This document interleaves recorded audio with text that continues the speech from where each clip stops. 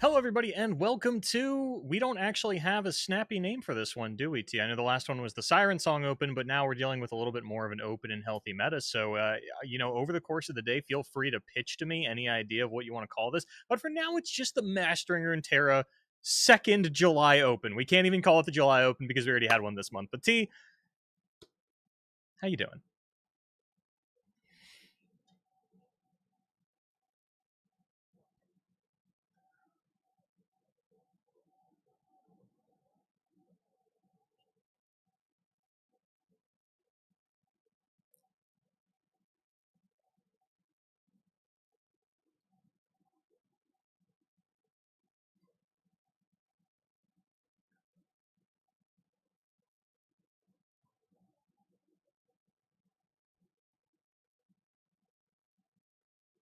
Yeah, it sounds a little low.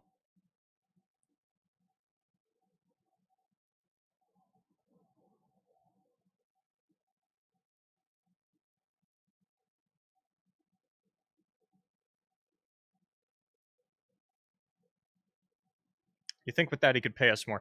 We're going to be taking a look at an old favorite for round one. T came in here, gave me some hope, said, "Hey, who do you want to watch round one?"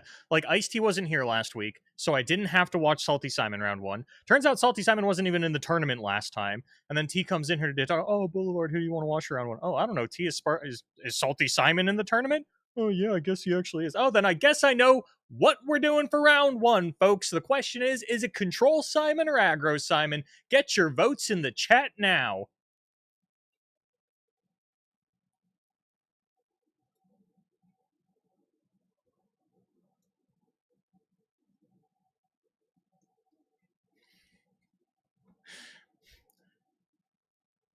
Mid-range Simon's retired. He's got to get a win with Aggro Simon. He's got to get a win with Control Simon. Like mid-range Simon came in, one and done it. That's how you like it to be.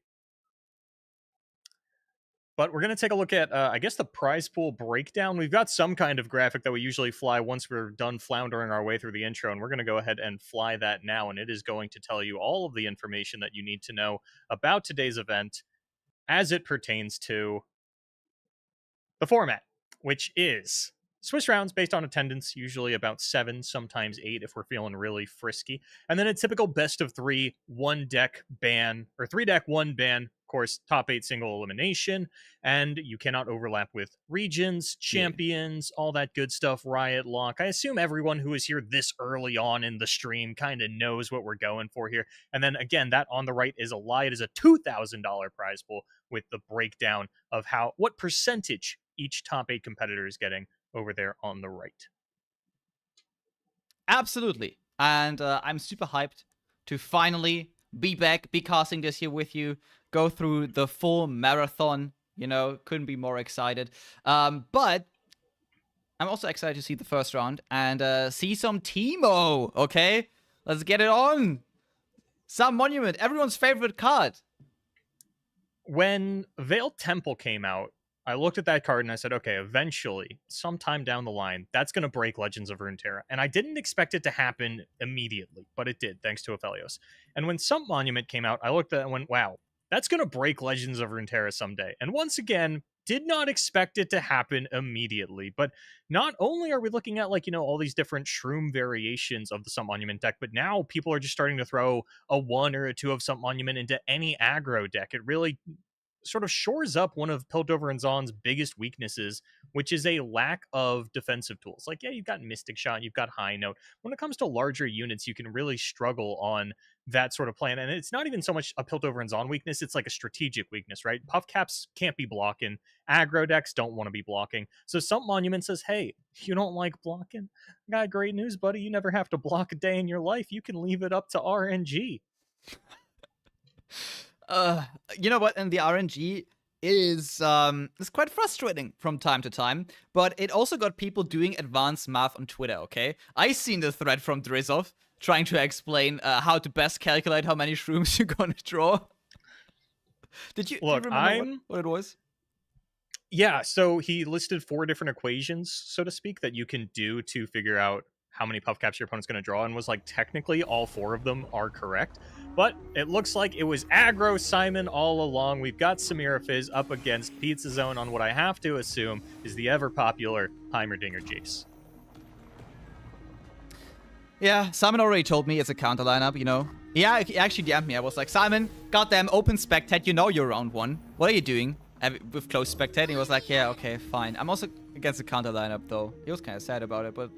you know what? If I trust anyone to win against the counter lineup, it's actually BB. But, like, maybe Simon can do it as well. Why you gonna come for Simon like that, man?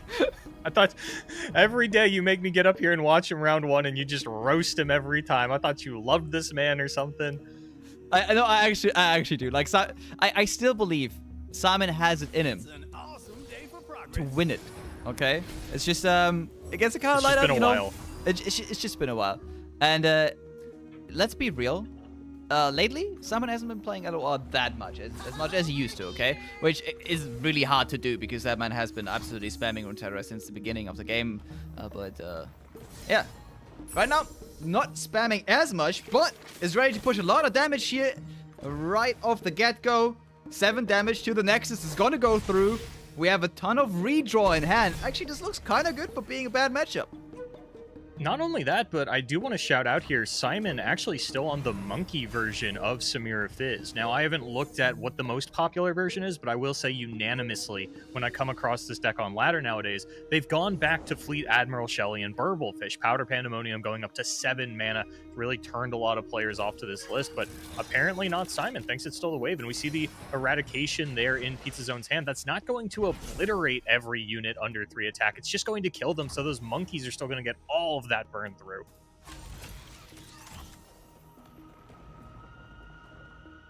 Question here, do you block with Fizz? Do you just keep the Fizz alive if you have a stun? Yeah, absolutely. Yeah, it looks like, go for that. Yeah, Pirouette, one of the most broken Noxus cards in recent memory, kind of the new Ravenous Flock, fits into every archetype, and it looks like that's going to be used to take out a blocker and stun the second one. Pizza Zone has a couple options, has a 0 mana blocker as well as a Vengeance or an Eradication, depending on how much Simon develops. Ooh, this could be big, but at what point... This is always the mind game, right? Are they going to further develop, or is this the correct time to throw down my board wipe removal spell? Works out really well for Pizza Zone that they do have the 0 mana blocker to throw down, keeping up that 6 mana, and this is going to be a massive board wipe. Eradication coming in. One of the coolest cards actually added to the game. Simon's fine here, though, right? Yeah, you just all out the Fizz. It gets it outside of the range. You've already used one of your shots. You're going to get that back. You can even fire off the second copy. So while it looked really good for a second there, main decking all out going to get Simon out of this one. Ooh, and keeping the Fizz alive is so crucial. This card is so hard to deal with, especially for these control decks. And it's like your main win condition in that case. And now flipped as well, pushing 5 damage, generating a few more units. We have the newly nerfed Powder Pandemonium in hand. Still a very, very good card. No longer maybe like an improved Decimate. At 7 mana, it's quite tough to get it off. But against control decks, where the game does go a little bit later, fantastic card. And now that we are missing cards like Withering Wail and Val Feast in Shadow Isles, a super good card to actually close out the game. And that is exactly what it's going to do. I'm not sure how many Plunder procs Simon actually had done there, but really only needed 3 to get it done. Could fire off the double Stylish shot as soon as they got priority back. So that was going to be game 1 going to Salty Simon. And see, I noticed that Simon's not really committed today. He's only brought 2 aggro decks, but the third deck is, you know, the Jin Nora Nar, a broad main deck. This is very much a control deck. So we've got a little bit of a walk in the line here, Simon, with 2 aggros and 1 control. Yeah, and usually when it comes to like EMEA players, I always say, hey, you know, it's because they don't have as much resources, they can't decide what decks to craft. But Simon has played so many of these NA tournaments like that. He has all the cards in the game by now. Let's be real.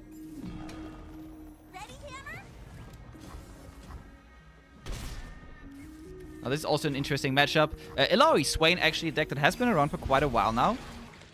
And surprisingly, turned out to be like the best Illari deck. Because if you remember when Illari first got released, we obviously got Illari Demacia, and we got like Illari Bard, and Well, Aloy Bard got nerfed hard because Yeah, I was gonna say Bard Alawi just Bard, got- I think, was still the best Yeah. Alawi deck. absolutely got destroyed, demolished. But Aloy just as a control deck, especially, or like a semi-control mid-range deck, combination with Swain just works absolutely beautifully. And we see how powerful the early idols can be, especially because they not only give you huge tentacles, but they also level your Swain. I'm really not a fan of the Swain Alawi Tea, if I'm being honest. It did pretty well in the last Master Runeterra Open, fell off a cliff by the time we actually got to the main event, but when it curves out, it's so incredibly strong, and I think that's what keeps players coming back to it. And we see Pizza Zone, opening up with that double Forbidden Idol that's going to get you not only large tentacles, but level up the Swain pretty much automatically. C's Voice is a great follow-up. Tentacle Smash now going to take out the Jinx. Not going for... Actually, this is just going to get hit with a Mystic Shot. Could have attacked with the C's Voice first to get the tentacle not only larger to make sure that Mystic Shot wasn't an option, it would have had to have been a Get Excited, but also would have made it so that the tentacle would have survived after the smash came out onto the Jinx because it would have had 5 toughness, so maybe a little bit of mis-sequencing there from Pizza Zone. We've still got the kill on Jinx with the Scorched Earth, but definitely would have liked to see that champ go down this turn. Exactly. That actually gives Simon an opportunity to maybe trade in Jinx, but Simon obviously not afraid of like trading another 3 mana spell for his Jinx on board right now. In a relatively okay position. I mean, as good as this looks though, we do have Swain and a Leviathan already in hand for Pizza Zone. So that's going to be a huge factor, turning this game back around into their favor. And Simon has to put the pressure on, because once that is enabled, we have a big problem. Salty Simon grabs the Salty Spinner, comes down, rearrange. I like that its name is actually Salty Spinner. I didn't realize that card name existed. Second Tentacle Smash committed here for Pizza Zone. Now does not have an answer for the second Jinx. And it's looking like Pizza Zone's just going to try and rely on a level 2 Swain to ride things home. This is going to be a big hit from the Swain here, or it would be if that Salty Spinner didn't have the capability to block it. Parlay still available, but we'll see how Simon responds. The few for the many. Alright, Geode Mecha Forcer, Do Not Mech. Oh! Ooh. I mean, instant pick to Do Not, but obviously here. Yeah. One of the best cards you can get here, especially because it's also a great blocker for the Swain. Really tough for Pizza to attack here, but again, game not looking all too great for Simon after the Swain is on the board. We kind of have to put the pressure on, have a Jinx next turn that we can potentially flip, and you know what? Yeah. Yeah, I think we're thinking the same thing, which is like, how much damage can Simon actually output next turn before this Leviathan comes down and make sure that Simon never deals a single point of combat damage again? Probably not that much. At least not 16 damage. Swain has to be blocked here. Voice has to be blocked here. We could also try to block the Tentacle next turn. Obviously, with Jinx, we can remove the Voice with Rocket, but just try to be safe right now. Simon's in a weird spot where, with only 7 mana next turn, if they want the Rocket, it's going to have to be Jinx plus Rummage to discard both cards, then play the Rocket, so not actually going to be able to utilize the Mystic Shot. And that Swain's not going anywhere. Leviathan, almost certainly the play from Pizza Zone. No, actually going to go for just a wider board, playing really respectfully of what Simon's got. And honestly, T, I think it might have been a missequence here. I think that Leviathan needed to come down and really try to force the end of the game here on the next turn. But this does leave Pizza Zone with the Eye of Nod-Boros. We'll see what comes off the top.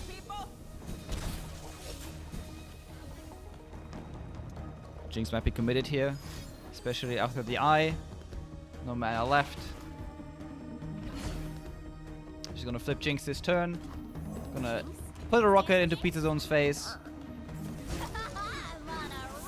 I'm gonna Disintegrate continue. and Alawi do not help Pizza Zone here, but I mean, you've still got to commit the Jinx as a blocker onto the Swain if you don't want to die next turn. So Pizza Zone could still draw some kind of damaging spell off the top. Should still end the game in their favor, right? Surely. Surely. I mean, we have one more turn for Salty Simon, okay? We have Jinx, we have a Rocket. Yeah. Okay, so we can actually kill Swain. So if you just go for the open attack, opponent commits... Yeah, okay. That's actually pretty good. Such little lives. Pizza Zone not going for the open attack, not getting Swain blocked. And Simon doesn't really have the proper sequencing to be able to take out the Swain. It would require 2 slow speed actions, and honestly, you might get away with that. Pizza Zone. You know what? I'm a little surprised Pizza Zone didn't do? Line up Parlay and Disintegrate. Like, now you want to get Leviathan down when you could have killed the Jinx that's already on board. Okay, Pizza Zone, I see where your priorities lie, and it's just the opposite of mine. Ooh. Trump attacker. I can actually block Swain. Alright, okay, no. We're just... Screw it! Yeah, I mean, yeah, Simon says, hey, this isn't lethal currently. It's only 9 damage if you go in for the attack here, and I'm going to force you to do so. So now Disintegrate's going to come out onto the Jinx, which is going to kill her when the Swain hit connects. But then Pizza Zone's still losing their board. It doesn't matter, though. I don't think Simon has any top deck that represents lethal here, whereas Pizza Zone just has to get down the Leviathan next turn, and that will be game. Not even another Jinx can save Simon here. This looks pretty much over. Oh, still a good effort from Simon. This game was a lot closer than I thought it would be. Oh, and the empty rummage draw. I mean, you know what? As you mentioned, game was already over. Leviathan was going to end this, so Simon whiffing here, not really an issue. Yeah, you always got to wonder, how do players look at that? Like, okay, yeah, of course I drew Deader. Is it like, whew, got some of the bad luck out of the way, even though that is absolutely not how luck works. But, you know, so whatever you got to say to make yourself feel better as you're losing the game. Who are you to say that's not how luck works?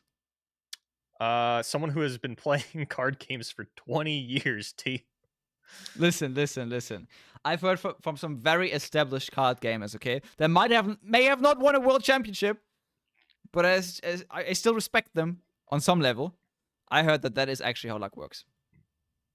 I want to see the stats on that one. I got to look at the numbers here.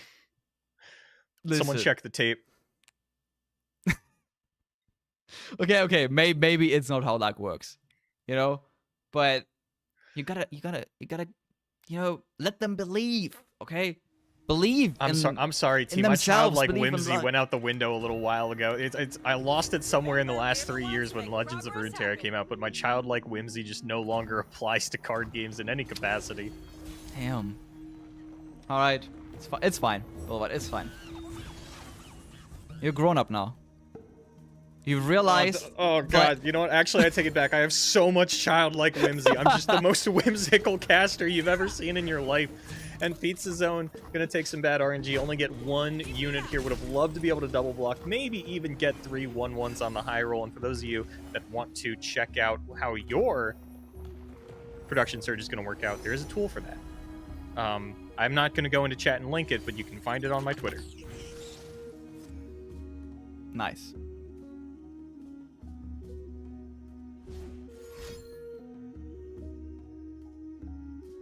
Alright, this is going to be like a pretty good early game here from Simon, especially considering the hand from Pizza Zone. Yeah, Pizza Zone took, I would say, like a relatively big risk in firing off the production surge for 3 mana with a double Hextech Handler hand. And it was all to try and prevent, like, because they low-rolled the production surge, they actually only ended up preventing 2 damage. Whereas here they could have had, you know, maybe they would have rolled a 6-1 and it wouldn't have ended up mattering, but okay, play it on me. Does Pizza Zone know that Hextech does not have quick attack anymore? Ooh, might not. I'm not gonna lie, I missed that one for a while too, but if you're gonna bring a deck to a tournament, especially one that you paid $20 to enter, you'd really hope that you had played the deck before, in which case I'm sure you would have noticed that your Hextech Handler didn't have quick attack. Because that Hextech just traded with 1 drop. I guess just wanted to trade with that rather than get pulled by the Chompers on the following turn. That makes sense. How we're going to justify this, and now the Geodes coming in. Geode Mecha Forcers. Oh, nope, just going to buff up each other, not actually going for the buff onto the Flame Chompers. No, Simon's thinking about it, rearranging. Yeah, it's going to be a full pull. That's going to be 8 damage into the Nexus of Pizza Zone, who's really dwindling on cards here. Has an opportunity to get down Heimerdinger next turn, but really not a lot of follow-up once that happens.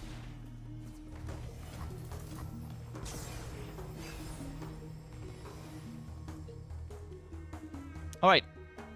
Simon drawing kind of empty right now, but this doesn't really matter. We just have Jinx. Gonna try to flip her next turn.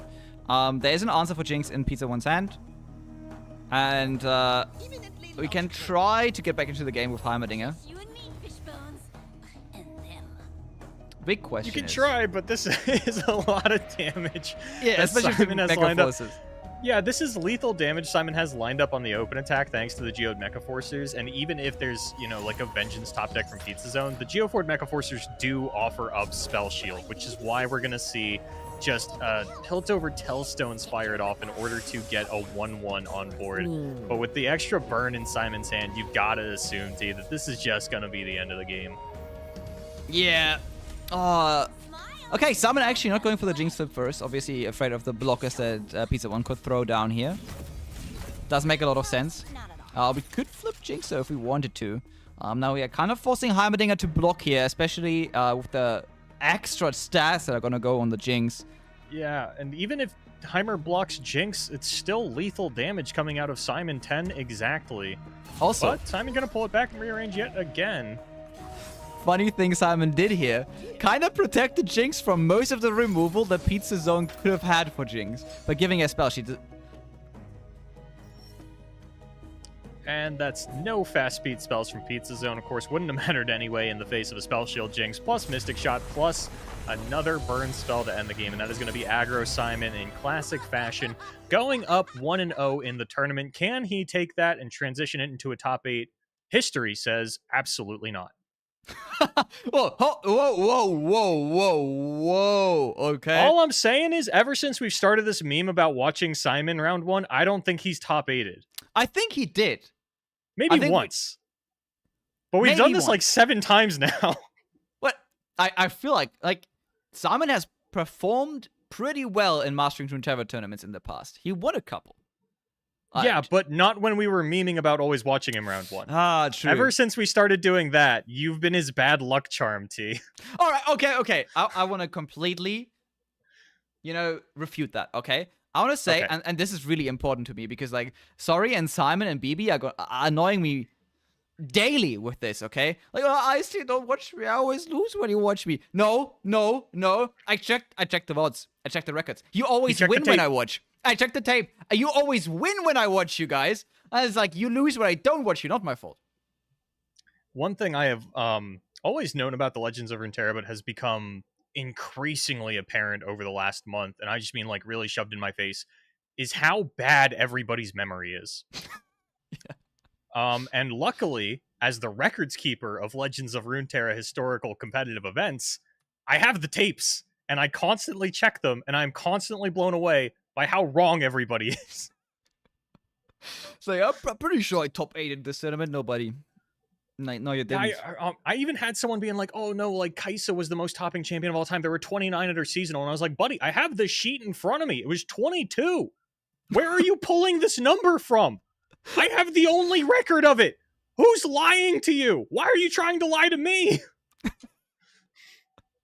All right. Okay. Before you go full insane, before you start calling out people, I think I have another game for us here. We have Drizzoth. Ooh. Guy from Americas, can you believe it? In round 1? No way. Not a European. Usually we go check in on another member of REO. I don't know if they're all done already, and that's why T has graced us Americans with his spectating prowess. They're going to be up against Mean Man, who has a couple of top 8s in this event under their belt as well. Man, you know what? Drizzoth is always one of the players where I just can't not root for them.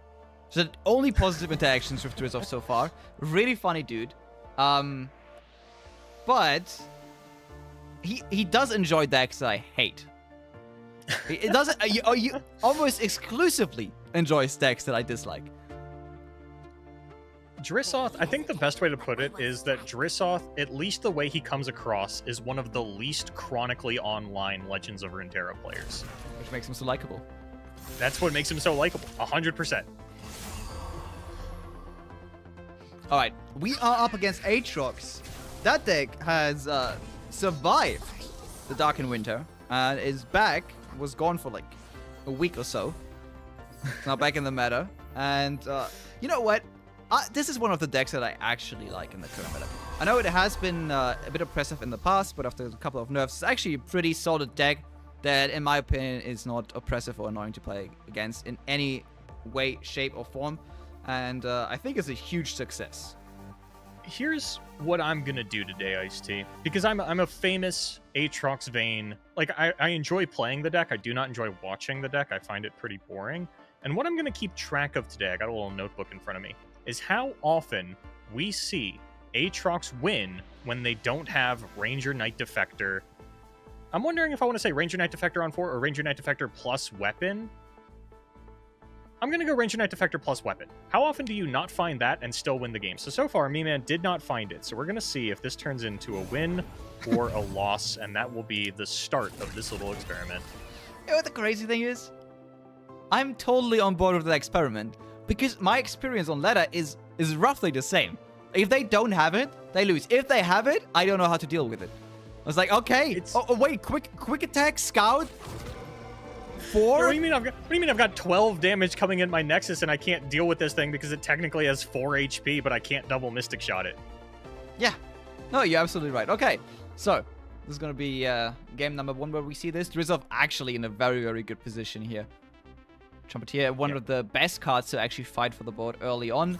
And the problem is that, obviously, Me-Man, sure, doesn't like his unit to die, but is kind of fine giving them up. You do get some Dark and Spec in the hand that you can play later on. And as long as you find Aatrox, which is the case right now, you're fine anyways. I was going to say, it looked like Me-Man had 3 weapons equipped, which means that Aatrox should have already been in the hand, but I guess one of them was equipped with a catch, so it doesn't actually count for the Aatrox. And now, this is what Aatrox was so underrated for, I want to say, when he initially came out, was that on-summon healing, that on-strike healing, that really gives you stabilization that a lot of mid-range Demacia decks simply never had before. Right. Get a perspective into the hand here from Me-Man. And it's a Vayne as well in there. 2 of them even. A pretty good card actually in this situation. Gives you actual access to removal, which you might need later on. And later on, Drissoth's going to have to eye up that 2 spell mana that Me-Man seems intent on keeping open, worrying about Fish Fight on the Jinx. Drissoth going for a Zonite Urchin here. I don't actually remember if that was one of the prediction targets or if that was a skip on Drissoth's part, but not going for the blowback that I think a number of players would have gone for in order to just try and outpace the Aatrox here. Instead, keeping it soft and reserved, going for the Urchin with, of course, the weapon in hand to discard for a little bit of fodder. Alright, we can block with the 2-2 here. So like, could just let Aatrox get through as well. Preserve our board. Pull him again later. Again, right now for Drizzov, this is just a race. And the Aatrox is, unfortunately, a small hindrance in that race because he does heal quite a bunch. This is the one thing that, ever since Aatrox got released, I was like, God damn it! Why does this champion just heal with everything he does? Strike, summon, God damn it! Yeah, it's a bane on Noxus players around the world, T, so it makes sense that you hate it. You got that lethal set up. You worked hard for it, okay? And back in the day, you got that lethal set up with Skargrons, which means you worked even harder for it. And all of a sudden, your opponent's next just has 2 health more because they summoned a unit? Nah. Yeah, you know, I do look at, like, Kindly Tavern Keeper, who also heals the Nexus on summon, and then I look at Aatrox, and I'm like, come on, man. Like, I know it's a follower to champion, but, like, woo-wee. Alright, sadly, 1 of lethal here, actually. So we're just gonna let this one go. You know, it might have actually been real close to lethal if Drissoth had blowback discarding the 2 weapons. Because that would have been 5 damage. Plus Mystic Shot, that might have actually been lethal. But maybe not if one of the weapons went onto the Flame Chompers that was attacking the Aatrox. You know what I'm saying? Yeah. Might have been. You still would have been really afraid of any strike spell, I guess. But I can't see why we're keeping our mana. There is one single combat in the list do you just want to throw that out there in case like T's saying, yeah, a strike spell, and you all are like, oh, fish fight. There's also Aatrox spell. You know, there were a number of things that Me-Man was representing where like that was kind of a risky line, and I think Drissoth just wants to play it a little bit slower, sort of go for the jinx. Okay, you know I was what? like, why is Blowback killing Aatrox here? No. This literally has to stop, okay? There are a couple of spells and animations that absolutely do not kill things, that have you just, like, apparently nuking the whole board. Yeah, and usually I've seen it happen on, the most famous examples are Production Surge and Victor Spell. I've never seen an actual removal spell tell me that it is wiping the entire board when it is not. Dude, that is a new one, so shoutouts to Blowback. Drissoth, yeah, not able to get the Jinx down still, especially in the face of Jiraal. Alright, we're just gonna go for a Blowback top deck. Yeah, playing mana efficiently, going for the Mystic Shot on the Nexus to get the Jinx down post-combat next turn, but if Me-Man draws a Strike Spell, we might be in trouble. And honestly, Drissoth might be in trouble anyway with that many Veins in Me-Man's hand and a 10 power Overwhelm Aatrox. Yeah, I think if Drissoth doesn't top deck... Yep, nope, didn't. Yeah, if he didn't top deck Blowback, I think this was gonna be almost game. And we see it here. Blowback wasn't top decked. This means we are gonna heal back up on Me-Man's side. And then we have potentially lethal, but it's gonna be a lot of slow actions again. And I don't know if we can get all these slow actions through without Me-Man swinging in again with this Aatrox.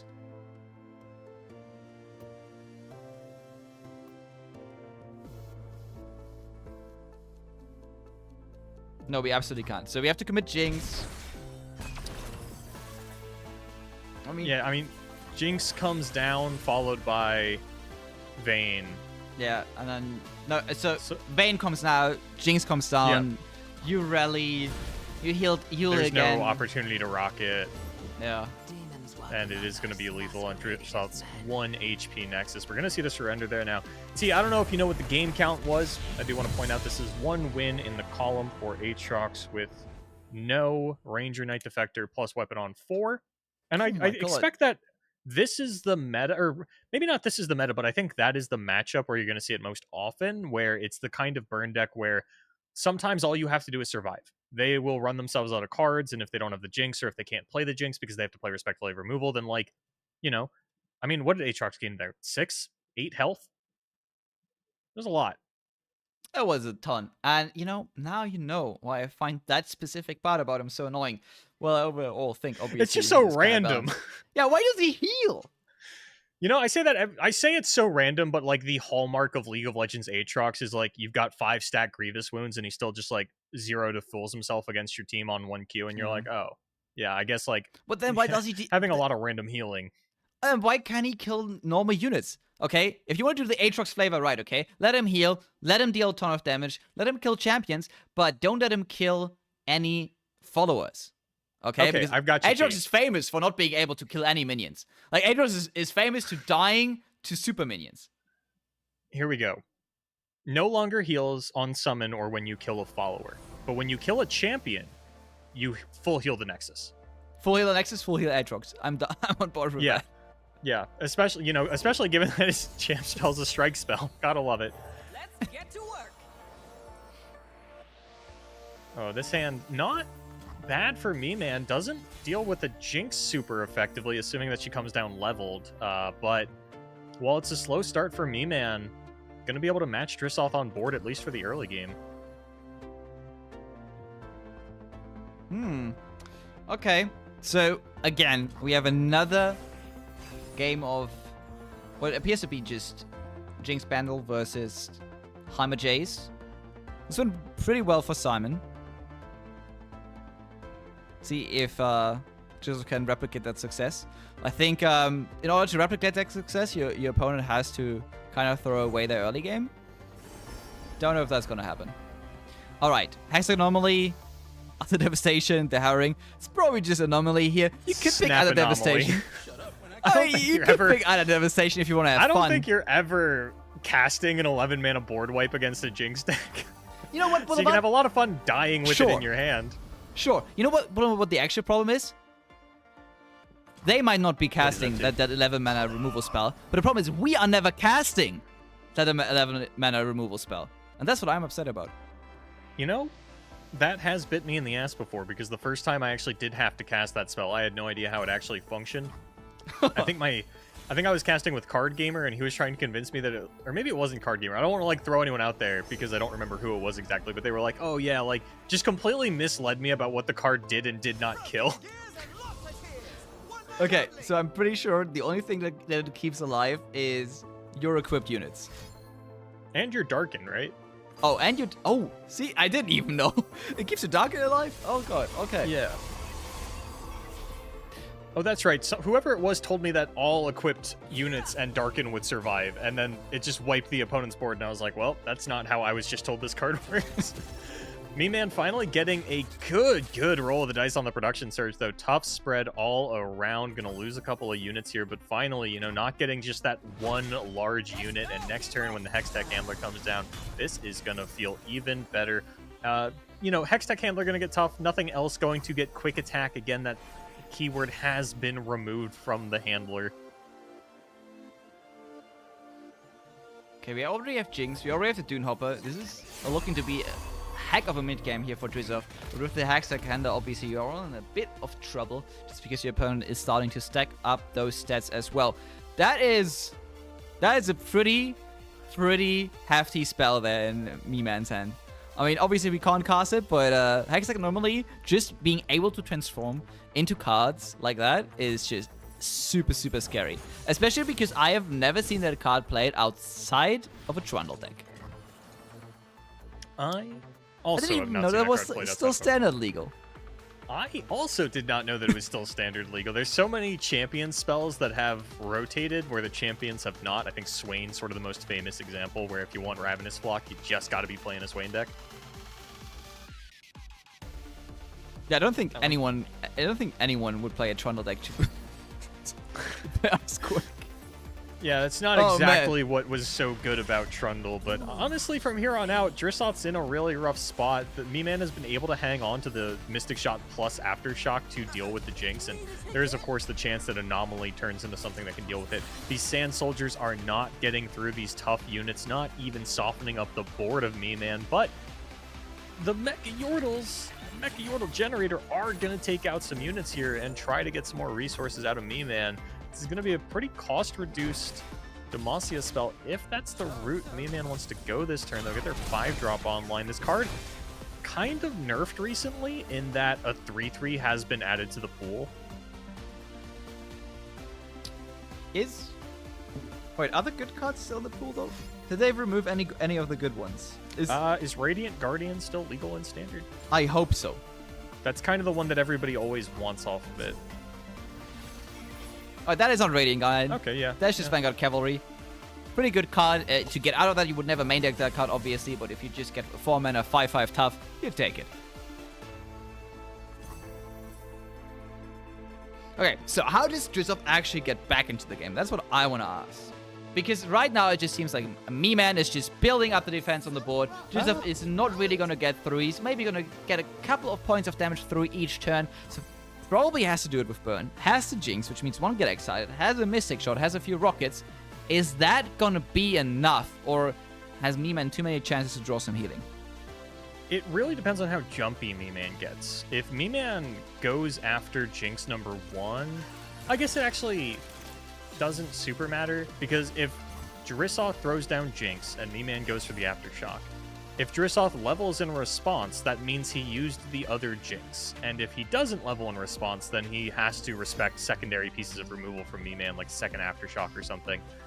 And the only way this really works out for Drissoth is either A, draw another copy of Jinx, or B, let Jinx 1 go down to Aftershock and just say you don't have removal for Jinx 2 and jam it, which Me-Man currently does not. I think Drizov probably going to prep this up first. Legitimate Rascal. Okay, getting your Mecha Yordle with a spell sheet could be pretty interesting. There are a couple of good ones that you could take in this situation. But gets to return a Wench. Another card you can easily discard. Oh, and now Production Search has been committed. And that means all the mana is gone for this turn. Drizov can slap down the Jinx, can level her next turn.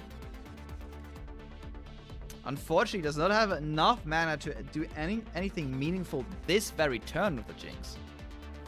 No, and it almost, you have to wonder if it's just worth it to get the Jinx down just to play mana efficiently at this point. You know that it's really difficult to just run out 2 Jinxes in the same turn, especially while trying to empty your hand at the same time.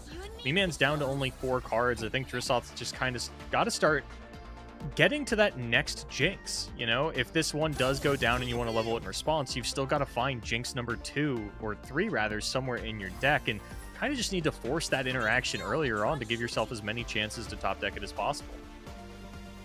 Ooh, with this, you actually open up the potential for Me-Man to remove 2 of the Jinxes, okay? Because one dies a Mystic Shot. Might be a little bit scary, but Drissoth is in a really tough spot here. Has to find some opportunities to turn this around. And here we see the Heimer Jace deck in full force, okay? We didn't get to see it in the matchup that Simon had, but here we actually get to see it when you do get the Hextech Handlers down, when Production Search actually gives you a whiteboard. Looks pretty good. You know, actually, I think this is really good for Drissoth in that we were talking about what's the win condition, and one of them was like, yeah, Me-Man only uses 1 removal piece on 1 Jinx. Drissoth lets that go and plays second Jinx. That's what's going to happen here. Me-Man's just going to Mystic Shot that Jinx, one would assume. It depends on how jumpy Me-Man gets. You know, a lot of times when you're playing against Jinx, wait for the Jinx to level, then kill her, especially if you have 15 life and can afford to do so. Because the last thing you want to do is use all of your Jinx removal, and then they play a second Jinx, Drissoth levels it when you go to kill it with the Aftershock, and all of a sudden, there actually just is a Jinx sticking on board. That is the one loss condition for Me-Man.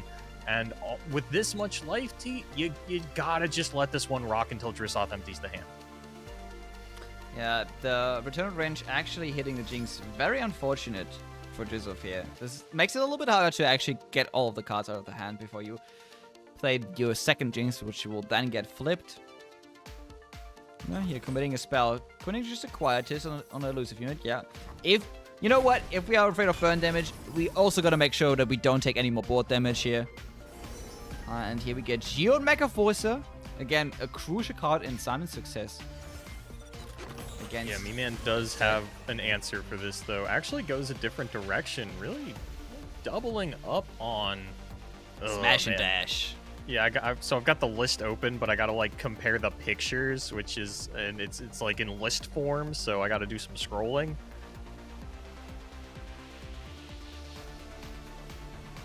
No, I know this one because I don't know who it was. Because that was your nickname in college. Smash.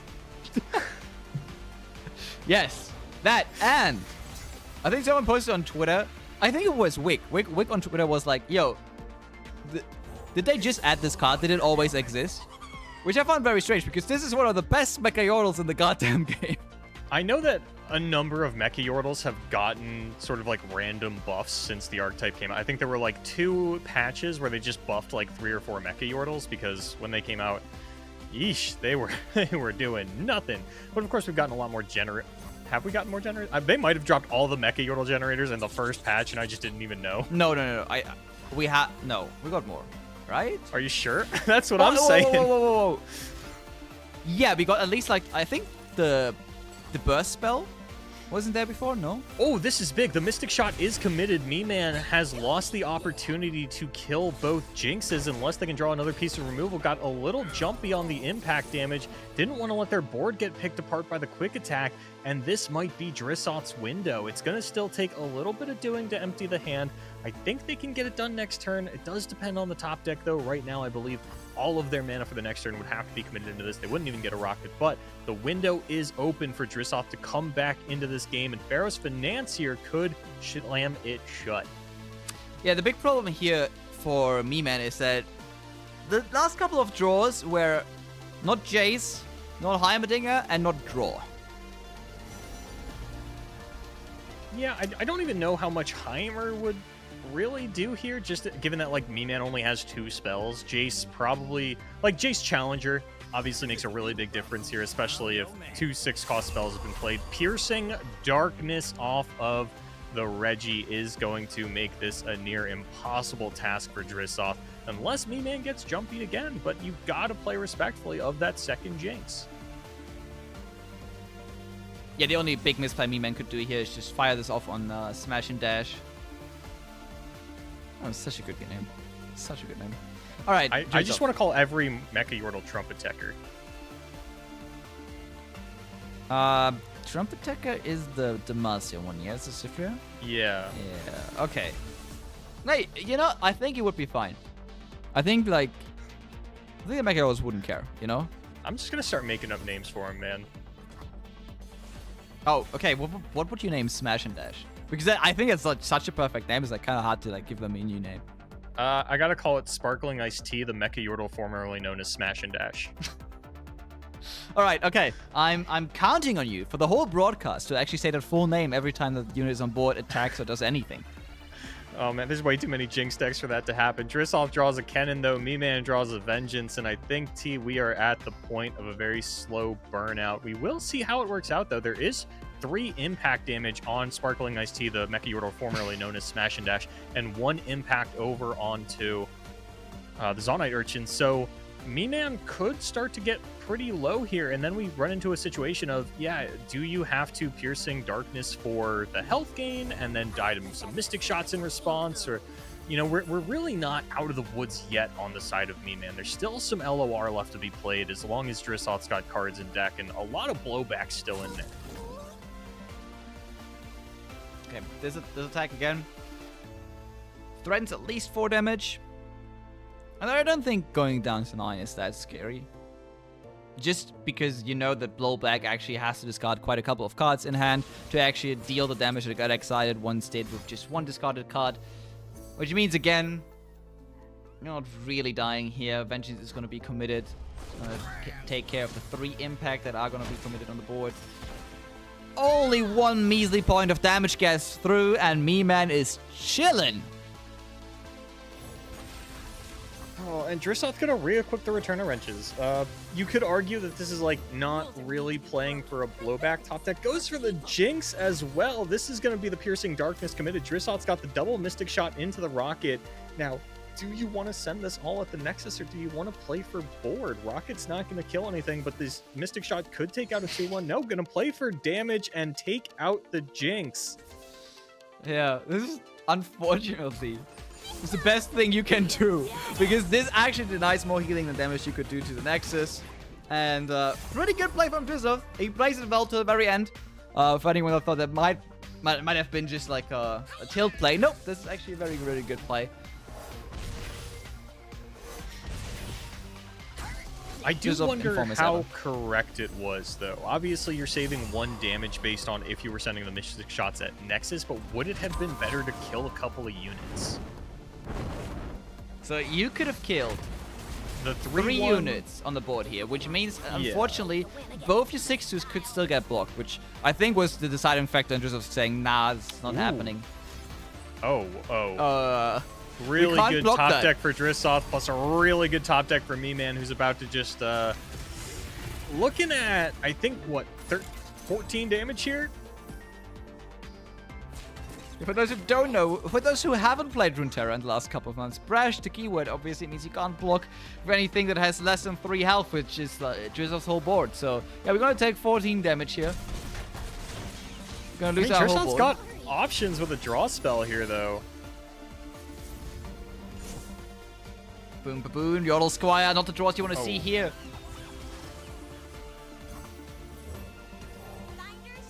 A 3rd Jinx would have been nice. It would have been real nice, but, you know, do you really deserve a 3rd Jinx at this point? Me-Man, of course, now, a lot of top decks could give lethal. That's not one of them. We're looking for a Mystic Shot. We're looking for Shock Blast. We're looking for Formula into 2 Jaces. A lot of things Me-Man could have here. I appreciate how Drissoth was like, either I win this turn or I lose, because we didn't even go and try to get the shield, you know, the tiny shield, buffer unit up to 3 health. Yeah. Maybe hope it survives and can block next turn. Like, nah, this is not happening. Soul Harvest is going to come down. Drissoth probably wants to re-equip the weapon for maximum damage output, but that's going to open them up to Aftershock as well. Right, so if we swing in here, we can push 2 damage. Yeah, which is unfortunately enough for blowback. But if we do the spear, we can deal 3 damage here, which, again, not enough for blowback because we give up another card in hand, which, you know, I think if it is probably correct to equip the goddamn impact weapon. Yeah, this is actually correct. Unfortunately, it's gonna get punished, but technically, this unit had to get blocked anyways, right? So he equipped on the right unit as well. So this unit had to get blocked. He would have gotten it back in hand and would have gotten blowback lethal. So very good play from Drizzov. It's just unfortunate that every answer was in a hand from me, man. Technically, wouldn't it have been better to put the impact weapon on the flame chompers? I guess, but you were expecting that unit to get blocked anyways, I think. Yeah. Just to play around high note, I guess, is sort of the one thing there. But again, really doesn't matter. And Drizzov not able to persist where Simon was able to persist earlier in the day, taking down that Heimer Jace with the Bandle Jinx, which, gotta say, T, I think Bandle Jinx is what I'm expecting to be the most popular deck on the day. I've been, paying attention to Santupi's Twitter, posts all the winning tournament lineups, and I think that is the deck that I have been seeing most often when just kind of like perusing x.com and just looking out for the pictures that Santupi is posting. Wait, isn't it still called Twitter? Dude, my phone updated yesterday, and now the symbol is it X, looks so bad. And it just says X, and honestly, it blends in with my background because it's like everything about this is absolutely awful and an embarrassment. Yeah, I'm actually upset about it. It's like the only social media page I actively use. Maybe to my detriment, but I did use it. Okay, anyways, I think that is it for round 1 of Swiss for now. We're going to go into a break, and after we're back, we're going to show you round 2 then, because we do have a couple of Swiss rounds up for you today, as always. Can't go through this without a billion rounds of Swiss. See you after the break.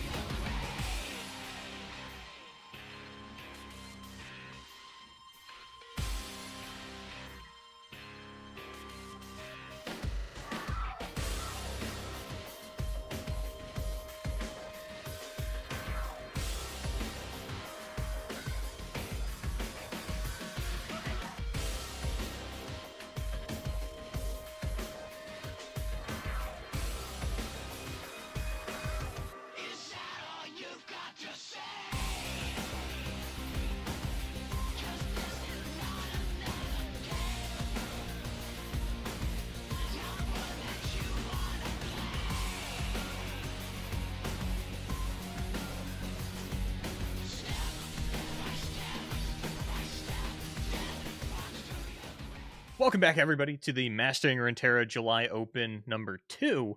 My name is Boulevard. Joining me, of course, is SparklingIceTea. The duo is back together. I know T's been kind of flaky on me this year. Not that our guest casters haven't been anything shy of phenomenal, but man, do I kind of miscast him with SparklingIceTea. But we're going to go ahead and take a look at some of the deck lists. Maybe not right this second, but relatively soon at least, for the matchup that we have coming up. Now, T asked me, I'm not going to make you watch another European. I know you don't really like them. So who do you want to watch? And I picked Infinipatrons because I was really worried we weren't going to see anything new today. And Infinipatrons has brought some stuff that I have not seen before. Starting off on the left there, that is Jax Varus.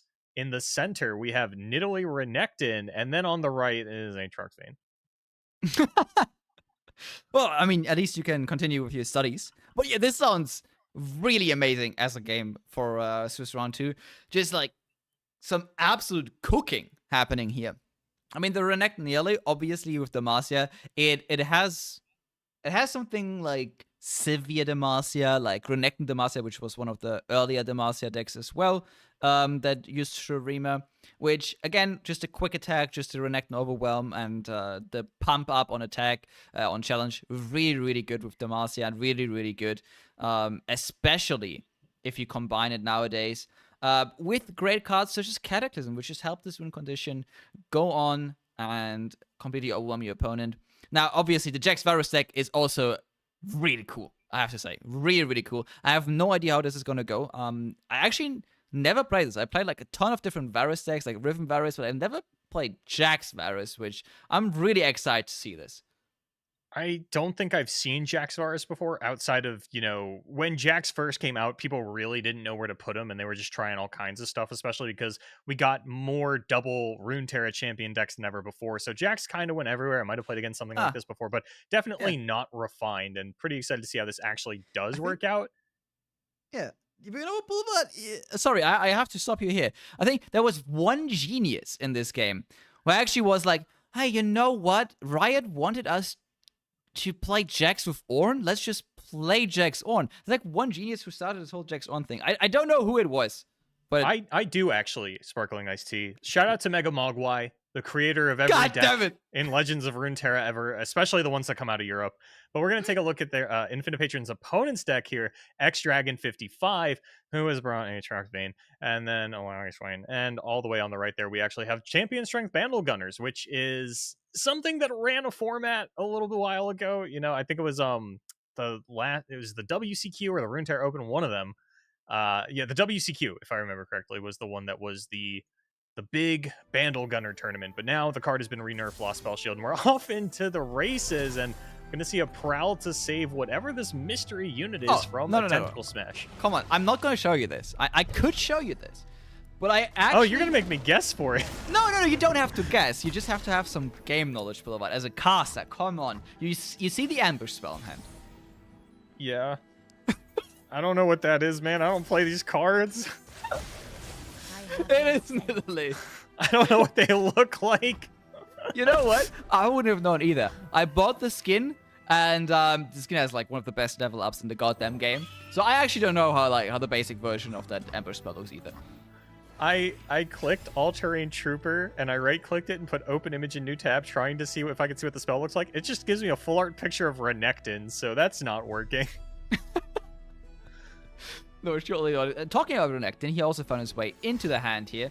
Obviously, it's quite hard to play against removal with a couple of really high-value champions, especially ones that have a low HP. But getting a hard removal spell committed on Nidalee here is actually great, because that means it's very, very hard to actually remove this Renekton. And I do want to talk about this card that we see in Infinipatron's hand, Crested Lionhawk. If all of you are wondering what that is, what it does, 6 mana, 6/6 tough. It's a bird, and when you play it, if an ally has a different subtype, then you manifest a Demacian spell. There are a lot of subtypes here, even though champions have subtypes. Not only is Nidalee a cat, but there's also a standard reptile in the hand here for Renekton. You know what? I'm honestly quite disappointed that we don't have like fish yet. Or goat. Is Fleet Feather Tracker not a bird? Oh, Fleet Feather Tracker is a bird, absolutely. Okay, on the Mastering Runeterra website, it does not have the bird subtype on it, and I wanted to double check on that. I'm not supposed to mention that. I'm just saying. I mean, that's just facts, baby. All right, Renekton swinging in, gonna obviously pump himself up. Is gonna get over halfway to the level up, but it's gonna get damaged along the way, which makes it a little bit easier for X-Dragon to potentially remove it. Which means, do we check? Is there an execute in hand? Nope, there isn't. Oh, that's a very heavy hand out of X-Dragon as well. And Unyielding Spirit Yikes. is an option. Would be playable next turn. Is going to be the grab. This is going to be extremely tough to deal with. Unfortunately, this is not the best matchup for Unyielding Spirit. Especially if its plan is to go onto Renekton. Already having 3 HP does mean that an Overwhelm Swain would still deal 1 damage onto the Nexus, get that whole board wipe type deal off. Not going to be able to play it this turn, though. Going to throw down the Avenging Bastaya instead. Absolute huge fan of this card.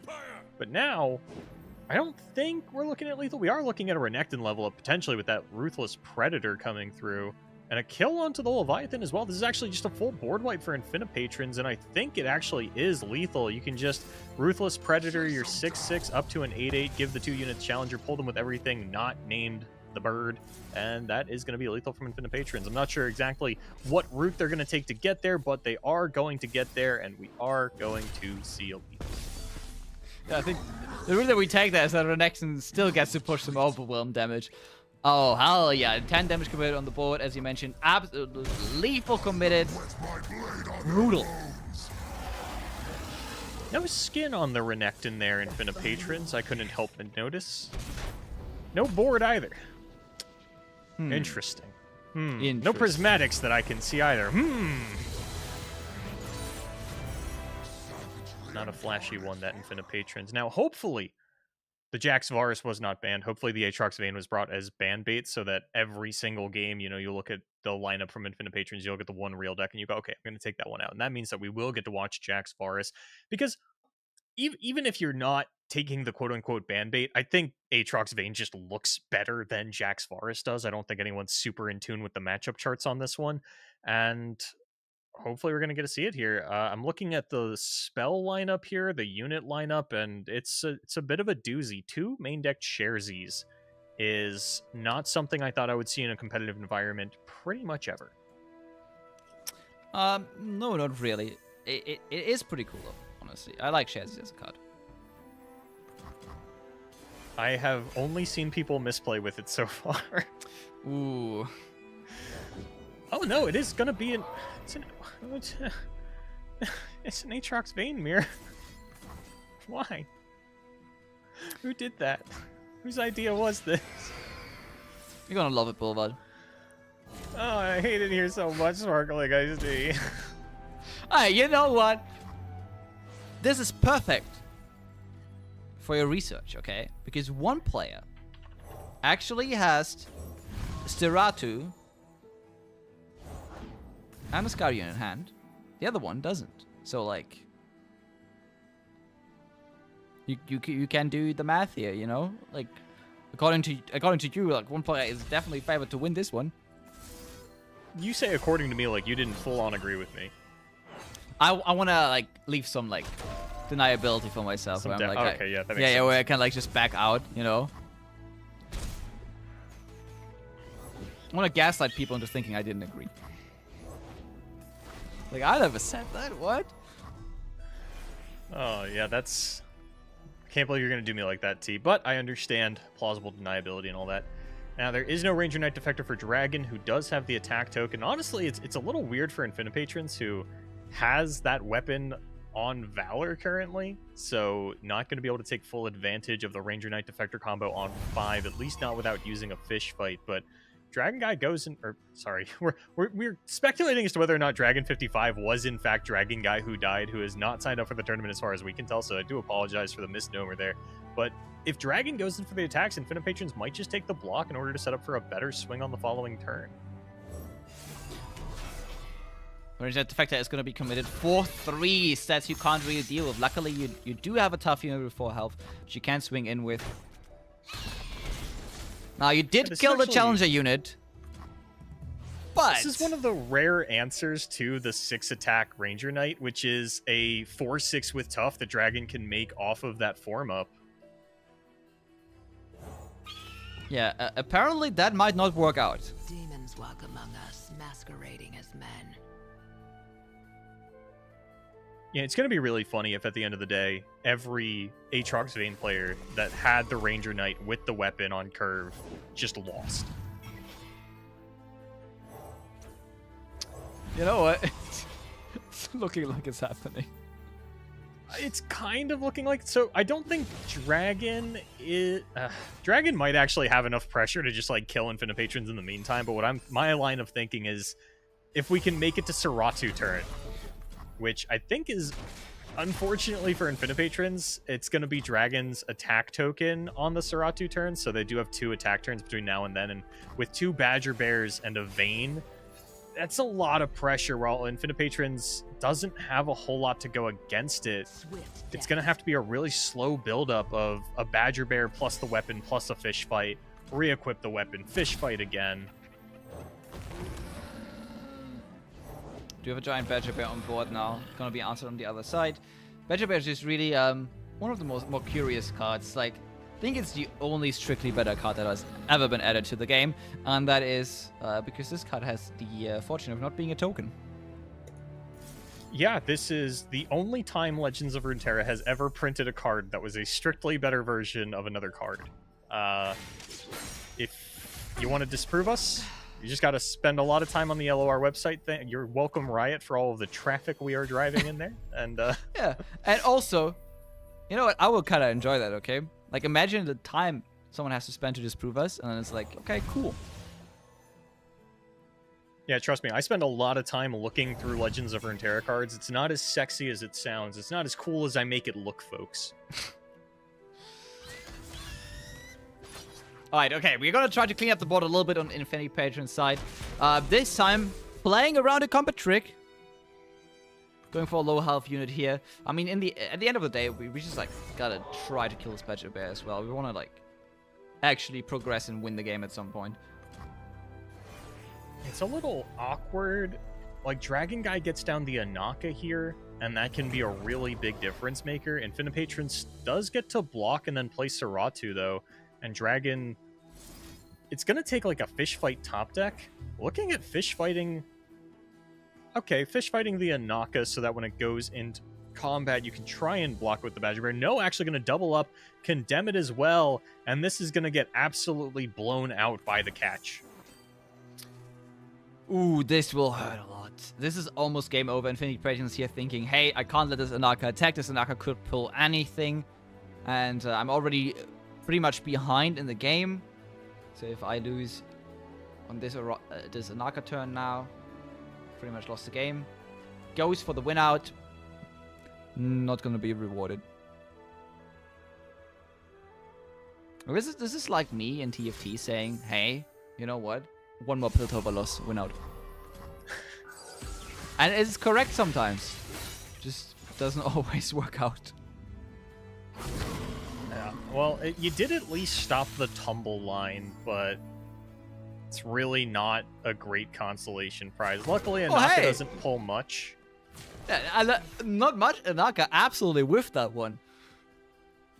Probably the weakest unit in the deck available. I think the only thing that would have been worse would have been...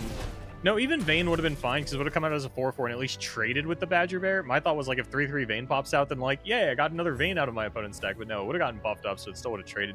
And the Darken Harp is getting re-equipped. Infinite Patron's going to go for the Anaka next turn rather than the Seratu, looking to just continue to clean up the board. I think this is really smart, like you mentioned, down to just 3 life. That's... While usually you don't think of mid-range Demacia as a deck that has over-the-top damage, you do need to worry about that leveled Aatrox overwhelm. Okay, Range Knight Defector has now been drawn by both players, absolutely ruining the stats on this one. No, we're looking for it on curve.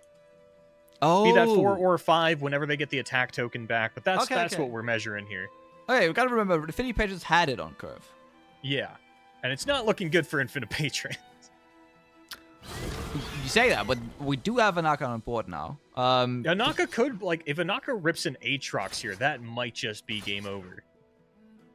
I don't think it's quite game over just because there's a Naka on the other side, but it's getting close. No, I mean, there's 4 life left on Dragon before we get the pull off, so it's gonna be...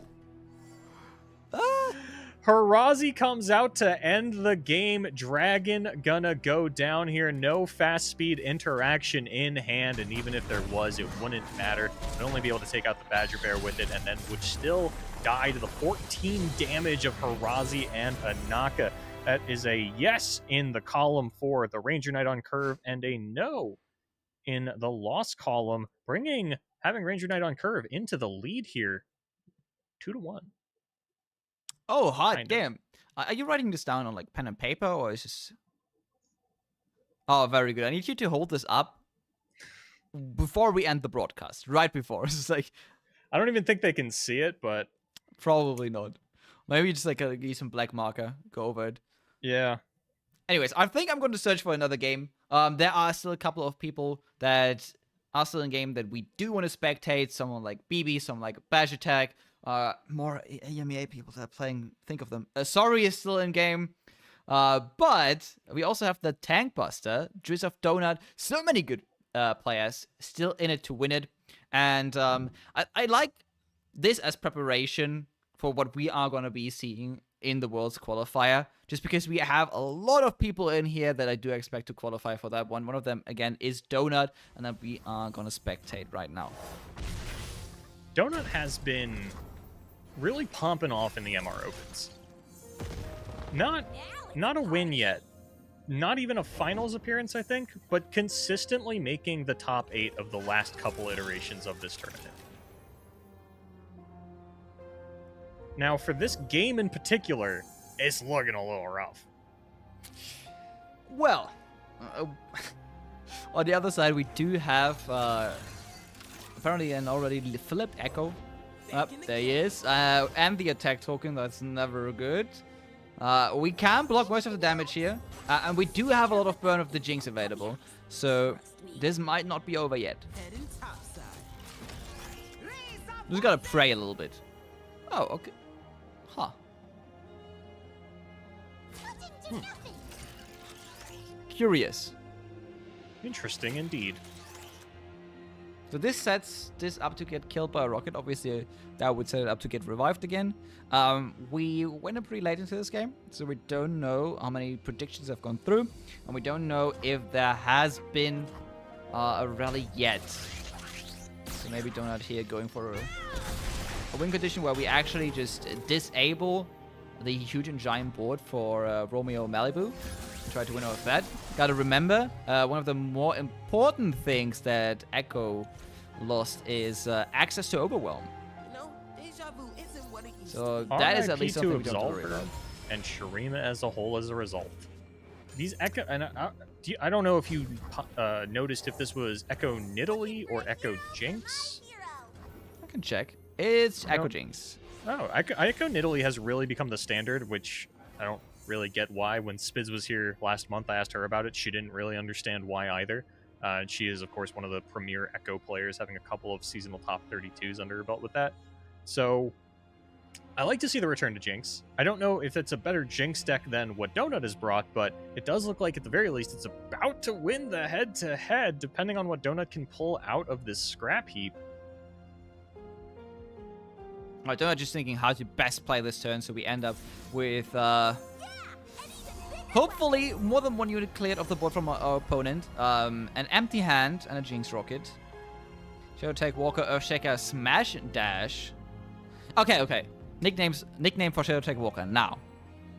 Oh man, you can't put me on the spot like that. I still have to like take in the art. I gotta zoom in a little closer on this little guy, really see what he's about, figure out his his vibe and all that. I see. You can go very, very simple. Earthshaker is just Bucket Lady. I was gonna put a little more effort into it than Bucket Lady, but yeah, we can go with Bucket Lady. Whoa. Oh, Jinx flip on the other side. Get excited as well. There was a second Jinx. And yeah, well, that just seals the deal.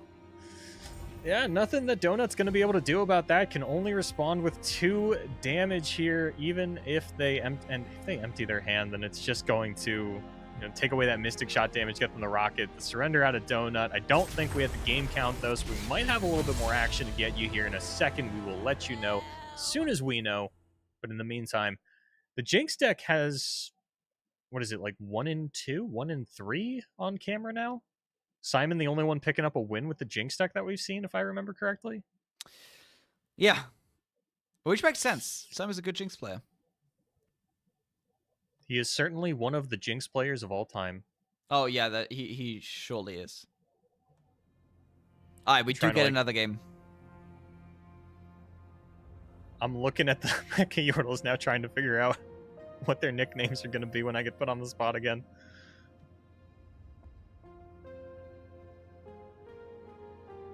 Vandal City Demacia. Is this Spandal Gunners? We do have Timo Tristana. While looking it up. It looks like it looks like it's Spandal Gunners. Timo Tristana very much looks like Spandal Gunners. Yep. Unless we have the absolute crazy tech of just like Shrooms Rally. No, it's Vandal Gunners. Yeah. Okay. Yeah. Could you even be Shrooms in Vandal City instead of Piltover and Zon? Yeah, you can play pure Vandal Shrooms, kind of. What do you mean by kind of, T? Well, like, look, you have Teemo, you have Puffcat Pup, you have Ava. Okay. You have Poison Dart, and you have Lecturing Yordles. Condensed Lecturing Yordle. Oh my god, we're getting there. Now we're cooking with gas. Alright, we have the second hand available here, and oof, I already see a game-winning card on the other side.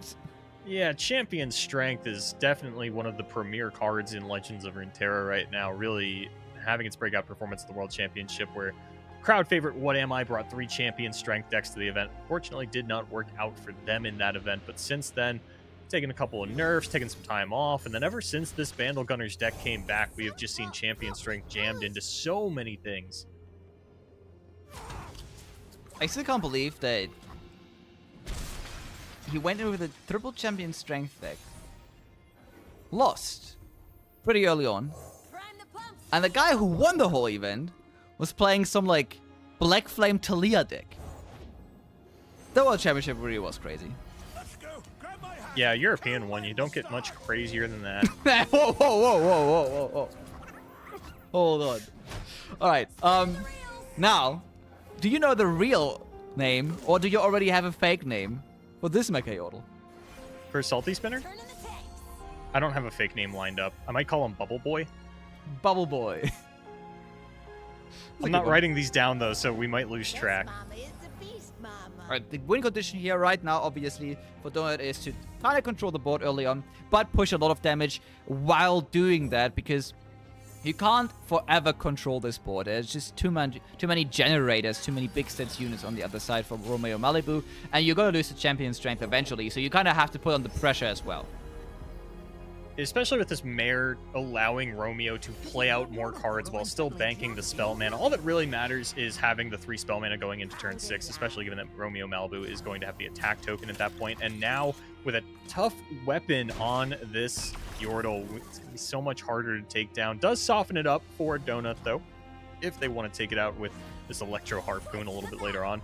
But this is the big turn for Donut. You've got to get a lot done here, and with 5 mana and no spell mana, T, you got to assume that this Champion Strength is just going to be a game-ending push. Absolutely. So we can develop on the board here. Don't really care if one of our units gets removed. Next turn is just going to be absolutely brutal. I still miss the old Tanner, man. I miss everything from old Pink City. But seeing Tanner actually get some use again. It's really nice. Was Old Tenor just a 2/3? Is that the only thing they nerfed about him? Wait, I think... Because Base of Burden was always a 3/1, right? No. I think it was a 3/2. Was it really? I'm looking it up. All right. Okay, I would say that, like, yeah, I'll cast while you do that, but, like, here's the cast. It's Champion Strength. Okay, Tenor of Terror used to be a 2/3, and Base of Burden used to be a 3/2. Oh, wow.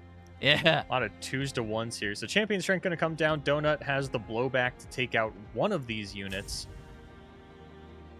We'll be able to get Jinx down after the fact. We might not be looking at lethal here, T.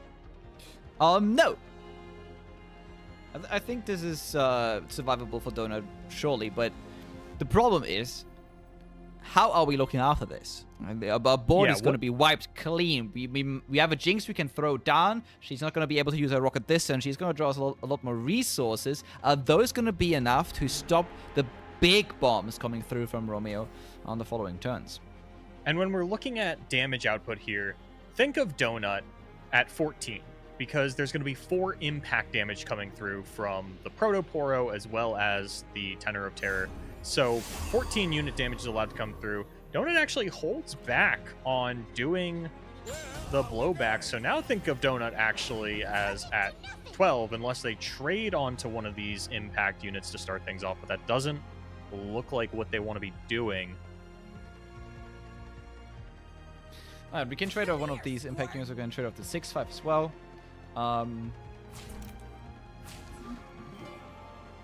We only take 8, lose our entire board. What is going on here, T? Why on earth would Donut trade with the 6-5 instead of the 7-5 with impact? I'm thinking the plan is to just blow back the 7-5 with the weapon that you get back from the Zonite Urchin dying. So maybe it just doesn't matter. That's gotta be it. You could still do it the other way around, though.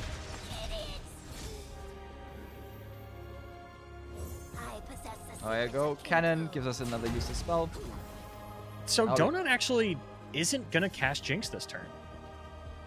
Yeah, it makes a lot of sense. You lose out on some draw, but at least you don't lose out on the rocket. You're gonna trade with a little bit more for the board. You are only taking 2 more damage here, which means you're on 8 HP, which is quite a bit.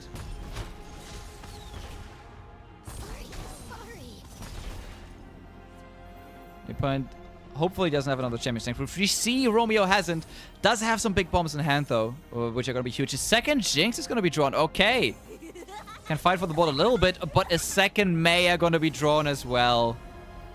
And unfortunately for Donut, they weren't able to leave any of the 1 HP units alive, so this rocket isn't going to do anything in terms of clearing the board.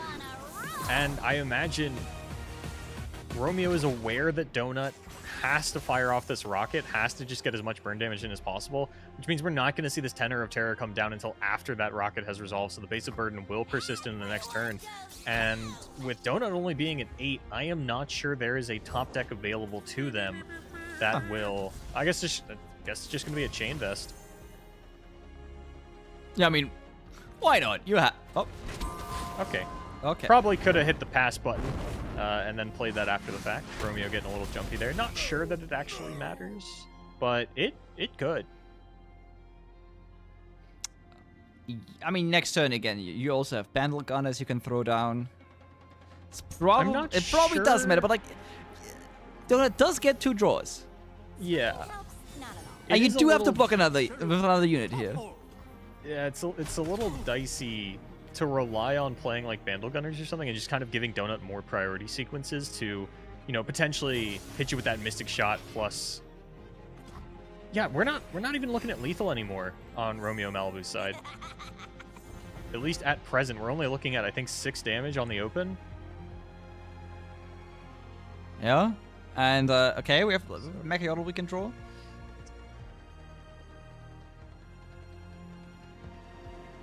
Even if the base of burden had survived, Romeo would probably still be developing here. You don't want to just, you know, have that get hit with... Well, no, because even if it gets hit with a Mystic Shot, then you can go ahead and actually use the form up. Wait. So yeah, just a hard potential game-ending misplay from Romeo Malibu in terms of like playing out that Tenor of Terror too early, but I do not think it matters here in the end. I think it kind of does. I think Donut's still dead here. Yeah, yeah. Like, there were theoretical universes where it came up. This was not one of them. Look, if we would have gotten the Mecha Yodel that actually gives us 3 2-and-1 drops, we would have survived.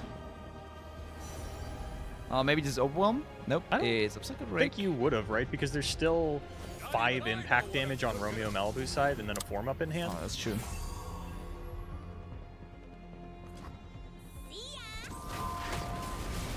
Alright, Jinx Rocket goes in. Yeah, this very much looks like lethal.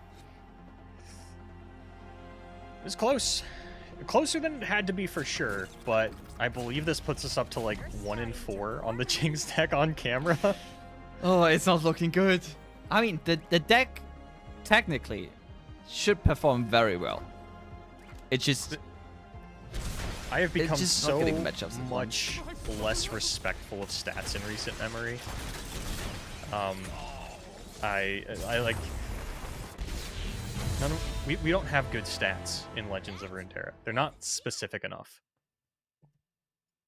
And one of the big debates that you're going to hear a lot is like, so IceTea, for example, let's say that Scargrounds, you had an 80% win rate on ladder. And when you check the ladder stats, Scargrounds has a 10% win rate. You're bringing Scargrounds to a tournament, right? And Yeah. no one can tell you otherwise because you have an 80% win rate. That's kind of where stats start to mean a lot less. Where a lot like you can't just sit there and go, "Oh, this is a 55% win rate.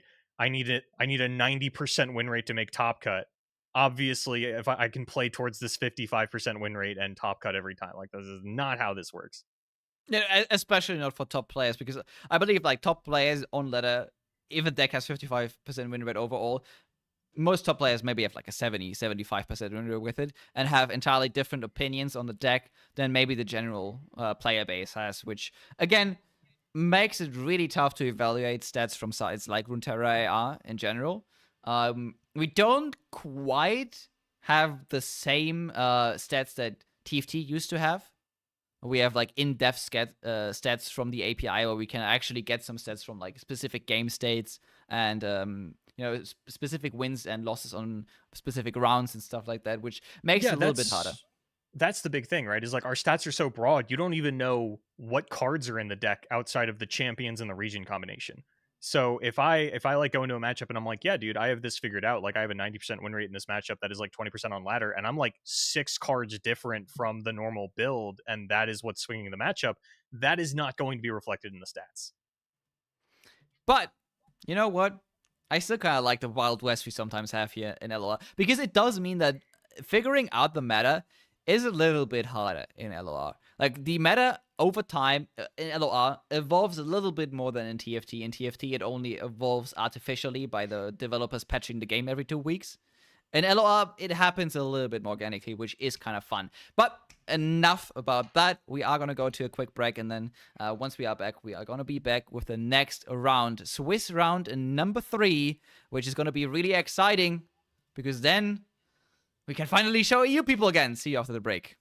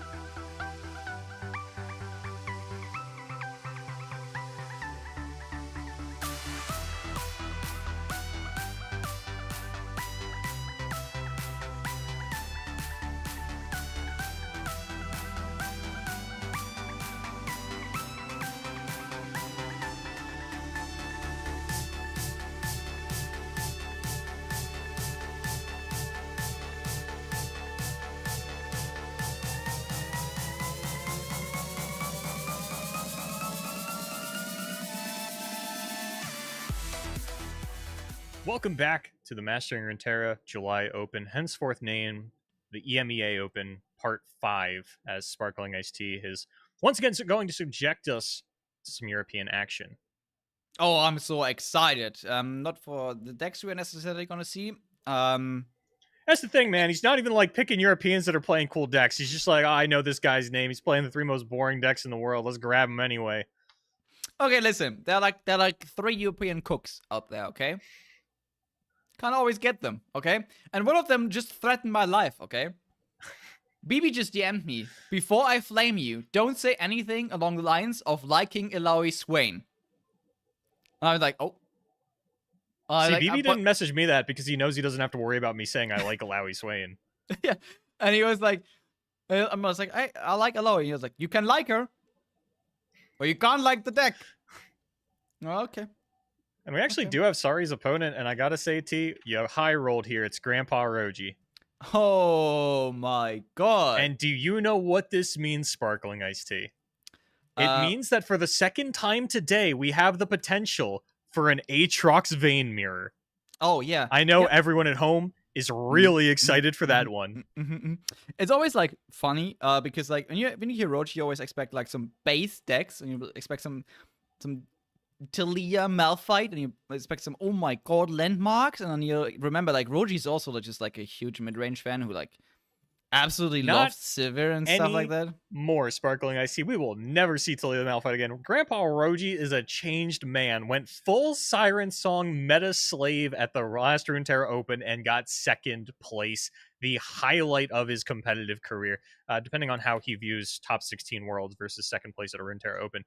But I want to think that the days of the goofy Talia Malphite Grandpa Roji are gone, and we are getting full meta slave Roji is what I'd like to say, but then did whip out Samira Varus, which, like, there's a lot of Samira in the format, and initially Samira Varus rose to popularity as the anti-Samira deck. So this could just be a tech choice, but I do know that Roji really likes to default to Varus. Was a huge Akshan Varus player for as long as Akshan was in Standard. Yeah. Akshan might still be in Standard. I don't actually know on that one. He is still in Standard. R.I.P. It's just like Akshan. rotated. Absolver rotated. Akshan hasn't been feeling too good. It's kind of offensive how just like they took away his weapon, left him there, just like defenseless. His weapon's still here. He's got that 1 mana landmark, the Buried Armory. Yeah, he's got the Treasure of the Sands. When that card came out, all you saw was turn 1 Buried Armory, turn 2 Akshan, turn 3 Weapon the Akshan. Turns out the Buried Armory really sucks to draw in the late game. Yeah, you know what? It would be a little bit better if you could somehow give that Akshan Overwhelm. That would be crazy.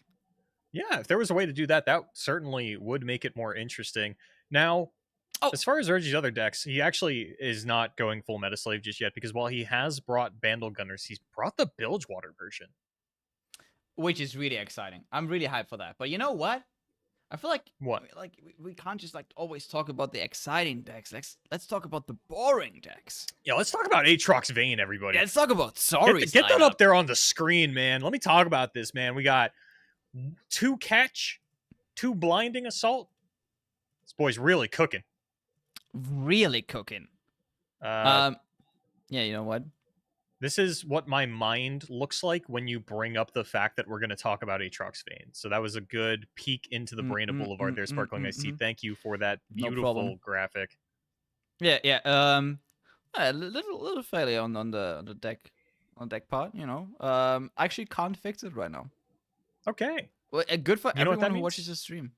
You know what that means? It means we don't have to look at Aatrox Vein. We could just not do that. And we unfortunately will have to look at it once we get into the in-game, you know? Unless it gets banned by both sides. Ooh, yeah. Do you think it will happen? I don't know where Samira Varus actually currently sits in the meta as an anti-Samira deck, because Sari is playing Samira Fizz, so might have to look at that Samira Varus as like something to take off the table. But when we look at Roji's, like you had mentioned, pretty mid-range lineup, Aatrox Vein is the one with the healing in it, and Sari has brought 2 aggro decks. So it is not out of the question for Sari to take that Aatrox Vein off the table. And then on the side of Roji, it's like, how comfortable do you feel into aggro? If the answer is very, then you take out the Aatrox Vein. If the answer is not very, we're probably going to see a Samira Fizz ban. Actually, I don't know where people are leaning on bans right now for aggro. Are you banning Samira or are you banning Jinx? Well, after today, Jinx hasn't been doing so well. No, it is not. Absolutely. I mean, to be fair, has been doing very well in the hands of European players, which One European player. yes. Throwing those plurals on there. All right, we get to look at the decks as well now. Okay. Again, as you mentioned, Aatrox, pretty boring. Jinx deck, you know, we have seen it quite a lot today already. We haven't seen that much Samira Fizz. We have only seen it, I think, From 2 Simon, times. which I actually want to ask you about this, T, if you know of an internal REO bet going on, because Simon brought the monkey version and Sari is bringing the Fleet Admiral Shelley version. So it seems like there's a bit of a disagreement as to the way that this deck should be played amongst the Europeans. Yeah, disagreement, failure of communication, 2 people who just don't want to listen to each other. There could be many things could be happening. You haven't been there, okay? You know, right now, it's not only that these 2 are both REO members. They are also members of SSSBBB, which is the Aegis team, which is a substitute in quotation marks. And oh god, you haven't been there when they were actually practicing or when they were trying to practice. Okay, it's chaotic. It's ruthless. What does SSBBBB stand for here, Ice-T? Salty Simon, sorry, broken ball bad attack. I'm looking at this and I'm thinking Super Smash Brothers Brawl, bitches. You know what? Maybe. Which is that is certainly a bold We'll Super Smash Brothers game to name your team after, but should be getting into the game fairly soon here. I am a little curious about where the bans are going to go. I like been kind of tuned out of Runeterra. Like I've been playing more ladder than usual, but I've been playing like Viego and assorted Ionia decks. I'm just playing ladder. I'm just cruising. I'm taking the Ice-T approach.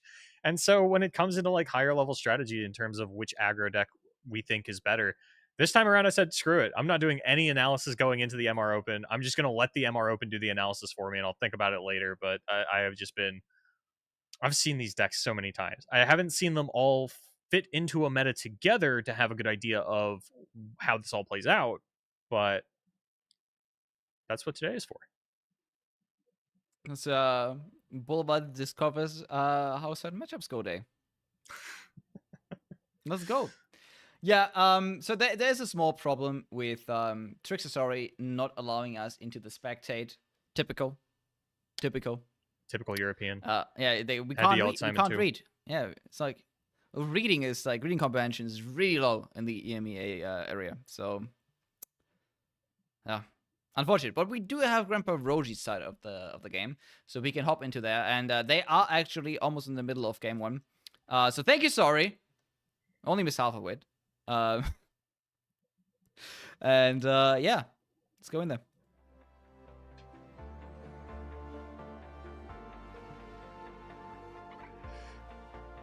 Okay, 12. Down to 12 already on the side of Sari, and the Aatrox is on board. And this is kind of what we're talking about, right? Is how confident does Sari feel into all of the healing that Aatrox is going to provide? The answer was apparently confident enough to leave it up, which leads me to believe that Samira Varus is going to be the ban. I'd be a little surprised if it was the Tristana Anar, but nothing's really out of the question, so see how that goes later on. It looks like Sari's actually going to make a bid for leveling the Samira here. Which could be insane because we have a couple of elusives on the board already, which means that potentially we could be looking at lethal next turn. Yeah, this very well could be either a Shelly into a couple of spells or even just go in with the elusive units and then rally. Now, Roji is still at 19. A Pirouette gets discarded from Sari's hand at the end of the round as well, and there is a blocking Badger Bear on Roji's side. If there's another Pirouette, this is probably lethal, but maybe not. I don't know if Sari can actually jam out 4 more cards to get the rally off right here.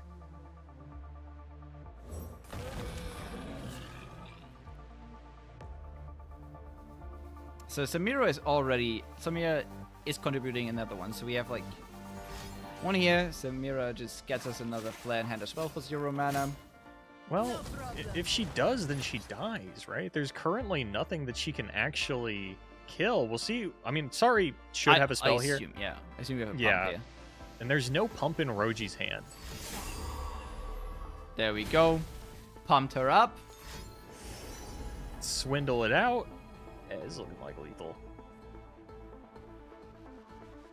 And out of nowhere, this deck just does Shelly things, okay? Not going to get that out of the monkey version. Nope. Yeah, to be fair, the monkeys would have been looking really old here. And you know, we do not have confirmation on whether or not Sorry had that Ranger Knight Defector on curve. We didn't come in until turn 6, so we might have found it a turn late, so we actually can't use this game for the stats. No, I think you gotta like dig in there, man. You are a scholar, Boulevard. I think you gotta like throw up the Roji's DMs right now. Roji, be real. Well, with I me. believe Roji's streaming on delay, and since you and I physically are not on delay, I do think I can actually go check to see earlier in the game right now. I guess, yeah, you could also just yeah, do that. Roji is just, oh no, is Roji streaming on no delay? What? Roji is currently starting game 2 on stream, so. Yeah, that would be no delay. Well, that's cool, I guess. Yeah. Means I have to dig a little bit harder to figure out if the Ranger Knight Defector was there on curve. I have studied every fighting manual. Well, but first of all, you have to dig into this game, okay? Because sorry, it's gonna make this a quick 2-0. It's gonna be my prediction. You know? It's like easy peasy, lemon squeezy, you have 2 Jinx in hand. Ranger Knight Defector was there on curve. We are currently 2-1 on nose to yeses. Wait, it was on curve? It was on curve. Had it with the spear. Not the perfect weapon, but I think we've kind of said that, you know, any weapon will do. You wanna like sidetrack the stats with the perfect weapon? Yeah, I could do that. Well, Sorry which is case- building a huge board, while Grandpa Roji is not offering a lot of resistance. Only unit is a Valor that Roji has to offer up. Obviously, we can't really block with the Valor either, because that would mean we lose out on the Quick Attack Challenger. So we're just gonna have to take 8. Now, Roji is playing the Darkened Fan, so has a little bit more healing than you'd even be used to out of a deck like this, but that doesn't necessarily mean that you can just take 8 damage there on turn 2. Ranger Knight Defector right on time, has the perfect weapon, but might just go for the fan anyway.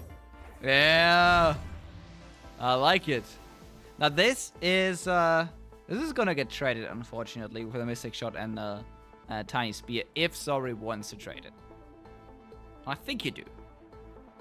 Well, no, Tiny Spear doesn't do it because Roji could sack true. the Valor to the Tiny Spear. So either way, yeah, Roji gonna play around that Mystic Shot beautifully. Yeah, Caesar Telegraph says, okay, this unit is a little bit more important. The healing is a little bit more important than my Valor. Which means you do lose out on another challenger with Valor. That said, though, Roji's only going up by 4 here. Sorry, still got a couple of different Flame Chompers, and the Ranger Knight Defector themselves does not actually have lifesteal. Boy, but do I love how this Ranger Knight Defector just pushed 14 damage for free? And Sorry just said, yeah, that's fine. Yeah, it's I can handle it. completely okay. I can take it. And now Sorry gets Bubble Boy in hand. Oh. Got a little bit of a perspective switch here, folks. Try to stay buckled in. Yeah. See the game from Sorry's side. Unfortunately, it's not looking that good. Fish Fight gonna come out, take out one of the Squeakers. There's no way for Sorry to actually get down the second Flame Chompers here. Mystic Shot contemplated onto the Fleet Feather Tracker, but Sorry, no, I'm gonna pull it back and then recommit it, actually. It says, yeah, I'd like to get that blocker out of here. And this is gonna be Need 9 damage pushed onto Grandpa Roji.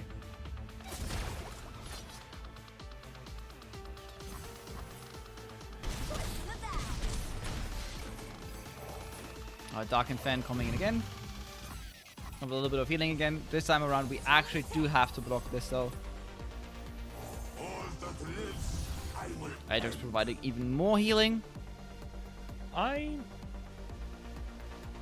Yeah, no, this makes sense. I was like, okay, do you play Aatrox or do you go in for the scout attack first? But at 5, you are susceptible to Mystic Shot blowback.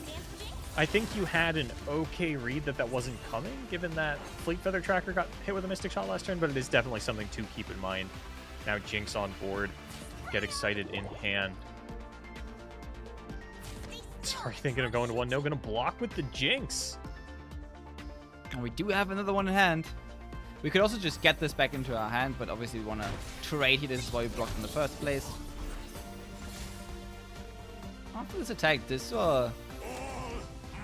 could bring Roji back to 11, but Well, we could yeah, that recall lightning here. rush. Deny the strike. Let me see your technique. You're not a hero, right? Thinking about which unit they actually want to return to the hand is going to go for the Yordle Squire, get access to another Spear or another Tiny Shield.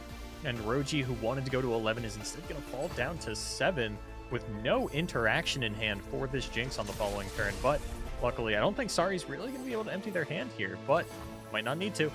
With that Flame Chompers, the unit damage might just be enough. A little bit of a low roll on the attack there out of Bubble Boy, but Sari just draws more units, can go even wider. Now on the side of Grandpa Roji, we can actually start throwing down the Darkin here as well. Darkin Age is just tough to Aatrox. Don't know about that one. I'm pretty sure that was going to be a Giral, right? Just get the blocker down. No, it does look like yeah, Roji. Roji's tutoring for the Aatrox spell. Yeah, this was just the option which actually gives him the most amount of mana. Do you have another Aatrox in hand? We can actually start to throw down and heal a little bit. Meanwhile, Sori just has to kind of math out on how to do this because Sori now knows, obviously, there is a strike spell and another one in hand. How do you want to play this one out? Good on You Roji do for have- keeping track of the Aatrox tutor there. Yeah, I wonder if Sori can set up an open attack lethal here, or like not an open attack, but like just a burst speed attack lethal. It's kind of hard with Roji playing the 1-mana weapon as opposed to the 2-mana weapon. Did leave them up the ability to play the Fleet Feather Tracker and still get 2 strikes off of the Aatrox spell. Should that be an option? Well, the one thing is that the 2 strikes just can't come off simultaneously because this is a fast speed spell. So Sori just swings in here. Only 1 strike can actually happen. Yeah, but with Sari only at 1 mana, Roji's going to be able to survive this and heal up quite a bit. It's going to be 6 healing off of the Aatrox this turn. Okay, so I do like that better because you are never killing Roji from this situation, so I don't think you actually want to give Aatrox the ability to kill the Chompers for free and get another 2 HP.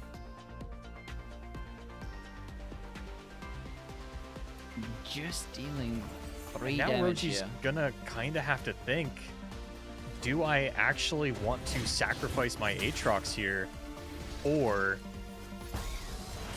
do I want to re-equip the regeneration weapon? Sack him, sack him.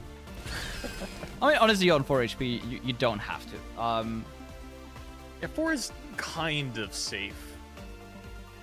I mean, You're like, at least sorry, not needs dying to 2 one spells. burn spell. Yeah. Not even dying to a rocket. Because the problem is, yeah, like if you do this, you have no more healing in hand. Oh, you do. You have just- Giral and slapping a fan on it. Oh, yes, and you also, like, in a couple of turns, you can also just slap down the fan. And you have, like, a 5 attack lifesteal unit. Yeah, I think the concern when you're measuring out your healing is that you might not make it a couple of turns. Yeah, and We're just especially- going for lethal Yeah. though. Here comes Zolani. This is really close, but you know what? It's not quite lethal, It but is, Sari no? does have to block with Jinx. I think if we Oh, throw 9 on over the Dark 6, and yeah. Hub, Oh. No, it has to be Harp. Yeah, it had to be Harp, and I think that would have been lethal. Yeah, 9/6. Well, I guess you would think that Sorry maybe could have went for a shield, you know. Still, yeah, that is the question, right? Is like, I don't think Sari's ever going for shield in this matchup though. I think you had an educated read that it was going to be a spear. I think Roji's bigger concern was that Sari could level the Jinx. Yeah. And then it wouldn't be lethal anyway, so you might as well get your little bit of healing in. But now, like, Roji's definitely not out of the woods. Blowback off the top. Yeah, we can go wide here. Yeah, and like every card in our hand that we can play on the board, like every unit replaces itself in hand. Roji goes just as wide though, but I don't think it matters because of just double spearing the elusive unit. Well, you can double spear the elusive unit, or you can just like use all of that for blowback and electro harpoon. Well, if you don't double spear the elusive, you actually don't have lethal. Roji can match you on board every step of the way because Roji can throw down the Ranger Knight Defector here. Sari throws down Kennen. Roji throws down Jaral. All of a sudden, you have 3 non-elusive attackers to my 3 non-elusive blockers. You only push through 2 damage with the elusive, and then you've only got 5 burn. That's only 7 damage. Sari's got to use the spears here. No, but you can just kill one of them with the blowback.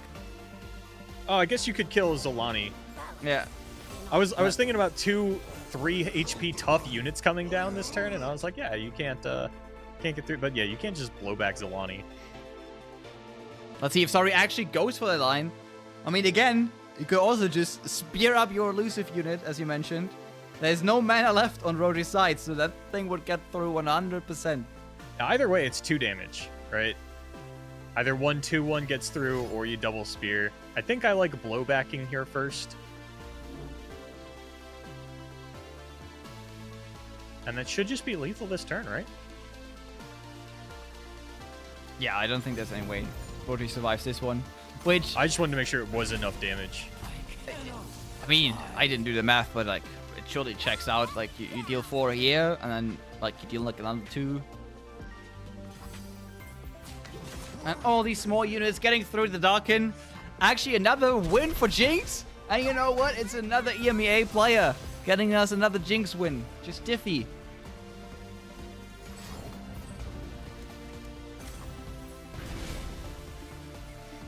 It's also 3 no's on Aatrox drawing the Ranger Knight Defector curve and still losing the game. Not looking great for Aatrox main fans. No. Not looking great at all. I mean, the deck has been losing a lot in general.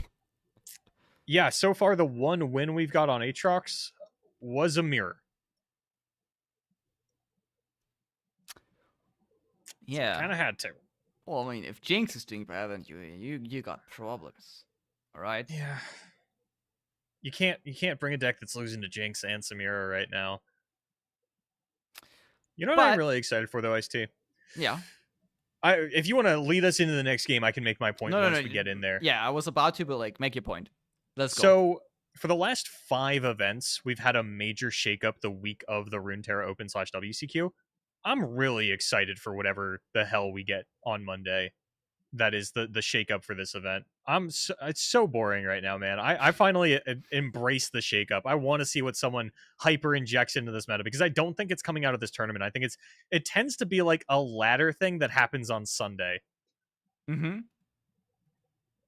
Yeah, I'm excited for that one as well. You're actually correct. Last 2 times we always had someone changing up the meta a little bit and making huge splashes and you know, kind of making the open a little bit more exciting. Let's see if that happens again. But for now, we're going to see something very unexciting. And that is Lurk. I mean, it's kind of exciting because like we always like, oh my god, someone is bringing Lurk to a tournament? And then we're like, oh. Lurk has a forever place on my tier list in its own category that says don't bring this to a tournament.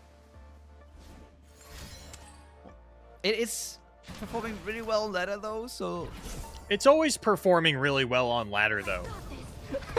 Yeah, that's actually true.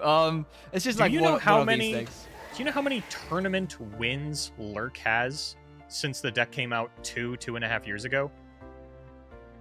No. It's like 1, and I think it was a 2-deck EMEA fight night. Which, let me tell you something, folks, doesn't count. No, it kind of doesn't. That was the beauty of that format, by the way. It did lead to some different decks actually making some big wins.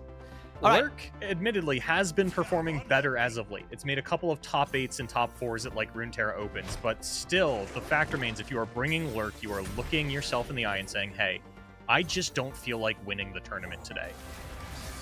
I like to lose. I'm a loser. Let's go. You can top 8, you can top 4, but you can't win. Not to win in life. All right, we are throwing away the Rek'Sai. We are okay. Getting a huge 6-drop on the Rek'Sai on top, which means that we are gonna get the double buff on the Lurker unit. I was very surprised, by the way, when I first faced Lurk after they changed the VFX. I think it looks less like Lurk now, but it does make it a lot more clearer what's happening. In like on the actual Lurk animation itself, the one on top of your deck? No, the one on board. Oh, gotcha. Hold on, I had to go in the patch notes to look up what they changed about Angel. Oh, Angel Okay. now has a plunder and gives you 3 coins. I knew she made 3 coins. I didn't know how she made 3 coins, and I was pretty sure it wasn't just a summon effect. Oh, yeah, sure. 5 mana, good stats. That's what I'm saying! Good keyword. Also gives you 3 coins on top. You know what, Boulevard? Hire imagine me, she Riot. did that. Yeah, hire Boulevard. That would have been the most insane games. Yeah, if you want Jack to be meta, That's how Actually- you do it. actually it probably would have been some like Karma set Bilgewater. Okay, this is not what I expected this deck. I'm looking at this like, yeah, we're really all in on the Jack package. It's just Samira Fizz with Angel in it. And Jack. And a couple Jacks. Which, This should have just been Samira Fizz. yeah, I'm gonna be real. If you're looking like you might potentially lose to Lurk, might have been a Samira Fizz angle. Yeah, because these Angels are not doing Talbonator any favors right now. I could see this being just more of a tech against something like the Heimer Jaces of the meta, where, yeah, you know, I throw down a 5/5 with Brash, and that eats a lot of resources out of your hand. But in a matchup where you actually did just need to go fast, and that's kind of always been the problem with Lurk in a tournament setting, is that you can out-aggro it, you can also out-control it, and sometimes you can even out-mid-range it. And whether or not any of those things happen does not have a lot to do with how the Lurk player played. Yeah, this It's is not the a brain one dead thing that deck. Lurk is There's missing. skill expression, but like, Yeah. it's just there's not enough. There are certainly other decks where you could have a bit more agency in what you're doing. Yeah, you hit it on. You hit the hammer on the nail. You know, this was just what I was about to say. The deck, sure, it has some skill expression, but it is still, and we have to admit it, missing a lot of agency, and that is actually what makes it not that good in tournaments. There are some low agency decks that performed quite well, but those were also quite a bit more powerful than Lurk. Yeah, I'm thinking like Champion Strength is the one that really comes to mind for me, of just like, you are just trying to go 6 wide and then play Champion Strength, and if you don't draw Champion Strength, then like, you got a little bit of finagling to do. But Lurk is one that's always kind of like had a sore spot with me, because I have been keeping track of my Lurk losses on ladder. I do not lose unless I get double piked. Oh, And yeah, that is same. not something that the Lurk player has any agency in. Yeah, no, I think I can count the losses I have to Lurk without Pike, especially without double Pike, on one hand. It's really tough for this deck to actually get through, because there's so many decks who are very good at defending Lurk, especially because the only units are very low on HP. But here we have the Rally, we have the Rek'Sai, we have a massive amount of Overwhelm, we have 2 5 HP blockers on the other side though, plus a stun, Yeah. and the stun is going to be brutal. Yeah, I think Talponator still got this one here. Well, Stun onto the Rek'Sai, and that's 9 damage besides. it was looking okay for Lurk, but we kind of all into this one, and it didn't quite work out. Yeah, we were talking about the Angel not looking great, but then, one turn, suddenly 2 Angels come down. I think is what happened. I was like looking at my other monitor, looking up what Angel did still, so I kind of missed. I assume they came down in the same turn, right? Because Yes. you play the 1, you plunder it, you get the coins that immediately feeds into Angel number 2. It's pretty good. It's pretty good. But you know what is also pretty good? One of the best cards that has been added to the game in recent times. Imagine dealing 1 damage to anything, plus getting it to stun a unit. Oh, I thought you were talking about Blood in the Water, and you were gonna say deal 1 to no. anything and rally, and I was No, like, no, that was your takeaway from that? No, yeah, No. Pirouette is Yeah. Pirouette's the new Ravenous Flock in that it's played in aggro decks, it's played in control decks, and it's probably not going to get nerfed. No, I think it's so crucial to the whole Samira package. They nerfed Samira a bunch, and she still works. Yeah, Samira's been fine. nerfed like 4 times, and she's Yeah, just like, it's fine. Yeah, I can still rally. I'm still good. Yeah. It's you're putting rally on units. Turns out solid. Yeah, Didn't and quite work out for Lucian, but Samira and Seraphine are really the poster children for one of my least favorite things about Runeterra, which is like a 2-mana champion that can take over the game. same. It's a lot of words for a 2-mana card. Be careful though. This brings you in also in BB's crosshairs. Okay, like I don't think I've ever left. champions. I think like BB saw me for the first time, put me in the crosshairs, and I don't think I've ever left actually. Probably not. Probably not. I've never seen. Okay, no, never mind. I've seen quite a bunch of Seraphine apologists, but that man is also a hardcore Seraphine apologist. Okay. I love playing Seraphine. That champion no. is extremely fun, and every time there's a viable Seraphine deck, you will catch me playing it on ladder. Yeah. It's not fun Still playing think against. 2-mana champions should not take over the game. Yeah. No, for sure. Like I like playing Samira as well. I like the crazy rallies. I like just throw out a billion cards per turn. I was a big fan of being able to give any unit challenger as well. Kind of sad that they took this away. I was a huge Samira fan when I could give things not named Samira challenger. Once they took that away, that's when they lost it. I was like, all right, I'm not playing this anymore. Yeah, that was kind of crazy though, wasn't it? I mean, it did make Samira a little bit more flexible. But Samira somehow, Pantheon, I think, was one of the decks that like existed solely for that purpose, where you could get faded procs off of the Samira spell, pull something else out of the way with a different champion to make sure that you are getting another copy of Flare. Well, that and sometimes you just got like an 8/8 Samira that just rallied a couple times per turn. That was also pretty good, but yeah, mostly it was for that challenger interaction. Again, got nerfed, luckily. Still a very, very good card. I don't think you can get it out of the meta that easily. It's just one of the best champions that has been printed in recent times.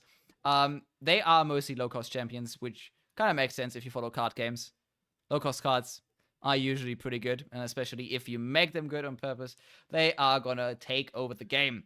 We haven't quite had a big card lately that took over the game, except Champion Strength. Yeah. And I don't expect we're going to. It's just kind of...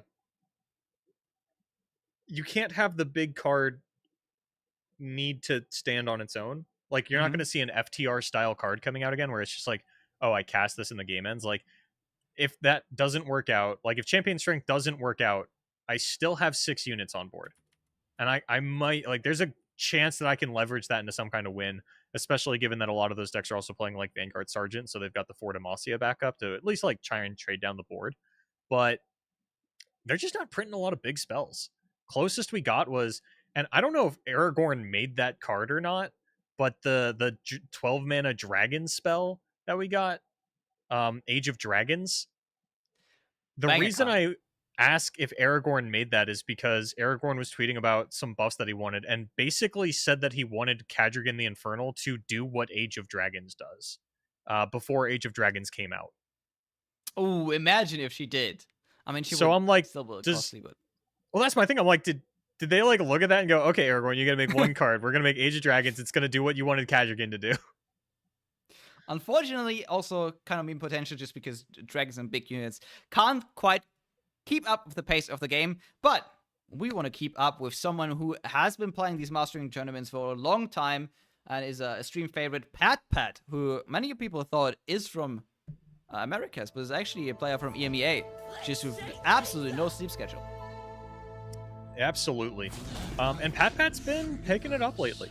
You know, his Runeterra Open results still leave... To say they leave something to be desired would be an understatement. But his grassroots success has been coming back to him in recent months. You know, got a pretty big win in, I believe it was the Eternal format. He topped something with Yasuo Katarina recently. It was whatever the Rise meta was. So I guess the last... Yeah, it was the meta that Ty Guy won. So it was the first Runeterra Open.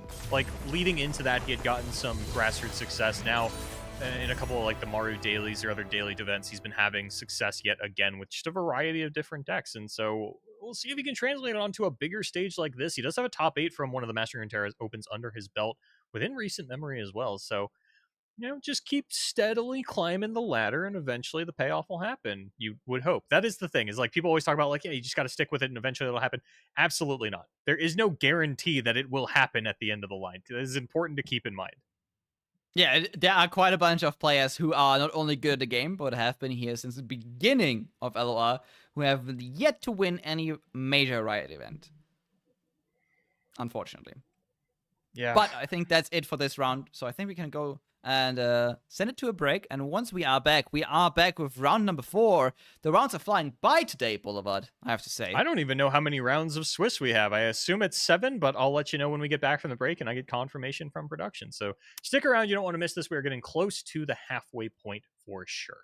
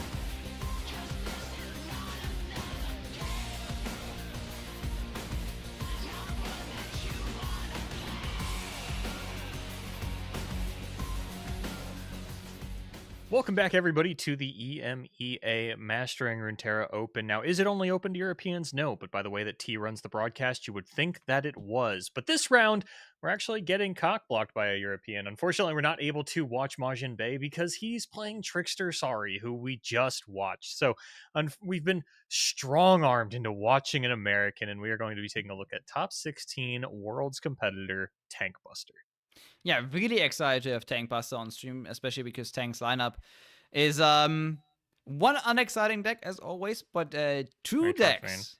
Aatrox Main, yeah. Dude, it's kind of weird like how that deck shows up so much every time we do one of these. I feel like it goes out of the meta, just like and then when it smells Boulevard, casting another Mastering Runeterra Open, it just shoots back up again.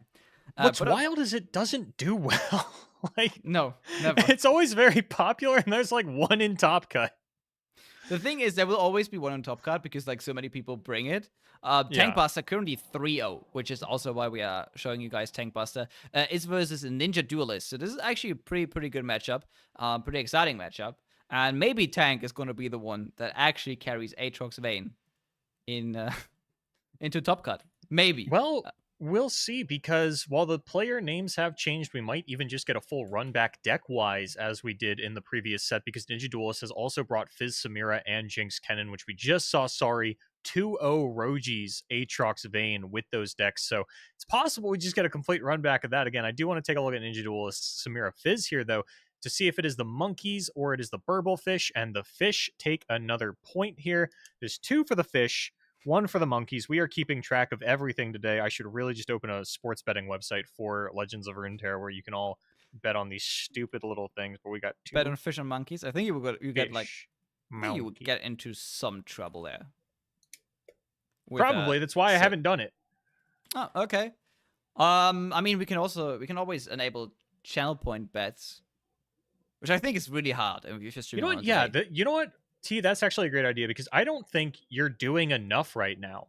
I think I need you to also figure out when the delay would catch up to the stream and start some channel point bets with your moderator powers while we're mid-cast. But also, if you don't listen to every single word that comes out of my mouth and respond appropriately when I pass priority over to you, I'm gonna blow up on stream. I'm gonna be livid. Yeah. So yeah, actually, I don't think I would love for you to just put more on your plate.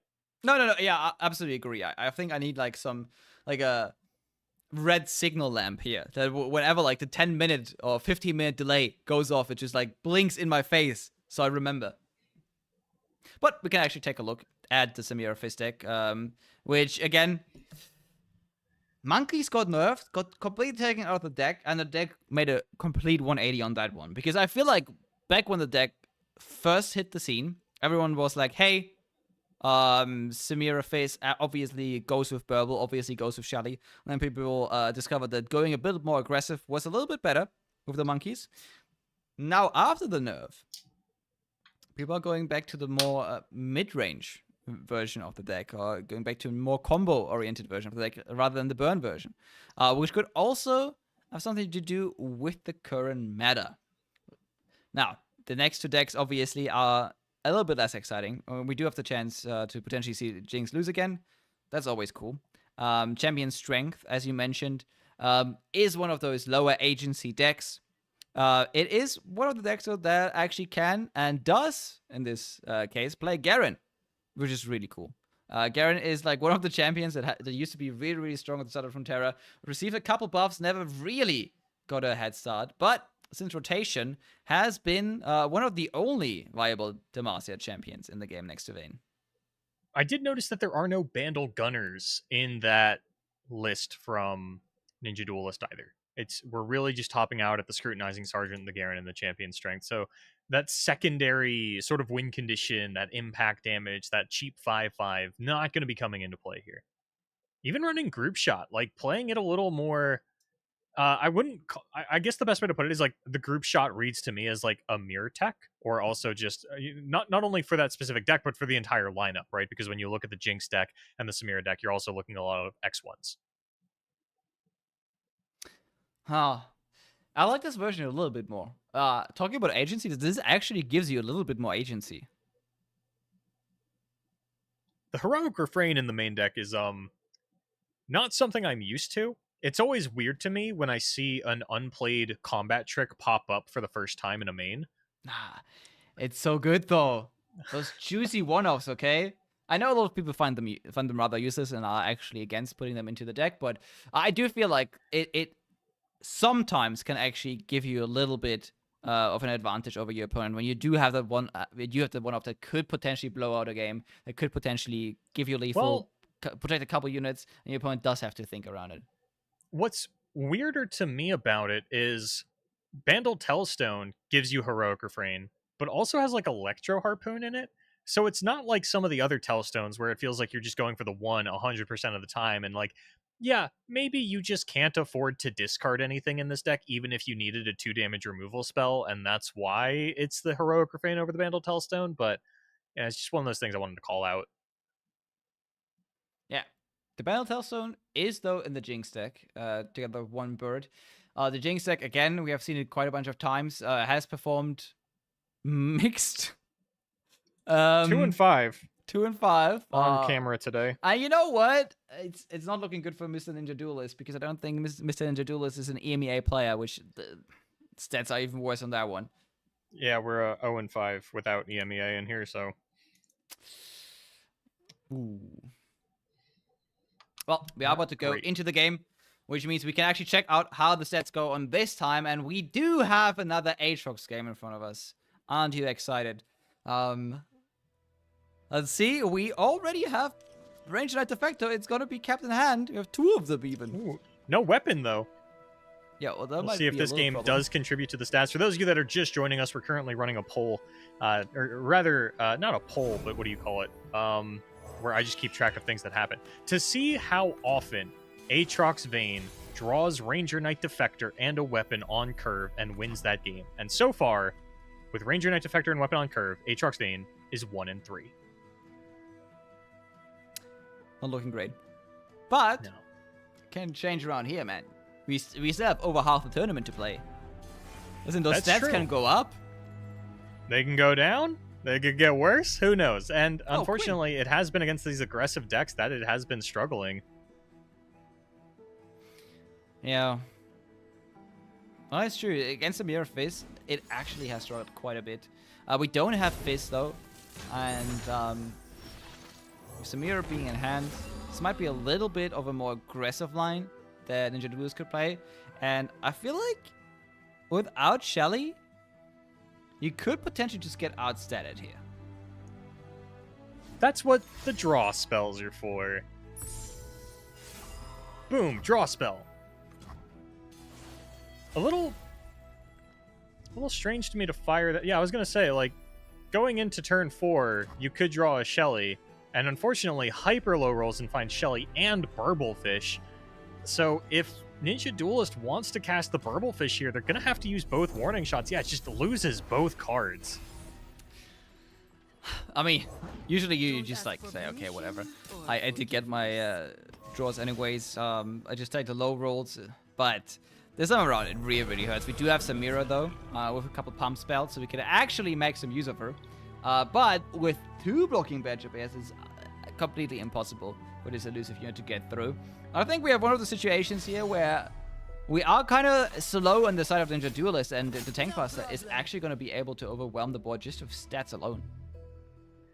Unfortunately, that's not always the most reliable game-winning strategy, especially against the Burblefish version, because of everybody's favorite Noxus card, Pirouette.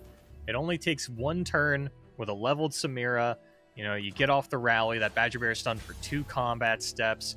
It really piles on, and Tank finally finds the perfect weapon for the Ranger Knight Defector on turn 6, but is going to play out the Quinn and Valor instead, and there is Ninja Duelist's Pirouette, which might just get used this turn to try and protect their units from the Valor. Going to kick it off with Aya Nagakaboro, see what comes out of that, and where Ninja Duelist wants to go from their second Pirouette picked up. You gotta be really careful here, because we do see a catch in Tank Buster's hand, which means if we actually go for the Pirouette with the 1 damage... Oh, it's 1 on the Nexus and a stun on the bird. Yeah, I like it. I like it a lot. Actually playing around the buff spell. Not only that, but turning on that Chains now that we are at a mana break point where if we draw Fleet Admiral Shelly and a Burblefish could actually play both of those cards. And when you look back at this game, if Ninja Duelist does end up going down here, you're going to have to think about the turn that they fired off for more draw and just had they waited. Obviously, it was a very large low roll on their part, but it was something that they could have just not done. Next turn to Tank Buster looking to rally here with the Cataclysm already in hand. Could potentially also take out the Samira. Gives quick attack to one of the blocking Badger Bears, which means his whole board stays alive, which is insanely scary for Ninja Duelist next turn. And Ninja Duelist could use an all-out here to kill one of the Badger Bears. That is going to be the case. Actually, what is that card that was next to all-out? What is that Burst Bilgewater spell? I think gives you a 1-cost follower? Because that's not Swindle, right? Is that the one where you manifest a follower you can afford? Oh yeah, I think that's the case. Ransom Riches. That is absolutely the case. Is that the main deck here? It is not. No, it's just created by Father Fury, I imagine. Yeah. All right, Samira out. Just leveled her. Luckily, we do have another one in hand, I believe. Oh, no. We used both. That was used, yeah. Yep. We used actually both of them. I think we had all three. Used 2 of them to pump up our units. And now, I think we just lost the game. It's hard to imagine Ninja Duelist coming back into this one. It's real difficult.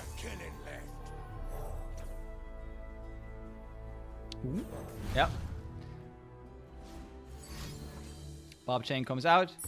Gonna probably answer for Cataclysm response. Gonna get the relic through. Potentially gonna see Pure Red as an answer, just to kill off the Valor, get another stun in. It's gonna have to be the case, otherwise, because we're going into Tank's attack turn. I think this might still be over. We are pushing 6 damage here. Next turn, Quinn flips, so... although, she actually flips this turn. It's been a while since I've seen a Quinn level up. Well, ever since the landmark interaction with Foyer got nerfed.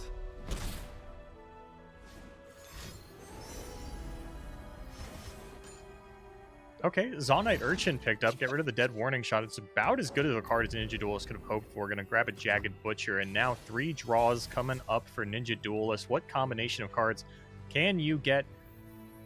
Doesn't matter. Valor. Oh, didn't. Oh? No, didn't have to do that because Valor will just pull the 2-1 to the side. But now I guess you just get to go for the scout attacks. And yeah, your opponent's not killing you from 16. So Tank gonna pick up game number 1 here. We finally see Aatrox Bane winning a matchup that is not the mirror. You know, I have a very important question for you. Does that technically count as a win with having Ranger Knight Defector on curve? No, because there was no weapon. You sure? I think we had an on-curve weapon, no? We didn't get a weapon until like 5 or 6. Ah, okay. Just Ranger Knight wasn't even active on turn 4. So I'm writing down that like it won and just didn't have the tools. But now we're gonna take a look at Jhin, Gnar, Broadmane. Honestly, this was one of my favorite decks. I think it's really cool. And just people were super excited to play Jhin in something other than the stock Annie shell that we've been looking at for so long. Oh, yeah.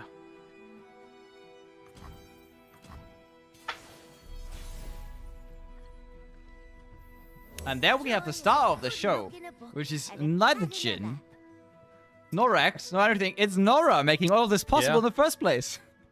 Which is funny because Nora doesn't even get played in all of the lists. Generally, if they're cutting one of the champions, Nora doesn't make an appearance, and it's just Jhin Gnar. And for those of you at home, maybe you haven't seen this deck before. It's just a Broadmane deck. So you're playing a lot of pings and then executing with the Broadmane, and what Jhin brings to the table is the ability to play Broadmane and Riptide Rex in a shell here like this, so that, you know, Broadmane can kind of get out late gamed by a lot of control options because you're trying to grind out your opponent. And Riptide Rex is such a phenomenal anti-control tool. On top of the fact that you actually can't get hit by Rite of Negation or Vastaya Disciple because Jhin in hand plus Riptide Rex puts 9 skills on the stack. We are gonna go all in on protecting this Nora, though. Can't get punished. Don't have Warning Shot in hand, so can't buff up this Amira. Tank Boss makes a call, makes a risky call, but it does pay off. We get to keep the Nora on board. And yeah, Nora is a very, very annoying unit that you know, no stranger to Broadman decks. The champion Nora has always been in combination, and as you mentioned, yes, has been getting replaced a couple times, but still, I think, is probably one of the best champions you can put in this deck. And I personally favor her over Nar hugely. Yeah. Oh, steady, And I actually, please. I was a big Jin Nar soloist, but I think lately I might be at 2 Nora now. I definitely put 1 in at around the time the Open happened, but I do want to talk about the Desert Naturalist in Texan, because when this deck was a little more popular, you know, last meta, I was really big on putting Desert Naturalist in the deck because 1, you do not do well against Sump Monument. 2, at the time it was mainly for Reaver's Row, but it's never really a dead card because you see those drop the bombs in Tank's hand. You can kill your own Scrappy Bomb to summon a 5/5, which has huge implications in a number of mid-range matchups. Yeah, plus get the one ping off immediately. Went to. See what gets out of these portals. Nora has been hitting twice already. So far, not the best one-cost cast, but that doesn't really matter. They're just there to either level Samira or Fizz. And obviously give a little bit of cost reduction to the Bilbofishes. We see one in hand already. Bilbofish also an interesting card. At the height of aggro Fizz Samira, Bilbofish was also cut. Now it's back. Still nerfed. But can still be played for 0 mana after a couple of turns. Shelly heading the board. Can buff up everything here. So it's a priority target for removal. Can't buff up herself, crucially. Which means that this Shelly will get taken down, but will be able to just give a bunch of stats to our face and the rest of our units. Yeah, even through the all-out, Shelly's still going to go down here, and it's really crucial to play the drop the bombs on turn 5, because that is when they will trigger at the start of round 8, and you can just immediately play a Riptide Rex. Alright, Now- now has an option to block Shelly here, so we don't even use... I don't know how far Fizz is off of the level up to know how I feel. Well, I guess, like, you never want to block the Fizz anyway, because one more spell and all of a sudden that Fizz is a 3/2, so just going to take the safe block on the Nora, has the second one in hand, and going to try to force Ninja Duelist to use the spell here to get more damage pushed in, which will take Tank down to 12, depending on which spell it is. It's either going to be Warning Shot or All Out, so it is actually going to be even more than that. And honestly, we might see Warning Shot into All Out to try and protect the Shelly. Obviously, they're all out already. Not protecting the Shelly. We could go Warning Shot plus Tellstone, but maybe it would be a little bit too much commitment here. Oh, it looks like All Out was actually already procced. Oh, yeah, All Out was already procced because of the Stylist Shot. So just going to push as much damage as possible. Not too worried about trying to keep the Shelly alive through a deck that has a number of 1 damage pings. But with double group shot being used in the opener, you know, it was a consideration. But maybe just trying not to give any value to Pie Toss where none should exist. Alright, do you do it? Ninja Duelist. Okay. We thought about it. Were you thinking about the Warning Shot plus the... Yeah. Just... Let's be real. Would've been- I think Ninja Duelist at least thought about it. Was like, hell think so, nah, too. but he thought about it. Yeah, definitely, you know, going to be a little scared of just gassing out on your Fizz there as well. Cup of tea? Fine by me. We have yet to draw a portal. But we've not already That means on they're board. all coming at Fine. one time. Question is, does Tank go in with this Nora and risk losing it to a Fizz? The answer is probably no. I mean, you do have a Stun Hawk if you want to. Yeah, that's another big thing that you get out of Jin here is the Stun Hawk, since the rotation of Arachnoid Sentry. It is so annoying, let me tell you. It is. Is it Sentry's really, gone or really the Stun annoying. Hawk? The Stun Hawk. It's like the one thing I hate about playing against this deck is all the stuns. You know, I set up a cool combo, all of a sudden, bam, stunned. All progress gone. Ooh, we actually go proactively for a Sunhawk plus a Nora hit here. Maybe hoping to high roll an elusive unit from one of the Nora portals. Maybe. Ninja Duelist has options to block through this Nora, though, be it the Burblefish or the Father Fury. But we are setting up for an impactful Riptide Rex on the next turn. Important to remember that Riptide Rex is 7 individual skills, so Fizz will not stop the entire Rex. Wait. So, I'm maybe I'm not like not that good at reading people, but I think there was like an indication that Ninja Duelist thought That they could stop the Fizz sun was- with a warning shot. They should have built it better. But yeah, it's really confusing. But generally, if you want a rough rule on what Fizz can stop is if something has like this little like if there's a blue line, the blue line, this like thing floating towards Fizz, then you can stop it. If not, you usually can't stop it. No outsiders. you know, we might be looking at lethal next turn. I believe that is the overwhelm weapon fragment in Ninja Duelist's hand. And that plus the elixir plus prize fight. That might be lethal with the Fizz, especially with the rally off the top. Sunhawk does make the rally kind of useless here.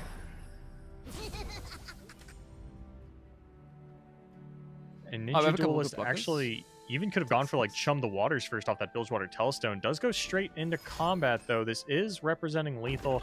We're going to see the Overwhelm weapon come down. And the attack is locked in. The 2-2 thrown out so that rallies are an option, since you have to call back an attacking unit.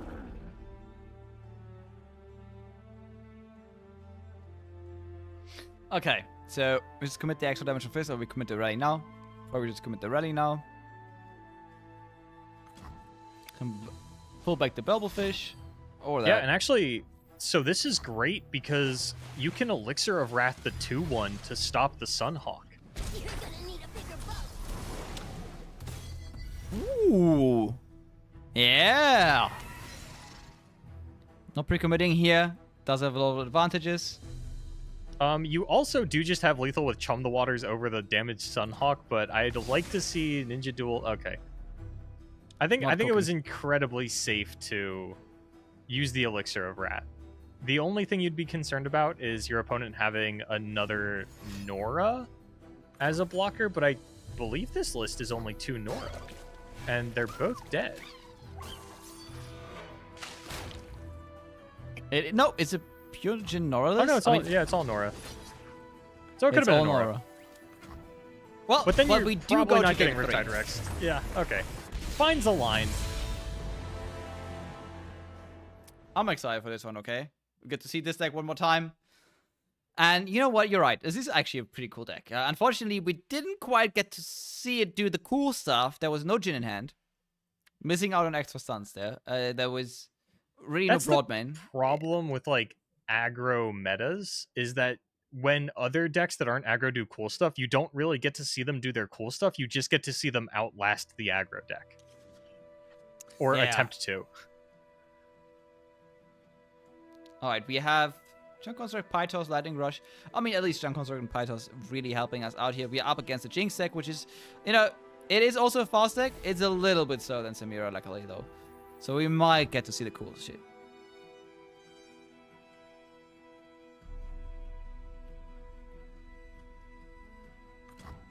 Man, I want to see this stupid Overwhelm deck. Unfortunately, it got banned. In all things. You know what? We thought, they're gonna ban Aatrox, right? No. Yeah, Boulevard, I know you're casting. You gotta see this Aatrox deck. Bro, I'm sick of competitive Runeterra, man. I wanna do the Clapton Flowers thing. I wanna just only cast bronze ladder games. Wind and thunder. Oh, I think an LOR that would actually be really, really fun. But the challenge would be making it respectful. That's a challenge I'm prepared to fail immediately. Yeah. Because I certainly would like to have a tournament with only true bronze players. Yeah, the problem is like card game goof ups are not as inherently funny as MOBA goof ups. Yeah, sometimes they're just sad. Yeah. Never forget Trick 2G and the Double Rangers Resolve in Twitch Rivals. It's double tough. Man, cast Rangers Resolve, sent all of his units into combat, and for good measure, cast a second Rangers Resolve. Wondrous discoveries await below. Alright, good setup here from Ninja Duelist. The Tank Buster has all the answers in hand currently. You know, a couple of really low health units that usually get just pinged off. But maybe there's like a high health unit in the cards right here. The Fury Horn. Yeah, that's not the highest health Mecha Yordle you could have pulled, and at the moment, Tank does have technically an answer for the Jinx, should they be able to use the Lightning Rush and the Drop the Bomb. So there's going to be 5 damage push, though, and one thing that you are still not getting out of this deck from Tank is healing. We haven't quite solved the put healing in the broad main deck problem yet, and once we do, T, I am terrified for the potential, but we're not there yet. Luckily. Unless this Fey spell pulls Tasty Fey Folk. You know what? That happens more often than you would think. I never take it because I'm like, what am I going to do with a Fey? What do I want that Oh, for? you can do so many things with a Fey. You can give something quick attack. You can give something elusive. I don't feel like opening Mobalytics to check what units are Feys. Oh, so like every attached unit in the game is Fey. I don't know Yeah. what attached units rotated out. I think the 5-drop rotated out, no? Papercraft? It's a Yeah. 6-drop now, yeah? Oh, it's a 6-drop. Well, maybe it Yeah, didn't it got rotate out. Maybe it was, maybe it just got nerfed to Yeah, it 6 just and got that's why I nerfed. never saw it again. No, Papercraft Dragon did rotate. Actually, hold on. I think all of the attached units rotate. Except Yumi. It makes sense. Papercraft, Quick Quill, Rainbow Fish. Like, we lost everyone. You know what does make a lot of sense, okay? Keeping them in and rotating them out really didn't make a difference. Yeah, we got weapons now. You don't need attach and weapons all in the same format. Alright, we finally see Jin in action. Jin gets a stun through. Jin deals some damage. Jin dies. One of the things that took me the most getting used to with this deck was what Jin's ability does, because it never came up when I was playing against Annie Jin. Just you and me. I would just like kill the Jin on site every time, and I was never an Annie Jin player myself, so I was always like, oh yeah, you know, just gotta, I don't know what this does. This is a really good spot for Tank though. Even though the Jinx can level up and produce a rocket, that's all the Jinx can do, because Drop the Bomb plus Lightning Rush is just going to finish off this champion. And here, Tank can actually take 0 damage and just go for a Sunhawk block plus the Lightning Rush. Oh, is gonna give the card over though. And because this isn't killing the Jinx, Ninja Duelist is gonna get to draw 2 off the Rummage. Yeah, and gets to create a rocket as well. Gonna deal some more face damage. Again, no healing, but I think Tank is actually kind of fine with this right now. There's a point where, as an LR player, you're just like, okay, health is a resource, I'm chilling, it's fine. Taking 3 more damage here is not gonna end the world for me. Ninja Duelist even gonna get to hang on to one of these weapons as their Jinx goes down here. We'll see what comes off the Rummage. This could be a big turning point in the game if there's like a second Jinx coming down, because Tank is out of answers. It's just a Squeaker and an Electro Harpoon though. Yeah, no questions asked for Ninja Duelist.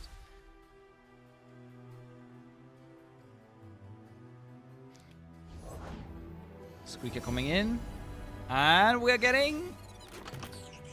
Looks like Salty Spinner's been a favorite. Oh no, I thought the Salty Spinner was the one that was selected, but instead, this is something else entirely. Something we have not yet seen before today, Ice-T. Oh, I think we've seen this one quite a bunch of times. Okay, well, I'm like going off the little bit of the picture I got there and trying to figure out who this is, and it's Oh, it's a not that struggle, many man. 5-mana ones. Is it Dune Hopper? It's Oh, we have seen a good amount of Dune Hopper. Yeah. You know what? I actually would, like, just seeing the picture, I actually would struggle as well. That's it. I also don't play Mega Units. Me neither. I mean, who does, right? Oh, I'm telling you. There are a lot of Jinx Bundle lovers out there, okay? There are like a lot of fanatics for this kind of region combination out there. At least it's Yeah, not but as I don't think they unbearable as when they consider tried Rumble. themselves. I don't think they consider themselves Mecha Yordle fans. The Mecha Yordles are just in there, but they're not like, yeah, dude, this is my Mecha Yordle deck. Oh no, yeah, okay, I agree. This is my Jinx Bundle deck, is what they would say. This is my Where's Lulu deck. Honestly, hold on. The disrespect for them to rotate all of the attach units, but leave in Gleaming Lantern, and a nerfed Gleaming Lantern at that. Hey man, you're gonna get those 1-drops down to 0. If I saw the interaction you were talking about, we now get a Rock Bear, we now get a 5-5 that can swing in. This is actually a total bluff, and Ninja Duelist is like, okay, I kind of have to take the damage here. Yeah, cannot afford to just get that trumpet, or that, like I said, I want to call all the Mecha Yordles Trumpet Techer. Can't afford to get the Dune Hopper mech pinged off by just a 1-mana spell. And so Tank is looking like they're going to take a bit of damage here. 4 in total, despite only 1/1/1 unblocked. Impact. One hell of a keyword. Best keyword in the game. Right, T? You know what? Yeah, you know what? I still got a campaign for Tough. I do have to say, Impact did outpace Overwhelm very quickly, though. Poison Dart, sort of an obvious pickup, as you do actually have to finish off that Dune mech. On top of the fact that, like, yeah, took a little bit of a risk with the Trixie Tentacle, and I think just gets hard punished for it since the shield is now in hand for Ninja Duelist. I think otherwise it was also 50-50 between the weapon and the Electro Harpoon. Wouldn't have been that great either. I think Tank is trying to use this in case of a Jinx top deck, right? Because then when Ninja Duelist empties their hand, you can actually just hit the rocket. But I don't know what their plan then is to deal with the 6/1 currently in front of them. Block it once more. It's a good amount of damage coming out at you, T. That thing's got impact. It's summoning 1/1s. Well, you know what? I think our plan is to just go into the aggressive mode of absolutely smoking them down. Okay? Yeah, sometimes you look at the matchup and you're like, man, this is really unwinnable. What if I just beat the shit out of them? I don't think it's going to work, though. Yeah, it's a 5/4 elusive, but you don't have any over-the-top damage after that. And Ninja Duelist is going to match all of your non-elusive blockers on board. Maybe we get to see a Little Dipper for the first time? Probably not. Little Dipper's so bad, man. You were saying? That's not Little Dipper. Is it Bubble Boy? What was that? No, that's something else. That's Professor Von Mech. Oh, that's a good one. That's the one that gives you more cards. Yeah. Little Dipper's the one that you discard a card, and then when Dipper dies, you summon a copy of it. Oh. Yeah, if little shitter. If Lil Dipper was a main deckable card, it would be, well, to be fair, if any of the Mecha Yordles were main deckable, they'd be broken. But I think Lil Dipper has, like, even at 6 mana, you'd be fine paying for that ability, whereas some of the Mecha Yordles are only playable in the main deck because they are overstatted and undercosted. Ooh, Electro Harpoon sets us as 1-off lethal. Heroic Refrain also 1-off lethal. I think it's fine, though. I think you just have a wide enough board to actually just survive next turn. Yeah, I think you just take the Pie Toss here and, you know, withstand the onslaught, finally take out that 6/1. Electro Harpoon also takes, like, it's just not Heroic Refrain, right? What wondrous discoveries Man, I was waiting for that. I was waiting for it too. I was like, it's just not a Heroic Refrain. Boom. Picks up a Heroic Refrain. This time.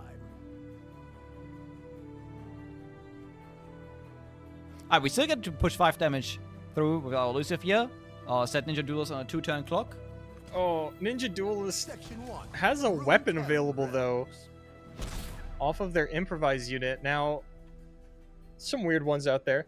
I think, like, Overwhelm is okay depending on who you can actually put it on. And the problem is you don't know which weapons are available until you pick the unit. So if you do want to try and save your Dune Hopper mech here, you could try to do it with, like, a Podopane or a tough weapon. But if you think you're going for Overwhelm, then you want to put it on one of your 3/2s.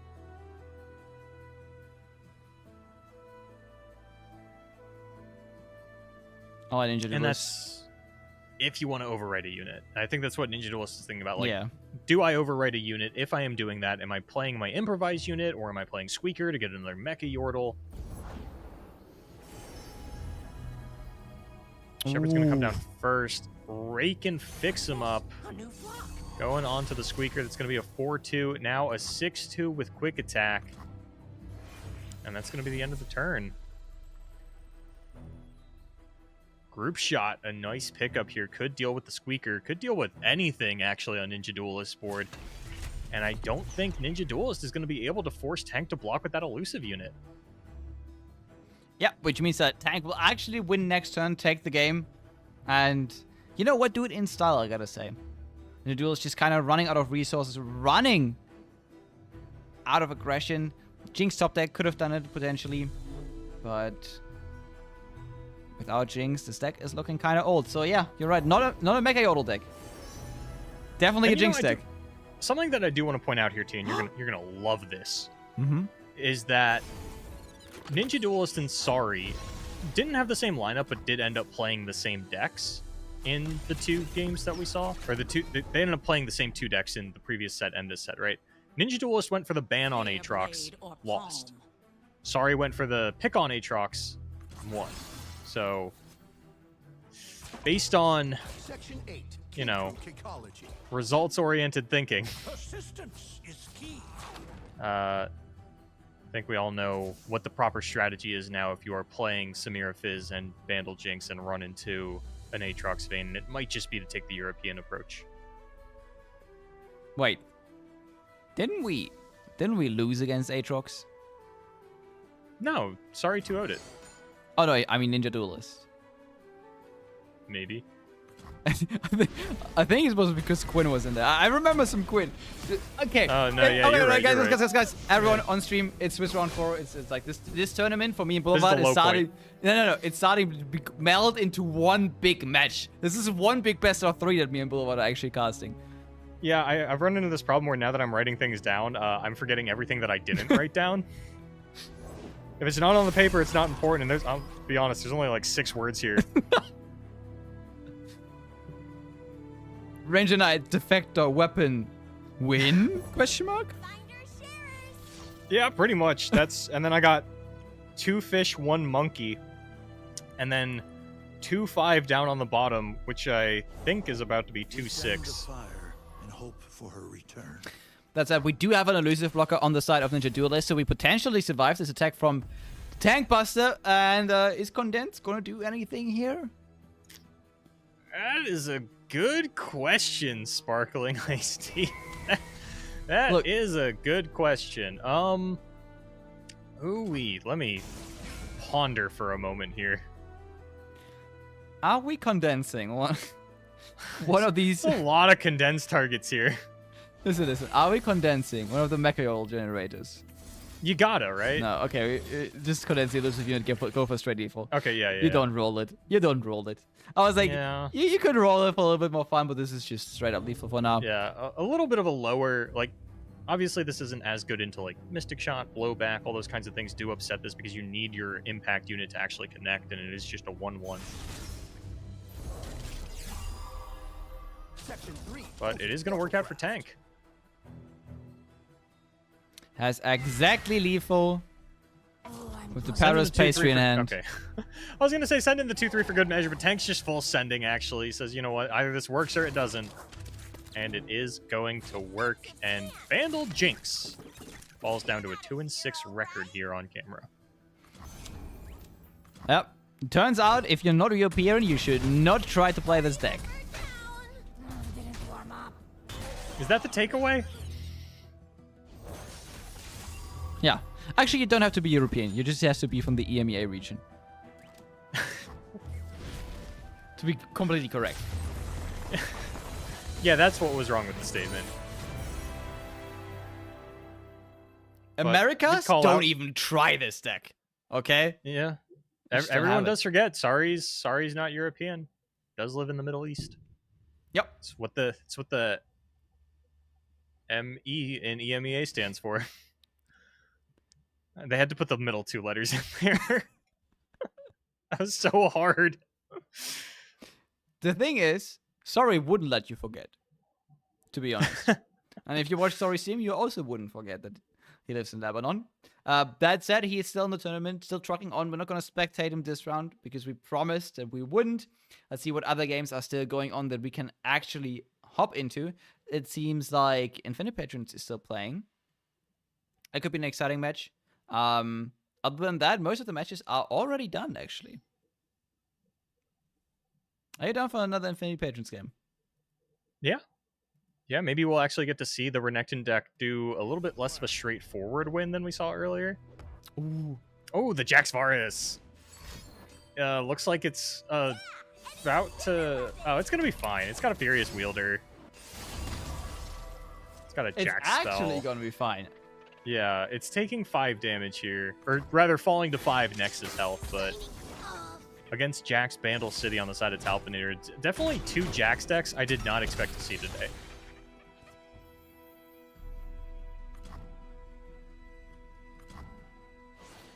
Wait, yeah, what the hell? Did everyone just like... Did we all agree not to play Ornn anymore or something? I am more than Poor guy. We just community ban Ornn? Maybe he's just too slow. Timo is faster. The Varus is also faster. They're all technically faster than Ornn. Yeah. But the Ornn version also has at least access to a good amount of healing. Whether or not that actually works out in practice is a whole other thing, but it looks like just... I mean, Jax Overwhelm is not going to be lethal yet. We do got to do a little bit more. Yeah, Varus spell is going to secure this, though. You know, the best healing is just hitting your opponent in the face. That's what Rico Rex taught me. That is certainly one way of looking at it. Takes me back to the OG days of League of Legends, where they were like, yeah, Mordekaiser has the best CC in the game. He just kills you. And now he actually has CC. That kind of ruined the joke. Yeah. Good job, Riot. I never got over that.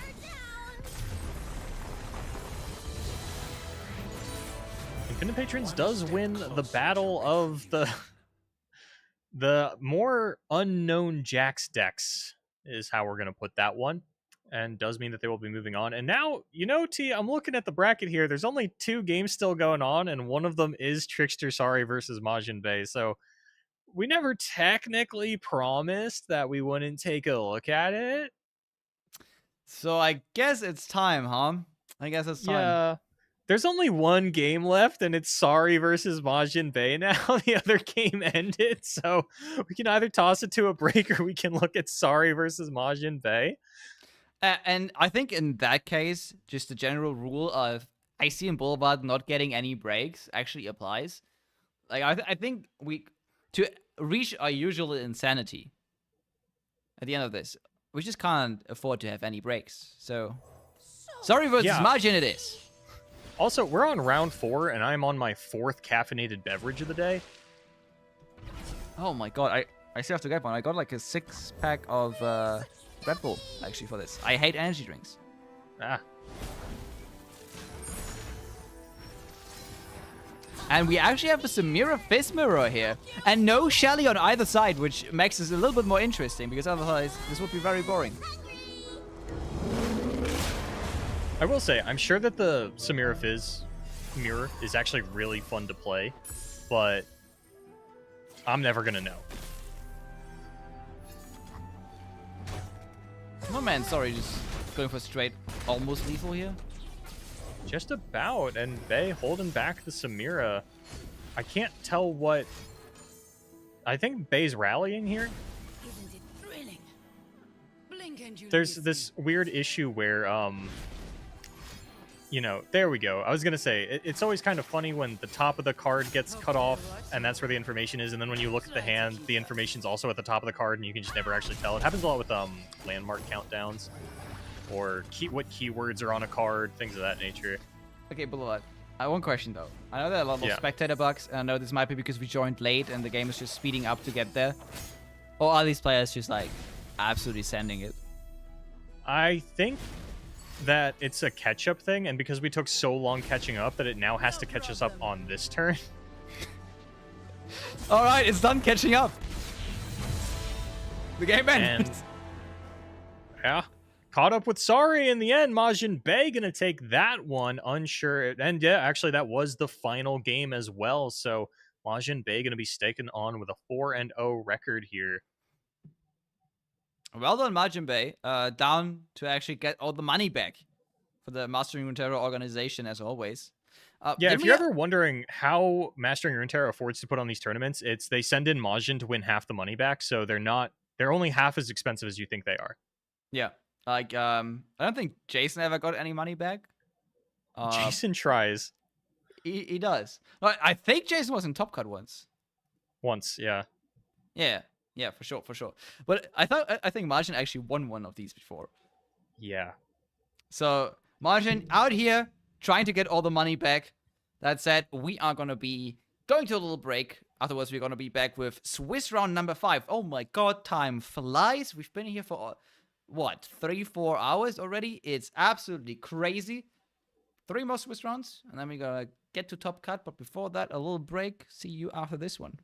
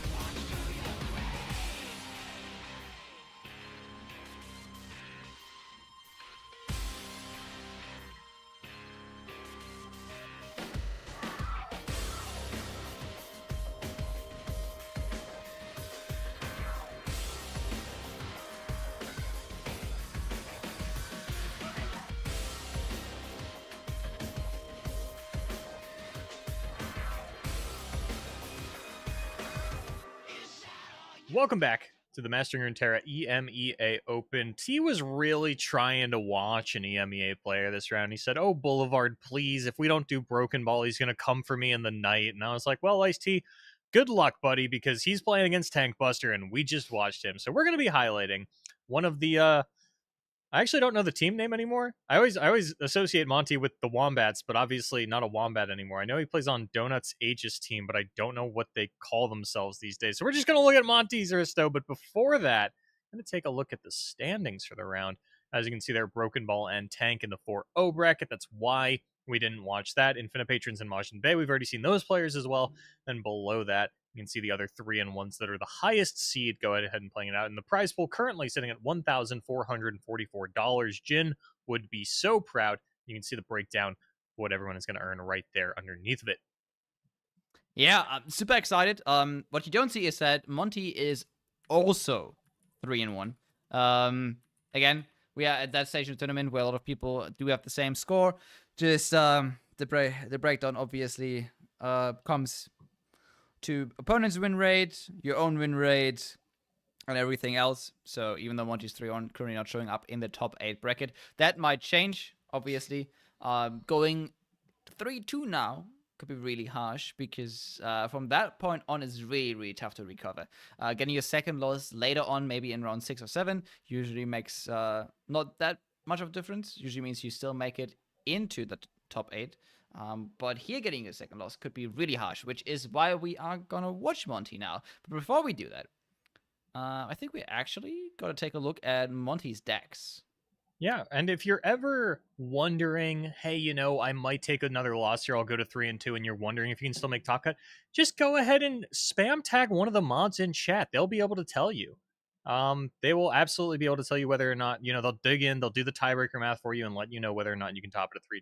Taking a look at Monty's decks, though, I got baited because I just saw Teemo, and so I assumed that it was actually just some monument shrooms, but it is just the elusive deck that honestly I thought we were going to be seeing more of today, Ice-T. I feel like this elusive deck has been performing pretty well in tournaments over the course of the week, and yet today it's just been all about Samira and Jinx, with the third deck rarely being another aggressive deck like Monty has brought here.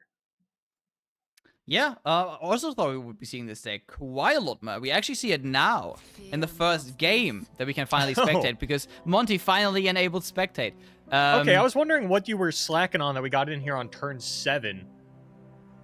No, it's like I don't think it was a mix between me slacking and Monty not having spectate enabled, and Freddo not accepting my friend request. There, like many factors.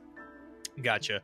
And it looks like at the moment Monty gonna take the extra 12 shrooms here and not give up their other unit and just swing for the fences with a single unit for lethal. Gonna leave 2 of them up just in case it's like a disintegrate, make it rain or something on the side of Pareto, which is still possible. Like make it rain. Oh, okay. Gonna buff up that one. And that gets it outside the range of Ravenous Flock, which is really important. And that is going to be the end of the game. Monty drawing no shrooms there on that final turn, despite having dozens just shuffled into their deck. Well, some Monument is a card, and it's a sometimes very exciting card to watch. To be honest, right? No. No? No. Because then people were like, oh, Boulevard, do math. I'm like, no, I don't want to do math. Yeah, we should get like a field correspondent, aka Drizzer. Whenever we have to like solve a math problem, we just like call him up. It's like, hey Drizzer, solve this for us. Also, you're getting this underlaid, so like don't spoil. Yeah, I need to I really need to just be in Drizzot's DMs 10 times more often than I currently am. Have him just troubleshoot things for me, do math with me. So now we're going to see why Alawi Swain has been falling off in popularity. And that is a big reason is Monty playing the superior Bilgewater Noxus combinations. Yeah, I feel like over the course of Legends of Runeterra, this has been one of, if not the most hotly contested region combination. In terms of like, there's usually 2 decks fighting for this. And you can only bring one of them. Man, back in the day, Pirate Aggro. Or just TF Pirate Swain. Aggro, TF Swain, Katarina Annie. Pirate aggro. Pirate aggro again. Riptide Sermon Pirate aggro. A lot of pirate aggro. Yeah, a lot of different pirates. Pretty good setup here, obviously. Already with Samira and Fizz on the board, both of the champions. Fizz really, really tough to remove, which is the pain point if you are Ferretto here for you, because that little dude gets so annoying, and you can't really do anything against it if the opponent just has enough spells to deal with everything you throw at the little guy. You know what? I'm gonna be brave enough to say it. Fizz is a goddamn problem. It always was a problem. Okay, like. Yes, he has never been the most broken part about every broken deck he's been in, but like, actually he's been in so many broken decks, it's getting kind of suspicious. It is certainly surprising that Fizz has been in as many broken decks as he has, and has never been touched even slightly. Some of the changes that I've seen people suggest for him, like, I've never actually seen someone talk about adjusting Fizz's stats. I've only seen people talk about either, like... Actually, I think the only one I've seen, like, no one wants to touch his keyword, no one wants to touch his stats, everyone just wants him to, like, only be able to negate the first spell in a turn. We move against Which, fear, against obviously is a nerf, but is still pretty annoying.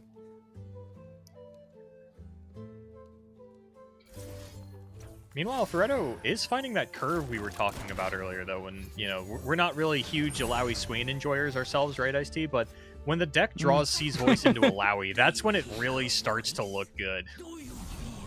I do have to mention, I do not enjoy Alawi Swain. It's not a deck I like. And, TB, don't Broken Ball's kill me. already coming for you in the night. You can say whatever you want now. It's a free space. You're dead anyway. Yeah, I'm not gonna be saved. Is this your best? Ooh, it's kind of dangerous. Samira not only flipping, but also getting another spell here. Try to keep up. Smells like a and rally next turn. if Ferretto goes for a parlay, it could get stopped by the all-out. I think it would actually be better just to play the second Samira next turn, especially because you would lose all of the progress on the rally going into your attack token anyway.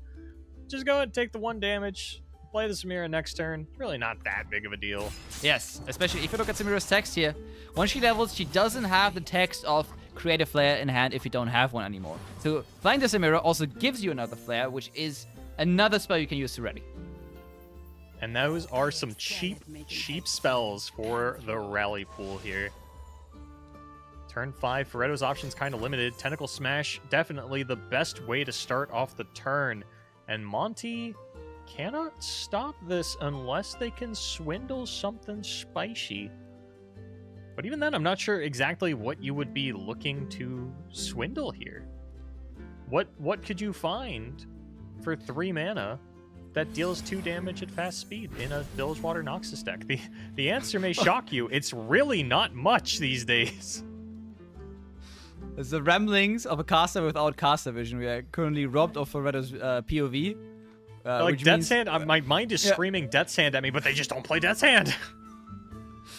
Funny thing is, usually we would see what Monty could get here, but we unfortunately can't see what Monty could get here. But yeah, actually knowing the deck list and actually knowing what's usually in these decks, we can pretty much say, yeah, there's not really much that changes things. Okay, never mind.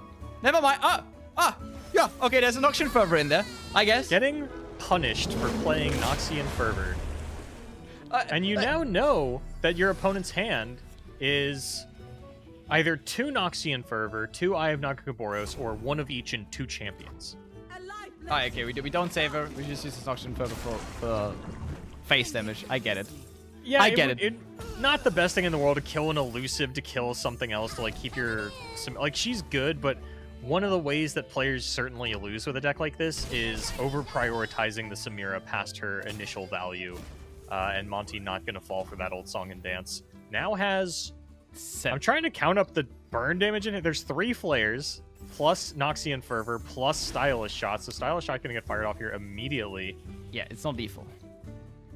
Which is a small problem. Yeah, because that tentacle is about to get rather large. And even though Monty has access to Whirling Death to kill the tentacle, does not have a way to stop that Alawi overwhelm. What? Maybe we should have saved Samira? Relish Uh, bounty. I think Monty had to do something different. I'm not 100% sure what it was, but yeah, I think it might have actually been saving Samira, and then Ain't afraid. because there'd be no tentacle, you'd be able to challenge the Sea's voice. Another way that players tend to lose is by under-prioritizing the Samira in situations where she would have absolutely saved your bacon, especially given that, like, Monty had great hand information. The only thing, like, your opponent was down to 2 mana, you knew that they had Noxian Fervor, Eye of Nagaboros, and then either, like, multiple copies of one of those or champions in hand, so, like, you knew that your Samira was going to live at the 1 HP that turn. That was 100% gonna happen. We live. Okay. All right. Well, no, because they have Noxian Fervor. they have Noxian so they Fervor. just fervor your Fizz. Oh, I guess you have all these flares, so that's what you're. We didn't fervor the No. Fizz. We fervored the other things. So Well, now no, yeah. you just have to If you fervor fervor. Fizz, then Eloy just hits. Then you through. die. Yeah. Yeah. But you also know your opponent has Noxian Fervor because that's where you got it from. And there we go. Monty takes a loss here. This is a quick best of 3, and we're going to the 3rd game just in a second. You say that. The timer says they're like 20 minutes in. Struggle. Oh, for us. Fight. Maybe 12. I don't remember if it starts at 50 or 45. I don't know either. What in the world? So I'm looking at a deck list on the Mastering Runeterra website, right? I'm scratching my head. I put my thumb down too fast, reaching for my mouse. I hit one button. All of a sudden, I'm at a checkout screen for Mastering Runeterra Premium. Let's go. That's how they get you.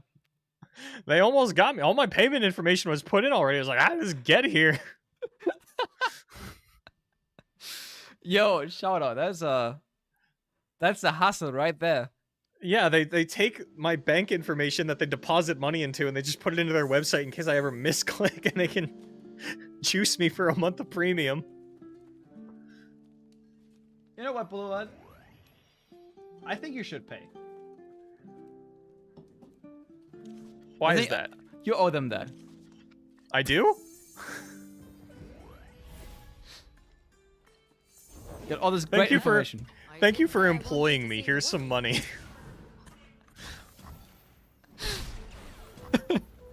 So, this is Sentinel Control. It is Boulevard not only Heimer shops Jace. at the company It store. is- This is not Heimer Jace. This is just Jace with Burgeoning and Buru Sentinel. Wait, no, And we so- actually. Sorry, it's interject, but we're actually just some miners in the US of A of the 1900s. Where we're just like, we have to work 10 hours. We can only shop at the company store.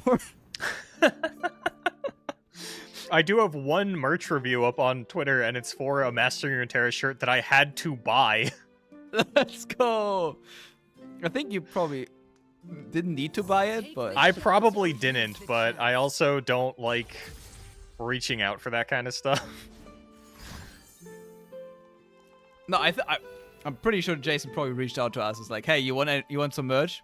Yeah, he We're said like- that because I bought the shirt. He was like, what is this Boulevard doing? What Yeah, is he he's like, in the buying? future. I like to support the scene, but Shout out to Boulevard for supporting the scene. I ain't giving money to the prize pool though. Catch me dead in the water before I pay to cast a tournament. Monty falling pretty low here though. The fearsome on the Sentinels, doing a lot of work in a way that you wouldn't get out of Heimer Jace, and having a less predictable early game, right? You're not banking spell mana into turn 3, trying to play a 6 mana spell. Even if it's a high roll production surge, it's still taking a few too many turns off.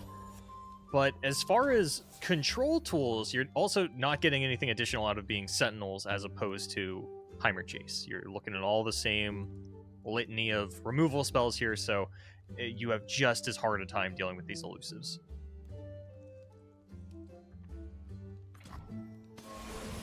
That's over. Don't really deal any damage this turn. Just want to waste a little bit of mana. And we just want to get to our Shelly. There's nothing a little ingenuity can't fix. Shelly is available, but there is a Challenger Jace that's going to at least force Monty to play one spell before the Shelly comes down.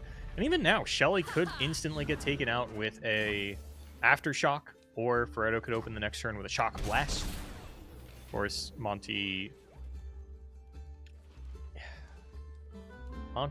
can play second Shelly at the start of next turn, but currently only has one spell they'd be able to play in response. So a Shock Blast would be devastating, and I am concerned that if Monty goes for the double Shelly, they are just going to get blown out of the water by a Shock Blast, especially given that, like, Ferretto's still at 18.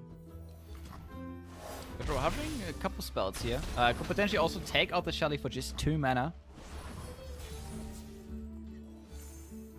Apparently doesn't have anything in hand to help him here. Now, do you This go could for be- Shelly? It's a big payoff if you do get the Shelly down. The problem is that Ferretto has 4 Shock Blast in deck, 2 in the main and 2 Jace. So, statistically, it is very likely that they have a Shock Blast. That's another weird thing about stats. Statistically, it is unlikely for them to have Shock Blast, right? Because it's like 4 out of 25. But any individual card is most likely to be Shock Blast. Statistically, it was unlikely to get a slow speed spell here, but it still happened. You know, I don't know that it is, actually. I haven't looked at the pool lately, but it might actually be more slow spells.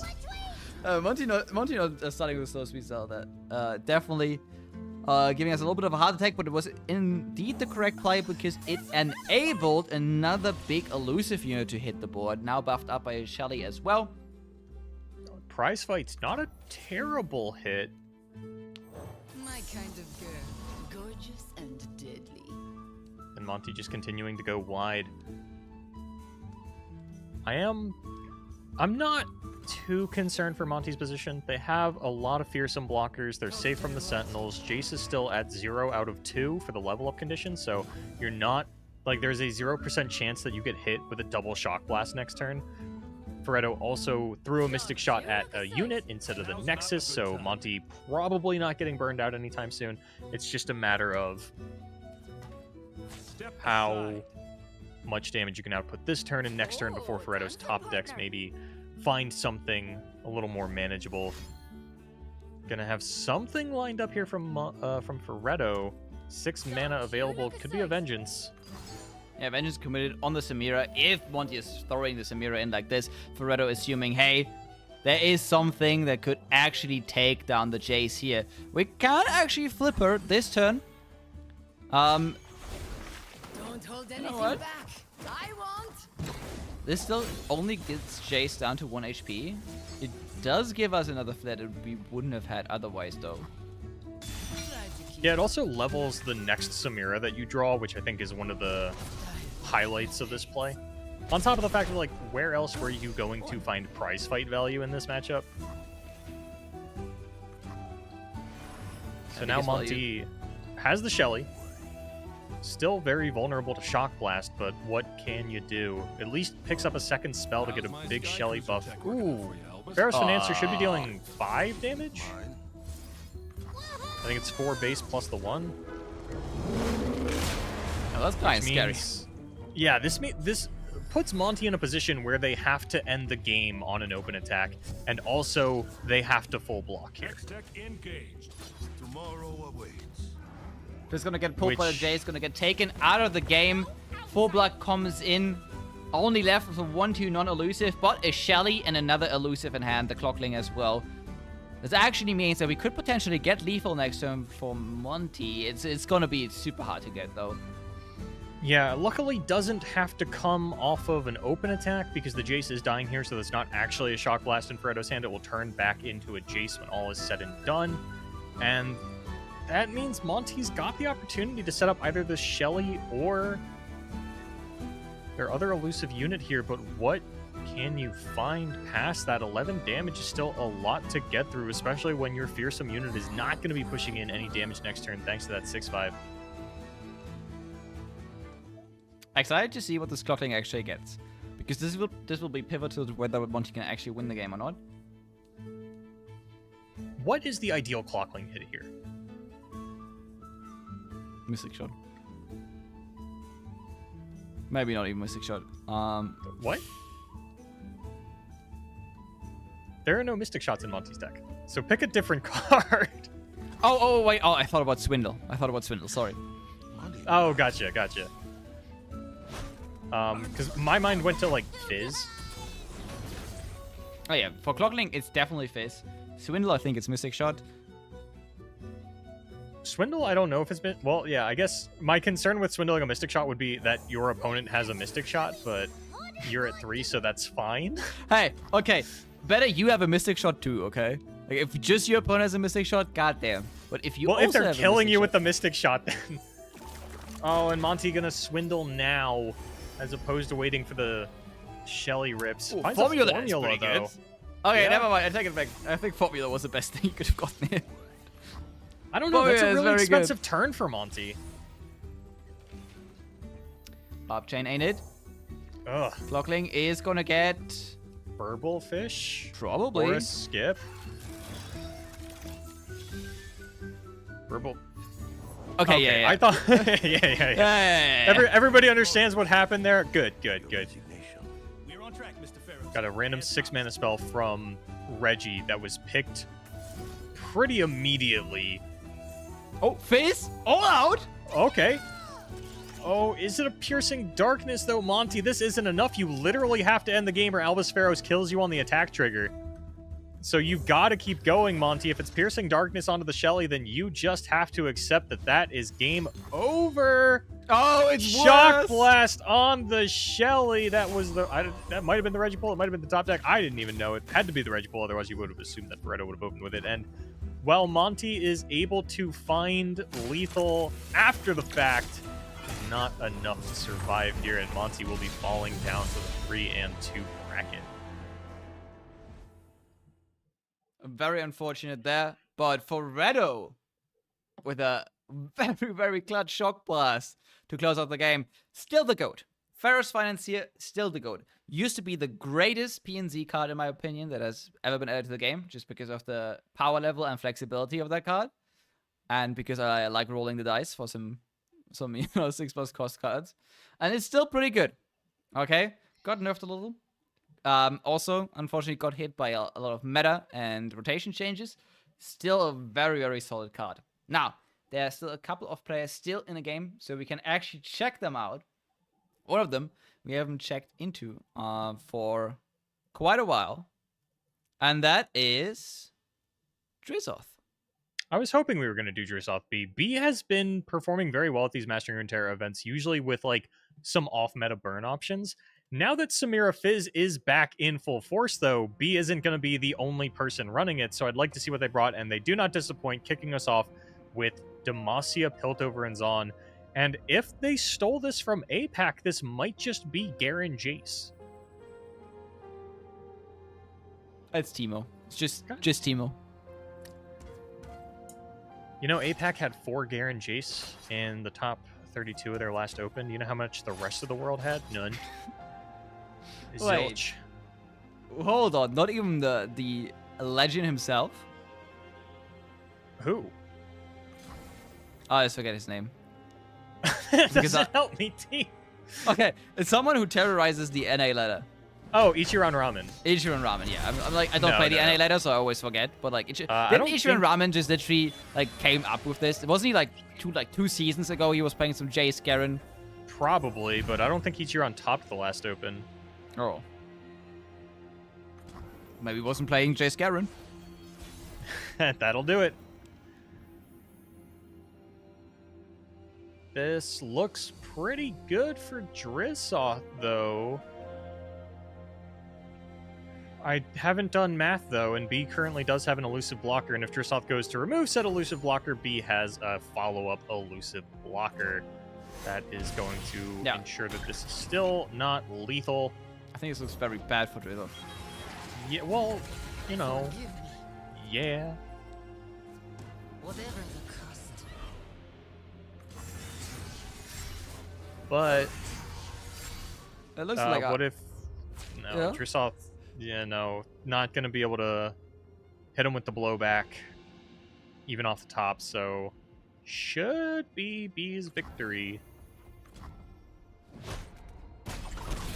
B just throwing down a couple units, playing big spells, Reggie yet again. What can Reggie find us? Another Champion strength. Good strength. job, Reggie. All Good right. job, Reggie.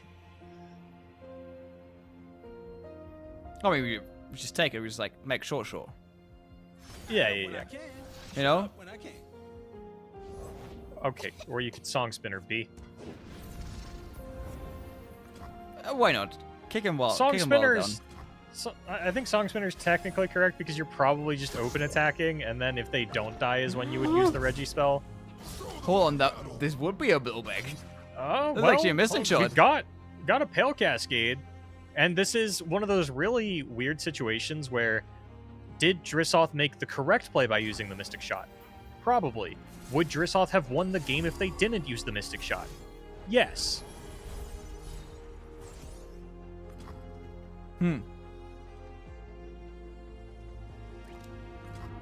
GG comes through. I mean, you can't go for Mushroom RNG. Although, Joseph should know. He knows the math. Yeah, but he also didn't think there was a second elusive blocker waiting in hand, so like just ran Yeah. a different set of numbers there, came out with that conclusion, and unfortunately, while it may have been the correct line, was not the winning line, and B is gonna win the match. Oh, it's Maybe we're so gonna good get every one time more that you game? actually don't know. And I'm like the only one who actually knows where the. I hate you where so it's much. over Why or don't you not. take over this? Why don't you do the end of game ramble? I have Sure, no I should be doing information. it. You should be doing it. I naturally flow into it, so. All right. No, the game is actually over. B took this series, which means that Joseph unfortunately goes to the X and 2 column, which not a good place to be at. But B actually goes to the X and 1, or stays in the X and 1 column, which is very, very good, and fights for another chance at top 8. But this was the last game that we are going to show you for this round. We are going to go to a break. And once we are back, we are going to show you the penultimate Swiss round, round number 6. Very excited for that one, so stay tuned, and we're going to be right back.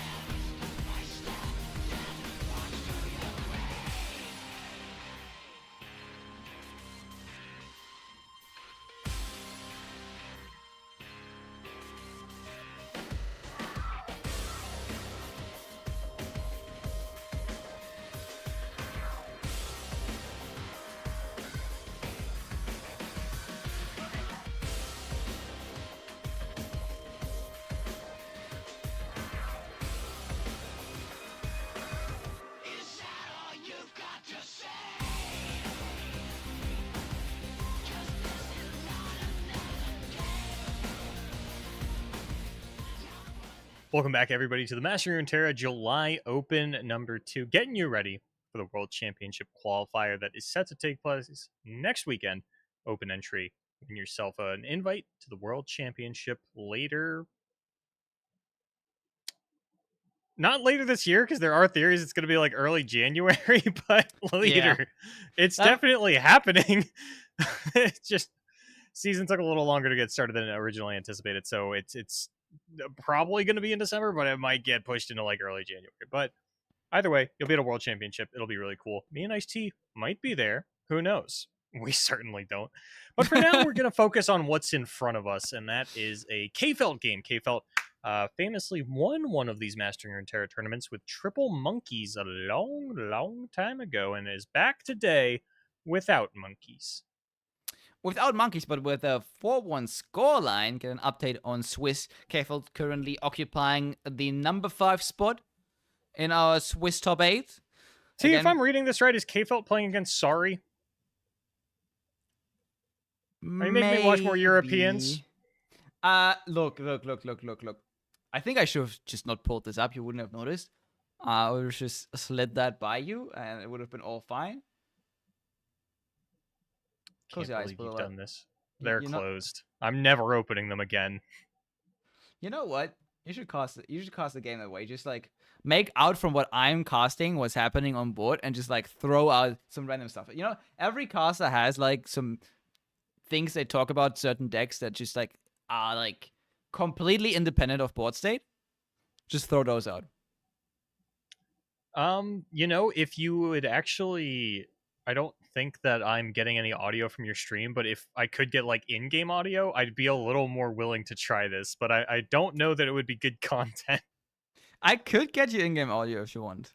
We'll plan for this in the future, and maybe it'll be maybe like a donation. Like if we hit $1,500 on the next one or something, then Boulevard will do a cast with his eyes closed, and you can see how not different it is from casting with my eyes open. Yeah, that would actually be pretty funny. Okay, so guys, for the next one, get your donations out.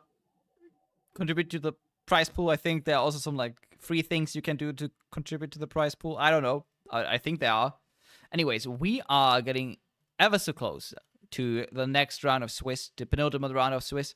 Afterwards, we will only have one more round where possibly there's going to be an undefeated player at the end. There won't be 2 undefeated players because I think it looks like BB and Margin Bay are going to play against each other. So that's not going to happen. But we'll possibly have 1 undefeated player that is going to go into Top Cut, which is really exciting because that means we might have another undefeated player just going 0-1 in Top Cut, dropping out, just as always. I think it happens almost every time. Pretty much. You know, T, now that we are in round number 6, we only have 2 Exos left. We're watching K-Felt versus Sorry. Both these players have Fizz Samira and Jinx Kennen in their lineup. I gotta ask, not how many Jinx, not how many Samira Fizz, but how many Samira Fizz plus Jinx lineups do you think we will have in the top 8? Oh, Samira Fizz plus Jinx lineups. I think we will have at least 2. I was thinking more like 5. Oh. I think every game there's a possibility that like every match we've watched today, with the exception of like 1 or 2, has had a Samira Fizz plus Jinx player. Especially as we get into the later rounds and we're looking at like who's undefeated, who's X1. We're just constant like, if it is K-Felt versus Sorry, then both players have brought Samira Fizz plus Jinx. Well, there's an option for them for one of them to drop out of the top 8 right now, and then that's true. There's one less player. Yeah, my 2 picks for the 2 players that wouldn't make it anywhere would have been BB and Sorry. And that's based on Cope, Hope, and a little bit of trust. Couldn't find another Ope word there? No, I couldn't find another Ope. I was really rooting for you. Cope, Hope, Dope. Yeah, no. They're not doping up for this one. For this one? Yeah, the Adderall is gonna be. Yeah, so we got some Adderall gamers in the chat. It's gonna be brought out for the Worlds qualifier. Gotta save up on that one. Yeah, I will say, I mean, I am doped up. I think I'm on like 500 milligrams of caffeine at this point, and I still got a couple energy drinks on backup, just to push through the top 8 and all that. But luckily, you don't have to watch me play Legends of Runeterra through all of that. Now, while Samira Fizz and Jinx seems to be the premier 2-deck lineup, people are very split on what that third deck is supposed to be. We've seen anything and everything at this point, be it a comfort deck, another aggressively postured deck. In the case of K-Felt, we're looking at Jack's Teemo. Oh my god! I was like about to yawn when you were about to say another Aatrox, but that's cool. That's really cool. I'm really excited for that one. Jax just in very very different decks than we used to see him. Usually just paired with the On, obviously back in the day, paired with timelines. Now with a variety of cards, just going for more aggressive Jax stacks that don't really have to grind out and have to get to the mid game, have to get to the On to maybe get a huge finisher, but rather actually go for some explosive early to mid game to close So out I the looked game. it up and I found K-Felt's opponent. It's actually not Sorry. It's going to be Oh. Lied, who is on Truck Vein, Alawi Swain, and Frostbite mid-range. Ooh!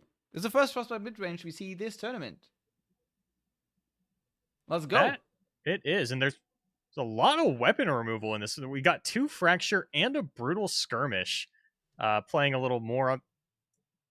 I was going to say playing a little more on the aggressive side because I saw Reckless Trifarian, but it's actually only 1 Reckless Trifarian, and then there's 2 Yeti Yearling, which, for those of you not 100%, that is the 1-2 that makes 2 Enraged Yetis in your deck on Last Breath. And I know what you're thinking. Oh, that's in there for the Yeti subtype, so you can take advantage of that with a different card. You would be incorrect. There is nothing in here that has anything to do with subtypes.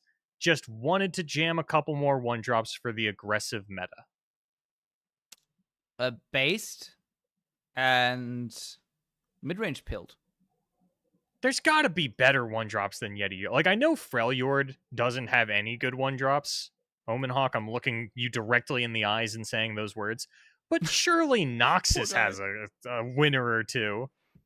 I mean, yeah. No, actually, we have a couple of 1-drops that either have fearsome or that give us something when they die. But now with the burp, the premier burp, lovely Crimson Pigeon being nerfed. Actually, the 1-drops in Noxus go down, especially for this kind of deck as well. Like, we don't really have like good mid-range 1-drops in Noxus anymore. Yeah, Blade Squire is the only one here that looks moderately defensible. Maybe get quick attack or overwhelm, some other extra thing onto a unit a little bit later down the line, but maybe just really values the 1-2 stat line. There's I don't know, which is weird to me. Especially if we're thinking about like the Jinx deck, because that is just something that it doesn't even trade with the Flame Chompers. But here we've got the full lineup laid out for you. You could see the decks for yourselves. We got Alawi Swain, Aatrox Vein, and then the Frostbite midrange. Yeah, I'm gonna be real with you here. Even though I'm a little bit excited for Frostbite midrange, the other 2 decks we have just seen so much today. It's like this meta so far in the Mastering Runeterra Open has been very narrow. And with very narrow, obviously, we mean very narrow in Runeterra terms. So I mean very, very narrow in Runeterra terms in other card games. Meta is usually way narrower. But so far, it has been coming down to 3 lineups. And Aatrox has been slotted into almost all of them. And it's also been one of the worst performing decks in all of them, at least on camera so far today. Unfortunately, we won't get like individual win-loss stats on this. What do you think this is? The Aegis Esports League with the stats on anything and everything you could ever ask for? No, not quite. We're not there yet. But I do want to point out that despite most of the meta that we've seen today being very aggressive, Lied seems to be very in love with the idea of weapon removal. We see 3 heavy metal in the Alawi Swain. We see a silence and suppress in the Aatrox Vein. And then, as previously mentioned, we see not just Brutal Skirmish, but also Fracture in the Freljord deck. And honestly, I like Fracture. We've been watching a lot of the same kinds of decks, and I think that, like, we memed a lot about just Whale the Burblefish many years ago, but I think now, if you look at what a 1 damage board wipe actually does, significantly better in certain matchups. Yeah, for sure. We'll have to see if that weapon removal actually pans out the way they imagined. I do see a little problem. And that is that Elite is currently in a game. Well, K-Feld is not. Have you lied to us? Lead to us? Not according to the bracket, unless it got repaired. Nope, it is actually K-Feld was lead. Maybe just like a little mishap on that A side. leftover ladder game, perhaps. Spectate bug. You never know, you know. So Could what do always we be. do now? We just see if K-Feld gets into game. If not, we have a Alright. small problem. If he does get into game and it's not for his lead, then I don't know what's happening at this point. You know. But Your guess we'll is as see. good as mine. On backup, we do have our 5-0s. Broken Ball versus Majin Bay. We haven't actually looked at either of them yet for a full set, so we could do that. But as previously mentioned, SparklingIceTea is actually so afraid of Broken Ball that he's really hoping he forgets that he exists. So he really doesn't want to put him on stream and remind him of his presence. Yeah, because Broken Ball will actually see that I've put him on stream, and then he's gonna be like, "Yo, IceTea, I told you I believe in jinxing. Why did you cast a curse me?" And I'm like, "Bro, I don't know. Please, you." No, you have my address. No, get out of my house. The wild part to me is you have to eventually not believe in caster cursing, or you can't win the tournament. Because one way or another, if you're gonna win the tournament, you're gonna be on camera. Yep. We're gonna cast the finals. You know what? Maybe there's something we don't. All right, Go they're home, finally wrap it ready up to game. early. All right, here we go. And we're in on turn 1 this time, IceTea. I wonder how that happened. It's crazy what players can do when they turn on spectate in time. Certainly nothing to do with you. Yeah, it's also the players did not turn on spectate on time. One of them did. Well, I guess we sit and wait to see what that second hand contains, but a reminder that this is Alawi Swain, not Samira Fizz on the side of Lied. And that's going to be 18 Nexus health on their side as well. No parlay for the opener. K-Felt sitting on a pretty okay hand. We haven't really gotten to watch a lot of Jack's Bandle City. It's similarly built to the Jinx version in that you're playing just a lot of Mecha Yordle discard synergies, which is kind of weird to say in a Bandle, like in a non-Piltover and Zon deck. Oh, we find the Teemo. Still go for the open, though. It's going to be 6 damage pushed into Lied's Nexus, and not a lot that they could really do to contest this. It's pretty much just Make It Rain, which would save 3 HP, which is about as much as you could hope for a Make It Rain, especially as you scale into the mid to late game. But no, nothing going to come out of Lied. Really wants to get down whatever they have, and yeah, no fast speed removal here. Have the Disintegrate, but nothing to pair with it. C's voice comes down, and we already see that heavy metal could do a lot of work in this matchup. And it's going to be used immediately to take out the Rencho-Matic. Now, is it Lied or is it Lead? Because those are two very different things. So, technically, their name is spelled I-I-E-D. But I'm going to say Lied because that is spelled like Lied with... I just assumed that the name Lied was taken, so they used a capital I as a lowercase l. Is there any time you would ever look at that word and say it Lead? Yeah, if you're speaking German, because then it would be the German word for song. Okay, well, this isn't a European SparklingIceTea. Lied isn't a... I have no idea what country Lied is from. Oh, I don't know. If they are bringing Jinx Bandle, they better be European. But they don't, They so... are not bringing Jinx Bandle. Yeah. Yeah, this is a Vayne Aatrox gamer SparklingIceTea. That's an Nice. American. Screams Americas, yeah. Not even America's. America, specifically. This Oh is a my United States player. Gotta be. The US of Aatrox. Yeah, that is actually on the 4th of July. That is what we celebrated this year. It was the US of Aatrox. Ooh, we swing in. Let's get a few tentacles ready. Easy blocks here on the side of K-Feld. But oh no, disintegrate? There wasn't any other card they could have played from their hand at that point, so yeah, it's going to be Disintegrate. That's going to take out both C's voice, and this is just not a good position from Lied. Taking out 2 of the units that give Overwhelm over to the Tentacle. This Buru Lookout going to pump up the Tentacle, but without a keyword on it, it's sort of evasion. It's really not going to do as much, and yeah, sure, make the Tentacle just a little bit bigger. Make it, I guess, able to try and contest anything that K-Felt plays out here, Unfortunately, that's not super the case right now. Light is going to have to get down that Buru before playing any of these tentacle smashes, or they risk their tentacle just never getting big enough. Alright, careful with the opportunity here to just absolutely play into a pirouette. I'll just take the attack. Now you could actually play the Trump Attacker, which would technically not play into the pirouette. You miss out on a huge board buff in case you just want to develop next turn and then put Trump Attacker on your next attack token. A Vandal Scout learns But you by could make doing. this turn really awkward for a lead. And with Trump Attacker being a 5/5, you wouldn't even be able to like tentacle smash the Teemo and then block the Trump Attacker and trade with it with the tentacle. It'd only be a 4/3. So instead, we're gonna get Combat Cook. This does open up for the pirouette, and my, what a good pirouette it is looking like. Actually, I think this might just be Buru. I like Buru. Because Buru... Yeah, Buru is spawn 3, correct? So this would be a 5/5 tentacle we're looking at here? Yeah. Yeah, that would have looked pretty good, but... I'm going to pass it. I do want to take a look at K-Felt's list here for 1 second. Okay, there is one catch. The sea is fathomless. It's kind of amazing that this list from Lead specifically, the Swain Eloy list, is way more Eloy heavy than the other ones. Also, one thing that Broken Ball would like me to mention is that not only are we not allowed to like this deck, because otherwise he's gonna kill us in our sleep, but we are also supposed to mention that this deck either draws idle on 1 or loses. There's a new stat to track. And it has not drawn idle on 1 on this game. I have bad news. I also think I lost track of the Jinx record on camera. I've also given up on the Samira tracking of Fish versus Monkey because I assume at this point that Salty Simon is the only monkey in the tournament.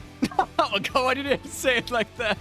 I thought about phrasing that better, and then I said, man. no, this is going to be really funny. It is. Jesus. Alright, and so we committed everything in this tentacle. The tentacle died, and with that, I think our chances to win this game went with it. This Riptide Sermon isn't looking great. Everything in K-Felt's hand either improvises, has tough, or is too large. Oh, I forgot that Innovative Blacksmith doesn't actually improvise. It's when you improvise, then you can get the +1. But yeah, Riptide Sermon just not going to do enough here. Trump Attacker could come down. Still got a couple of ways to make a big tentacle, but unfortunately Lied just doesn't have the capabilities of running out multiples of these cards in the same turn. So going to kick things off with the Watchful Idol. Turn 7 and turn 1, not the same thing by any stretch of the imagination.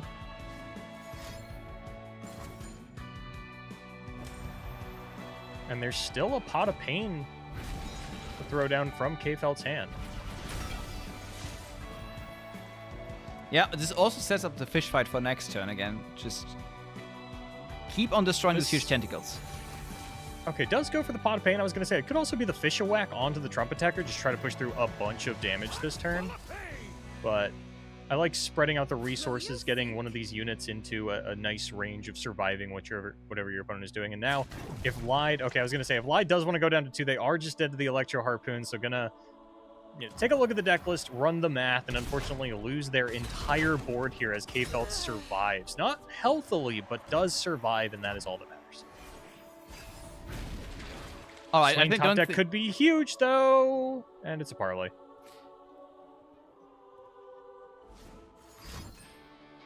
Parlay coming in, taking on the Trump Attacker, which means that K-Pop is just going to develop onto this board, just going to throw down, get another Mecha Yordle, Arena Promoter, getting him Fury Horn, Crasher, Geode, Mecha Forcer, Professor Von Mech. This is, well, looks like, oh, Professor Von Mech. I was almost down to take the Geode Mecha Forcer. I was like, guess the Tentacle Smashes would have been finding a good target there then.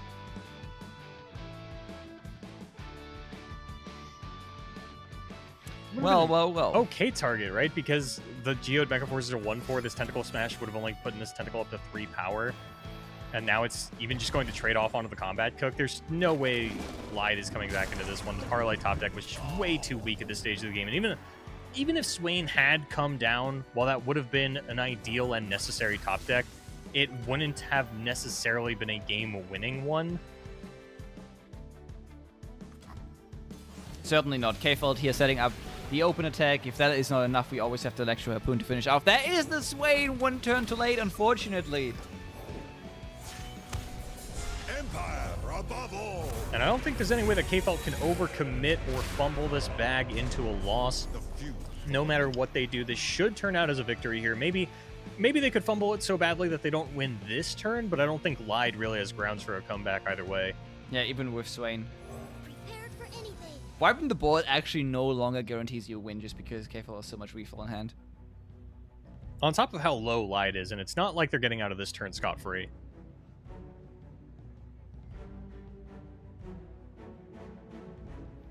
Always have to fish fight at the ready as well. Fish fight, Electro Harpoon, more units to play out if they really want to. Nothing great coming out of the Mecha Yordle, but Combat Cook is good enough anyway. Ooh, the Lunari Cult is a great pull. Actually activated. So now we've got a 3 extra damage between the gems and the tiny spear. Tentacle Smash going to come out on Teemo. Finish that off with the Electro Harpoon and play out all of the buff spells. Yeah, why not just remove a blocker? Oh, fish fight! Oh, fish fight is Swain. Yeah, however you slice it and dice it, this game is absolutely over. The GG comes out from Light, and the game goes to game number 2. And that's what we were talking about, right? We didn't know exactly the direction, like which particular motions and button presses K-Felt wanted to go through to end the game there, but there were certainly so many combinations that it was nearly impossible to not come away with a win on that turn. And this does mean the Samira Fizz Jinx lineups continuing to look good. Now with the weak sort of oddball out, the third deck, if you will, out of the way, K-Felt is just left with pure gasoline. I was almost afraid when I heard that soundtrack. I was like, are we on the Lurk board? Are we playing Lurk? Nope. We're playing Fizz Samira. Is it And... Lurk board? Oh, this is the Lurk Oh, the board, Pike no? board? Yeah. Yeah, I forget that one exists.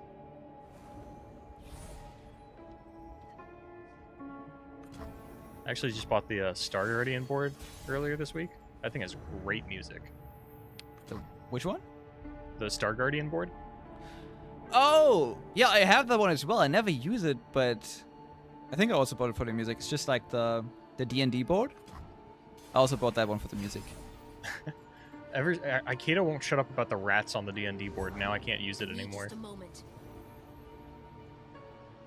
Well, you know what? That's fine. They should have just replaced the rats with Crimson Bloodletter. Just cute little mutant rats. Let me at 'em. I would have liked that.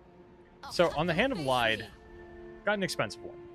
Fizz is going to potentially get taken out here. Lied might proactively use this Elixir of Iron to try and preserve their challenger, and it looks like that is going to be the case. K-Felt not going to have a response here, but will be able to get down Samira, or whatever else they choose. And from there, it comes down to how many combat tricks does K-Felt feel like playing around? Do you want to challenge this Glory Seeker, or do you want to try and just go through it, given that it can't block, has the immobile keyword in that sense? And Lied just has a very expensive hand, and this is one of those situations where, talk about the mind games of Legends of Runeterra, the passing back and forth, the playing with the priority. How long do you think it is holding up combat tricks and playing reactively before you realize that your opponent just has an extremely weak hand and really push your advantage? Of course, Lied does have Reckoning available on this turn, as K-Felt not really playing a deck that has removal spells. No, not at all. Removal spell we do have, especially in combination with this new generated prize fight, is obviously the Pirate. Not really in hand right now. So for K-Felt, it's really just about getting some good trades in with Samira here, and then trying to push down the next SP as fast as possible. This time around, actually, we just go for the opener. Just are fine with pushing 3, not even generating any cards here. Giving free way to that Ash. Jettison pulled, not the worst spell you could get, but definitely down there. For those of you at home wondering what the worst spell that you can get is, it's Bloodbait. A lurk card, who would have guessed? Like, every time Drizov talks about this, how just, like, infuriated he gets at that card. And it's correct. Like, I think he once said that that card is still in there just to balance out all the cards that give you one cost cards in Bilgewater. And it's actually true. It's actually, I think, like, the only reason that exists because no lurk deck plays Bloodbait. No. I do love Drizov's proposed change of make Bloodbait 0 mana. Not gonna do that though, unfortunately for Drizzle. Bloodbait is exactly how they wanted it. Yeah, gonna lose the Burblefish at the end of the turn here, but in the meantime, they are gonna get a board-wide buff. Now, unfortunately, Shelly not even gonna trade on the Glory Seeker, unless it is the all-out used onto the Shelly, which might as well be, unless you really want to try and trade the Coral Creatures into the Ash. Definitely options here on the side of K-Felt and how exactly they want to play this one out, but one would assume that 2 spells are coming out not just to get the Shelly proc, but also to level this Samira. Incisive Tactician would be an expensive rally, but a rally nonetheless. Eros Northgard is This is okay, good but information, it doesn't though. do anything. Like, these cards are useless, but now K-Felt is aware that the One of Reckoning is in Lide's hand, and that is really good information to have. Yeah, now you know there is an inevitable board wipe coming. You can't play around it, not even Fizz can stop.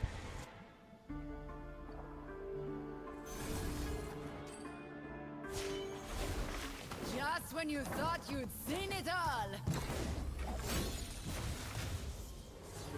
Come on, you sorry lot.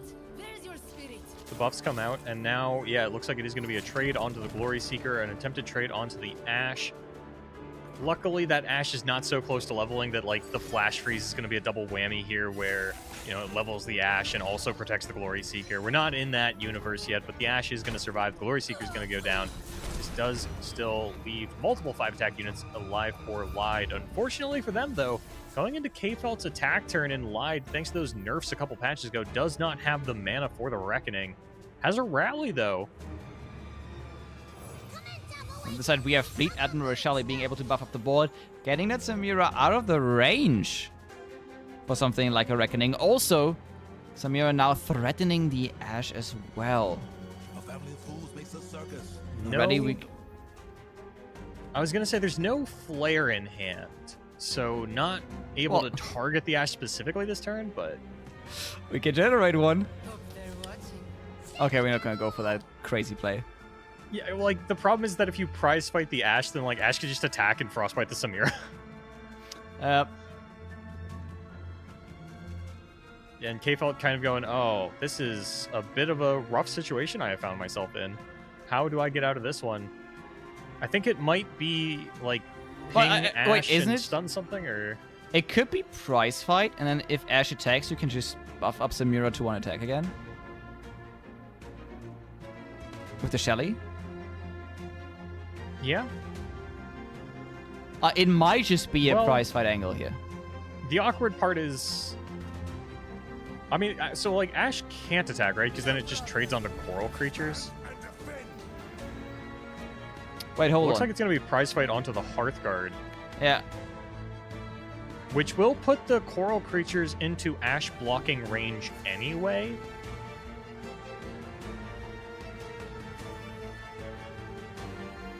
And while normally 1 health on the Samira doesn't matter, we do see the Fracture in Lide's hand that actually would take out this 1 HP Samira, but K-Felt wants to generate the additional flare.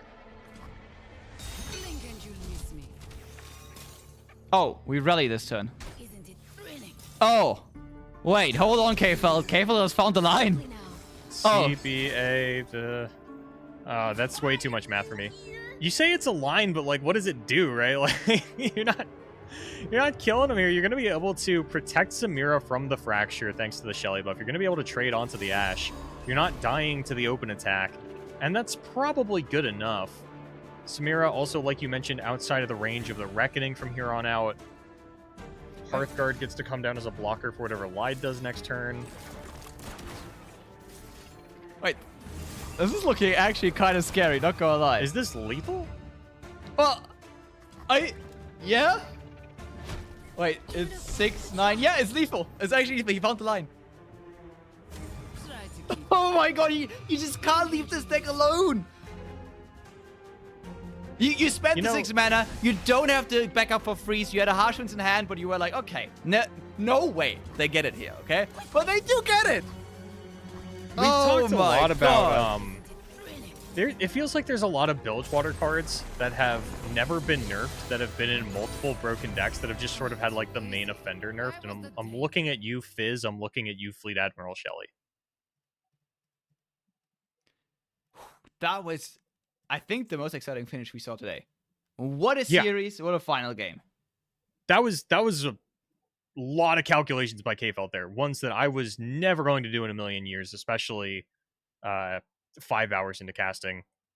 I don't have to find the win. That's K-Felt's job, and he did it perfectly, getting that 2-0 victory and making a case for just more and more Samira Fizz plus Jinx lineups in our top 8.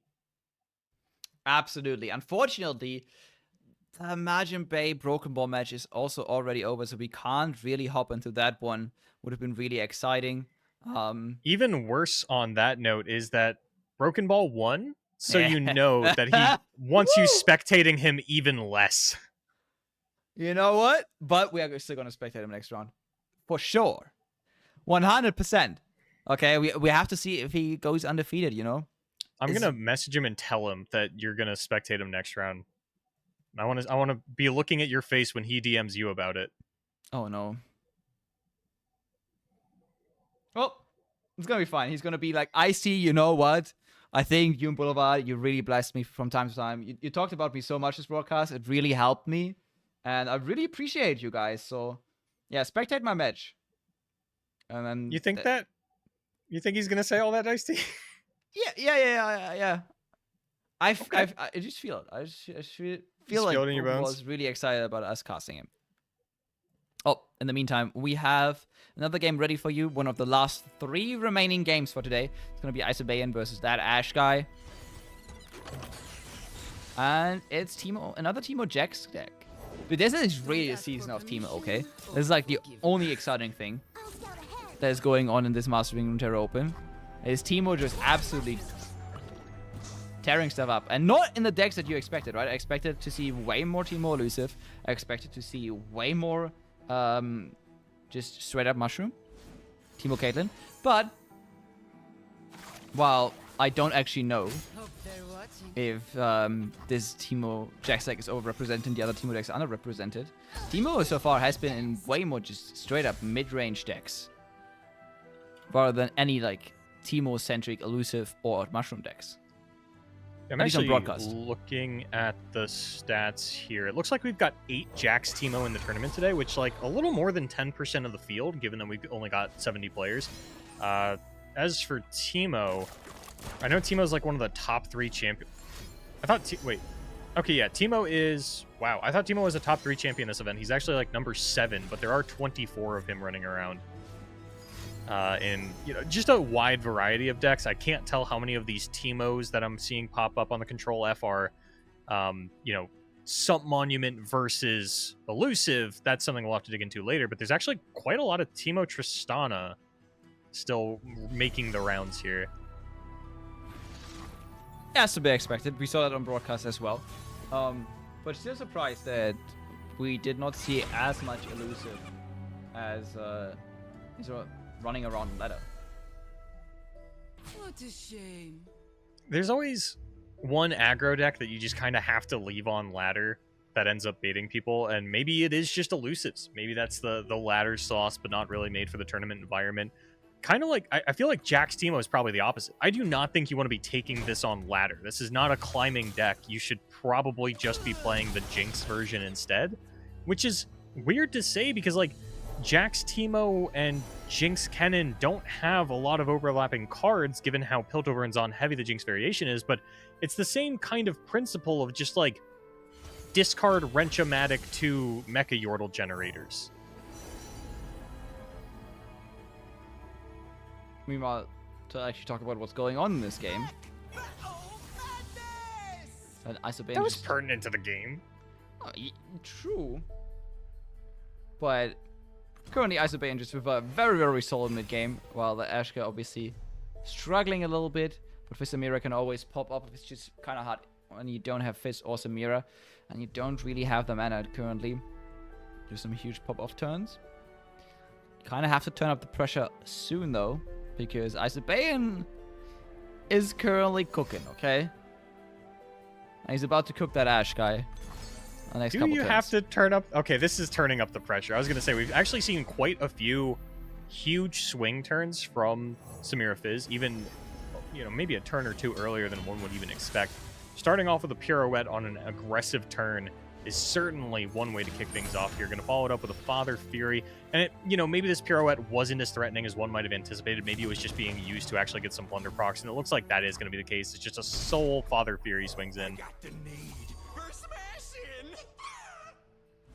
Oh, you always smash and dash coming back in? Excuse you, that is SparklingIceTea, the Mecha Yordle formerly known as Smash and Dash. Oh, damn, you you actually remember. Let's go. A little bit of a callback. That's where all my brain power is going right now, to the funny callbacks. It's a big swing from Isobane, and 19 damage lined up. This is looking like lethal, even with blocks from Ash Guy. Is there anything else they could possibly do? Survey says probably not.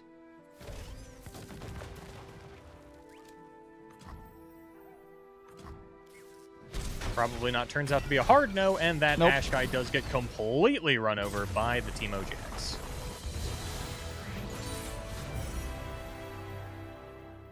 GG. Nice try. Well played. I think that was it with the games for today, though. At least for round number 6. We still have Nope, one that's more it round for of today. Swiss. Thank you all so much for watching. I have been Boulevard. This has been SparklingIceTea. We will see you next time.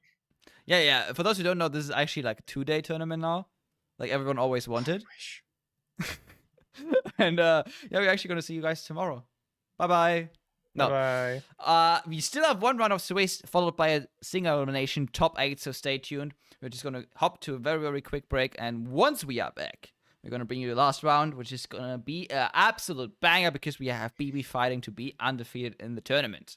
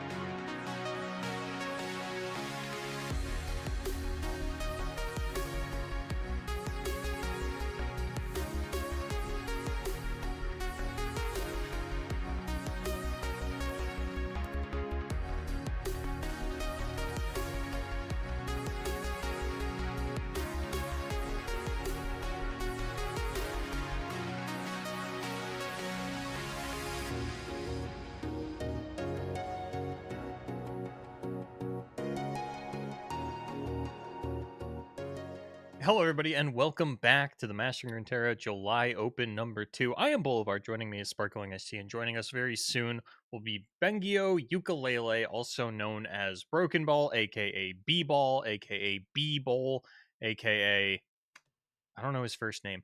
And they're going to be up against Just B. Now, SparklingIceTea, I want you to commit.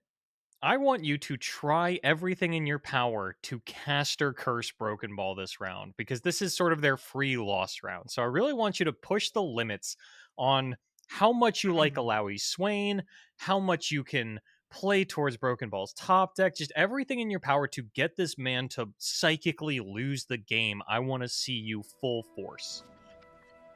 Okay. All right, give me one. I have to prepare this. Yeah. Take your time. All right. Broken Ball is the absolute GOAT of EMEA. I don't think anyone has even reached the level of BB when it comes to innovation, gameplay, just absolute clean lines. That dude is just snorting them all in the game. Nobody can defeat him. He is going to not only go undefeated now, he's going to stay undefeated till the rest of the year. He's going to win the next World Championship. Okay, let's start with maybe the next World Qualifier. No. Next World Championship. I told you. Is he qualified for Worlds yet? I don't know. I just I'll get there. I just wanted to make a really big speech. That's fair. So B actually has one of the more interesting lineups in the tournament, as B tends to. Really hard to run stats on Mastering Runeterra events because B always screws up the numbers. So what we have here is Samira Akshan. We were speculating earlier in the day about, is Akshan still in Standard? The answer is yes, and B has brought them here alongside, that's right, that's Golden Ambassador. So you might be thinking, wow, how many Noxus cards are in the deck? Is it just Samira? No, folks. It's 3 Transfusion with the 3 Samira.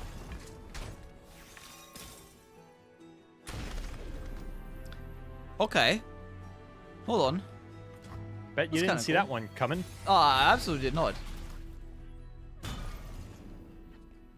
The base, Which, like, I mean, Transfusion does target 2 allies when we're talking about, you know, Akshan and things like that. So that's kind of cool. You know what? I tried to build this deck myself, so I'm really excited to see how someone way better at the game than me built this deck. Yeah, B always brings some. It's so funny to me that, like, B was just the only Samira Fizz player for so long, and now that it's meta, B is on Akshan Samira, Shen Jarvan, and oh, okay. I was like, it's another mono Teemo deck. What is it? It's Champion Strength.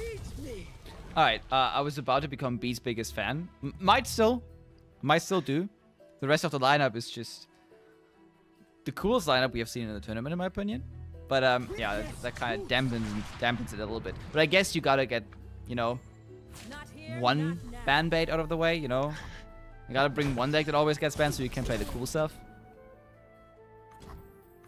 You know, speaking of the cool stuff, I am keeping track here. Broken Ball did have Idle on 1, so we'll see if that converts into a win. It's still looking good for Broken Ball, even though there's this 4/4 Akshan coming down. Broken Ball still has the Seize Voice, still has Tentacle Smash, this Rite of Negation out of B. An expensive way to deal with Pirouette. Luckily, going to get one out of Broken Ball here, using it defensively rather than offensively, which I think is going to be B's bigger concern, because looking at this deck list, doesn't play super well on defense. There's definitely some weird stuff in here. Like, it's almost... It kind of almost looks like an aggressive deck. Not an aggro deck, but an aggressive deck, because you're looking at like 3 Transfusion, 3 Prowl, despite only having 1 hidden ally. And then it's like 3 Grappling Hook, 3 Desert Duel.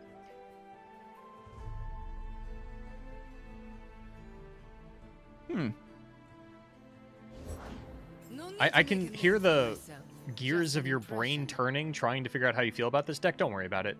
You don't have to say... You don't have to have opinions on B's decks. It's it's cool, but it just B is like, it's weird because we can't really talk smack on B because the decks work for them, but you absolutely cannot try this at home. No, this will not work for you. I'm just kind of wrapping my brain around how I have not been B's biggest fan for like their whole competitive career yet. You gotta stop taking breaks from casting these Mastering Runeterra events, because that is where B comes out and shines. That is actually true. God damn it, TFT. No, just joking. I had to work. Yeah. I was totally Don't not worry, ditching any of these for TFT. We've all got a game we'd rather be playing right now. I would actually like to be playing B's deck right now. I would actually like to be on ladder right now, jamming Just message this. be like, hey, actually, can you give me your login and I play against Broken Ball? That's how you cast your Broken Ball. You take over 4B while they're playing the Akshan Samira deck. Yeah, you know what? I kind of know my way around Transfusion, to be honest. It's a card I'm deeply familiar with. Did you run that, or was it always just Vladimir's Transfusion? It was always just Vladimir. No, it was maybe a one-off. It was like a one-off Transfusion, and all the rest was just Vladimir Transfusion, yeah. Mother Serpent brings us together. Although I was always the guy that ran the more aggressive. Instead of like the pure mid-range, maybe Yeah. sometimes even control Skyground stacks. Because I was like, control Skygrounds? What the hell? The most aggressive Scargrounds player in the West. That's what you were known as, Sparkling IceTea. And B-Ball, So- looking to be one of the most aggressive Alawi Swain players, coming in for an okay amount of damage here, but ultimately not going to work out thanks to the Scrying Sands. And I gotta say, T, when we talk about closed deck list, Scrying Sands seems to be one of the most gotcha cards out there. Players just never expect this in anything that is not an Echo deck. Yeah, and here we see another Sand card, Quicksand, also very good in this matchup. Just getting the overwhelm of Swain and Eloy, which is absolutely insane. This is actually looking pretty dire for Broken Ball. We kind of have to find an Eye of Noyakaburos here to refill our hand and get additional value out of our deck. Now, Tough plus Opus 2 and Quick Attack here. We already have Quick Attack, so it's either plus Opus 2 or Tough. I mean, Tough Well, is we a know really one of good those is keyword. the best keyword in the game. Yeah, so like, gotta take it, you know? To be fair though, in this case, it wouldn't really help you a lot, so I kind of have to like give it to B for going for the correct option here. We can't flip Samira, unfortunately.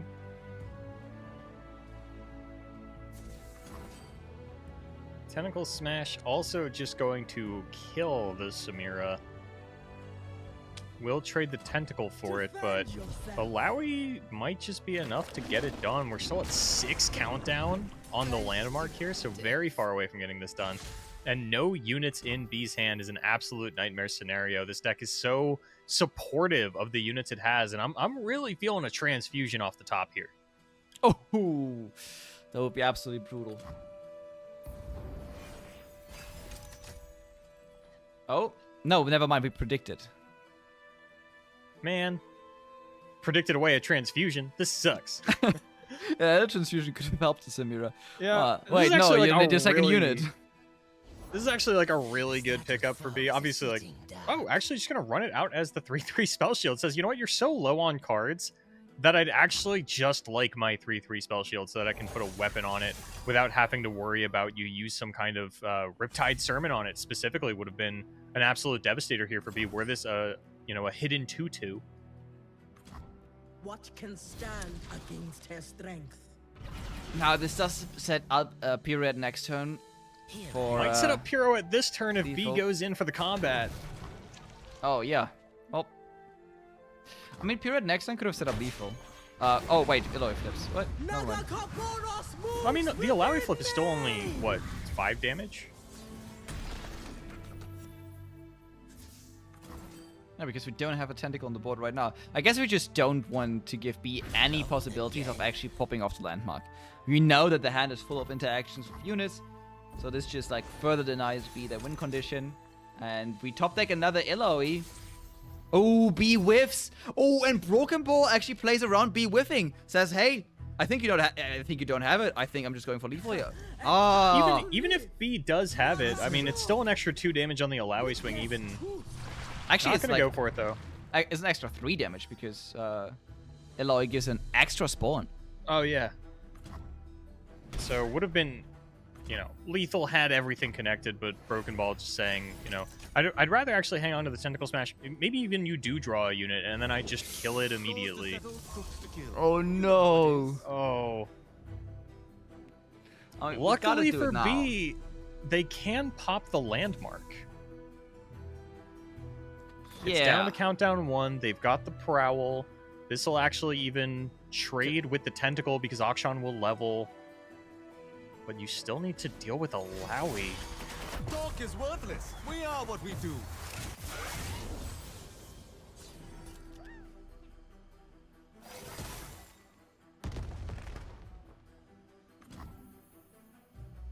I mean, this actually kind of works. If we actually find a unit here, this is actually not looking too bad. It's gotta... It doesn't have to be a unit that can kill Alawi, and it certainly shouldn't have to be, because there is no unit in B's deck that would just kill Alawi, even with the Desert Duel or the Grappling Hook or what have you. But gonna see what B can find. They didn't snap pick anything, which has me a little worried about the options available to them. Look, Sandstone Charger, give that weapon to Sandstone Charger, kill the Eloy. Give weapon to Sandstone Charger, die to Heavy Metal. Yep. Might be the play. Does go for the predict in the draw, though. Avenging Vastaya. Can't quite get there, but you're definitely not dying on the open attack. I don't think we couldn't Vagabond is F8. I think you would want a spell shield unit here. This is the most Avenging Vastaya I've ever seen a player just raw cast in my entire life. And I think it was correct both times. And this is actually really good because Spell Shield will protect this from Heavy Metal. Since BB, as of right now, can't get lethal next turn. No, B, actually with a little bit of a misstep here, though, used the unrevealed Swinging Glaive.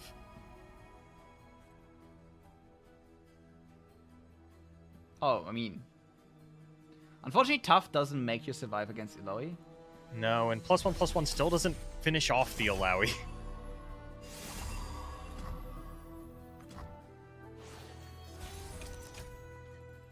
Ooh, the Leviathan. Oh, the Quicksand. Quicksand really good here, but like we're still just so far off actually getting lethal ourselves on B's side. Yeah, just so many 7 HP units. B not quite able to finish off with either the Desert Duel or the Grappling Hook.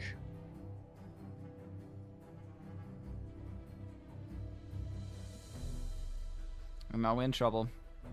We gotta somehow deal with these units. You can Desert Duel...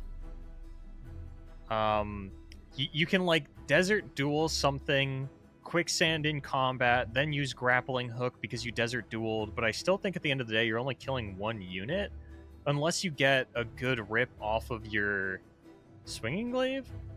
Maybe you can actually I think because of Swinging Glaive, I think B can survive and maybe even proc the Akshan landmark this turn. I think B's just kind of running through the numbers here. It's a little awkward because it will be most of your mana. We're looking at 9 mana sort of pre-committed onto the spells here. Looks like Quicksand's going to come out first. This might be Quicksand plus Desert Duel. Okay, all in onto the Leviathan. Desert Duel to knock it down. This does mean that the Vastaya is going to have to full block the Alawi, though. Yeah, feel like that is... I mean, this was so hard to sequence. There's just so many ways that this can go wrong. I feel like there was a way to do it. I feel like this wasn't it. It will buy B another turn, though. No, B's just going to surrender. Yeah, makes sense.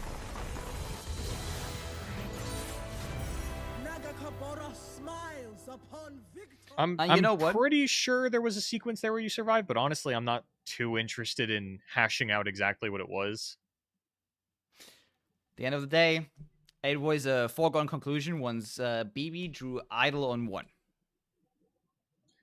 We're at 1-1 for Alawi Swain winning with Idol on 1.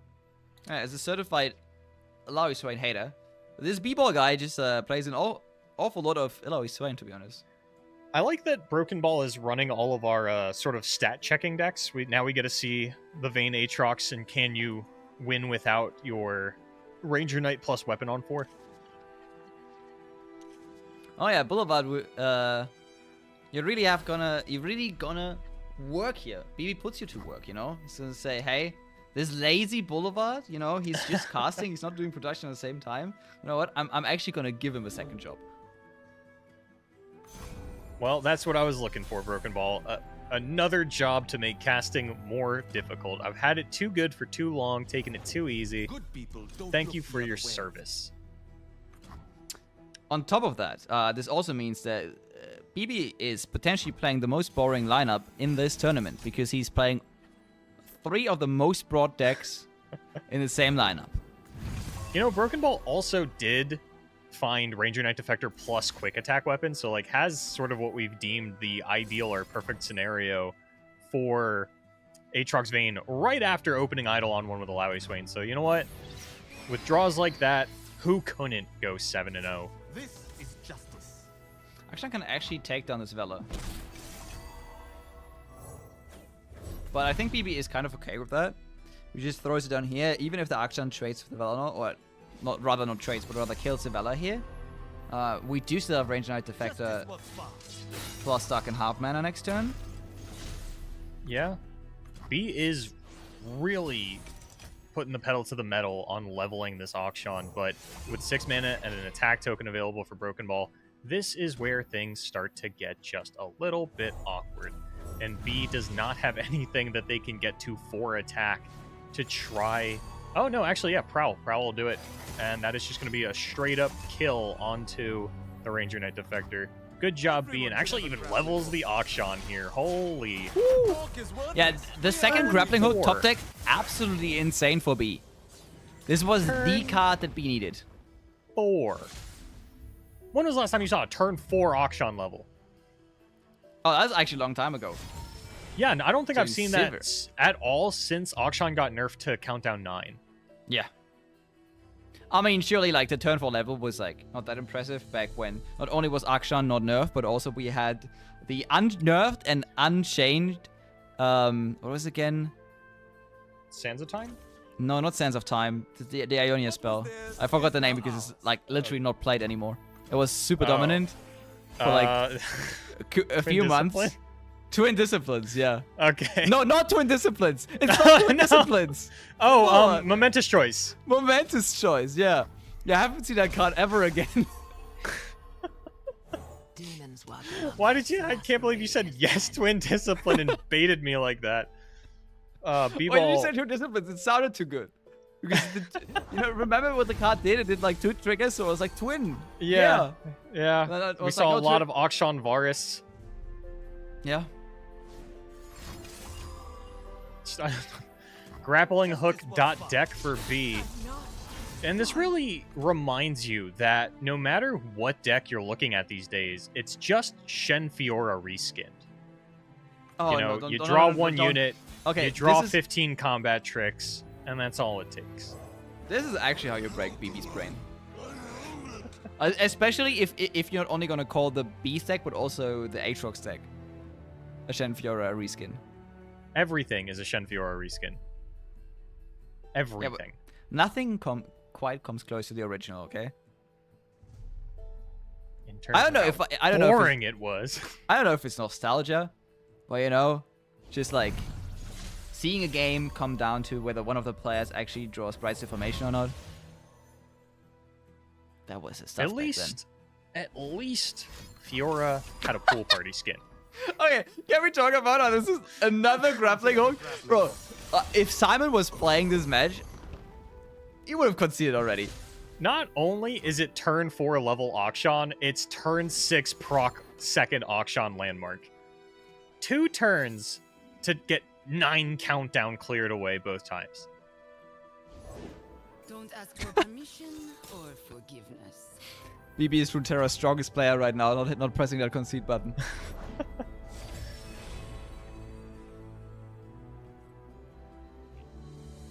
Oh, I like how the spectator buck is on both sides.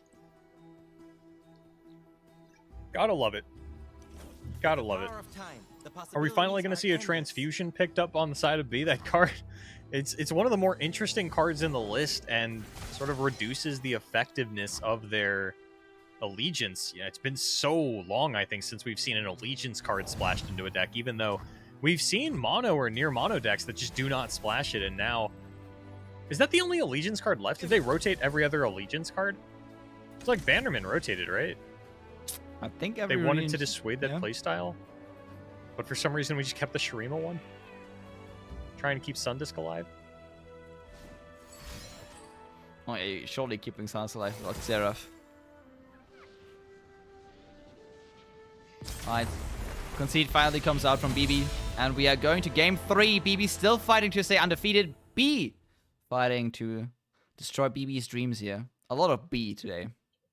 I'm currently control Fing all of the allegiance cards on the rotation list. I do think every Allegiance card rotated except the Shuma one. I'm not actually unsure about the banner one. Let me. Do you remember how? Was that 4 mana? Yes, everyone was. Okay, yeah.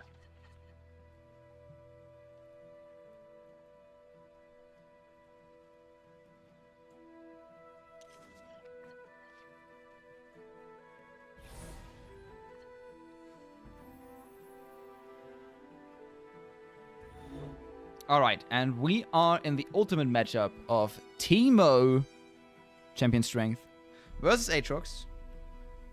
Which really comes down to whether B draws Champion Strength or not. Let's get to work.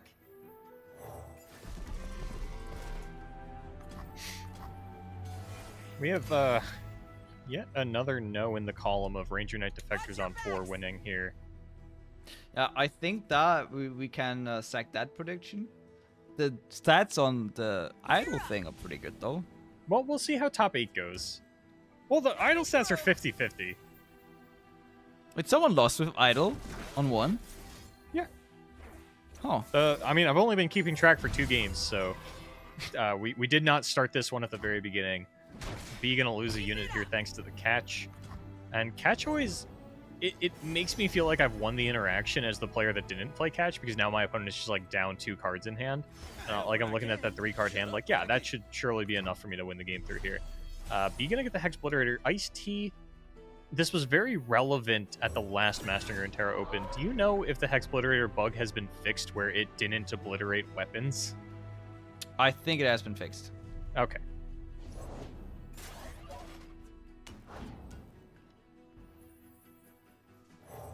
Dark and Spear gonna be committed on the formidable unit. Yeah, no challenger on it though. Broken Ball now the one who has to top deck a follower to get that online. And B can take a kill onto the Elk here. Would still summon a unit for B-Ball, of course. Get that little Dark Enthrall. And so B says, you know what? I'd like to just keep 6 units alive. I'd like to maybe find a Champion Strength next turn off of my Augmented Clockling. Who knows? Give you a little... Maybe Reggie will just make it. There's a 5-5 badger bit though.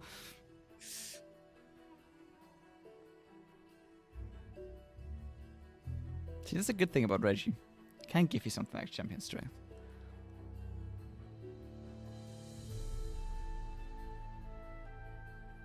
Alright. B just going for the Augmented Clockling as you predicted, trying to find the Champion Strength, does not find it. Finds a Teemo for 0. It's probably a skip. Yep. Yeah. Teemo for 0 sounds cool, but when you could find Champion Strength, roll that mystery box dice again, it just sounds a lot better.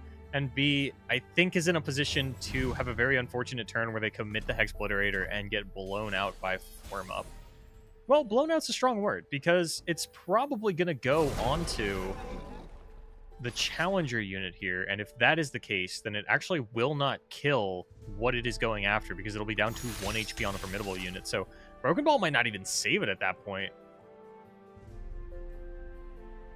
Yeah, the only thing you do lose out on is Anaka. Anaka really strong, obviously, especially if your hand is this low. But luckily, you do have the Dark Harp, you do have Serato in hand, which is another card that's great when your hand is low on resources, and is another good target for Explorator, to be honest. You might just let this one go. Leave a 0-1 bird on the board.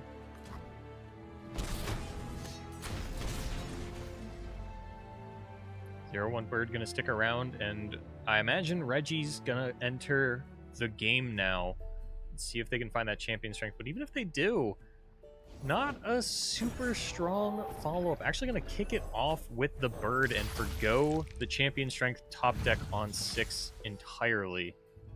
People just tutoring Aatrox up here. Also, potentially going to be able to heal the bird back up. Yep.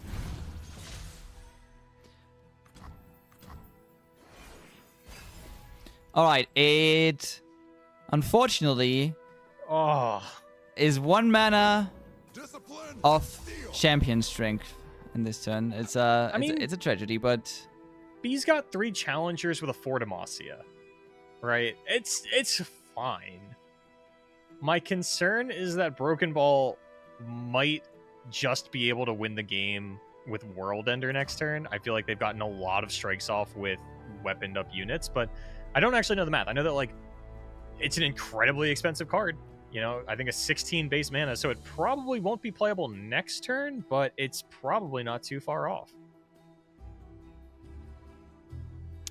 B could actually take this pass. This would actually make the next turn a little bit more awkward for Broken Ball, because even if we had it down to a mana range where we could play it at like 7 mana or 8 mana, I actually won't be able to, because we still have to commit Aatrox on the board. Yeah, I mean, B does have that Hexbliterator and knows for a fact that Broken Ball has Aatrox.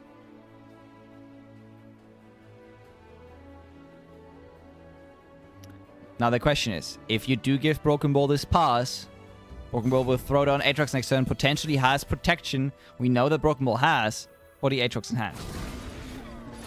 Just an open attack from Broken Ball. I'm going to take out the 2/2.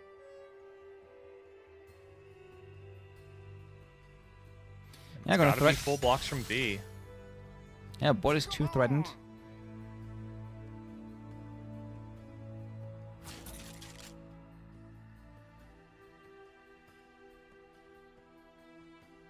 With the damage already being done this turn, though, and no Vayne in the hand for Broken Ball, no Rally available, no Scout unit, nothing like that, B actually does have all the setup in the world that they could possibly want here for next turn's champion strength. And they only have to bank 1 spell mana into the following turn, so Hexbliterator plus a little bit of setup very much on the table.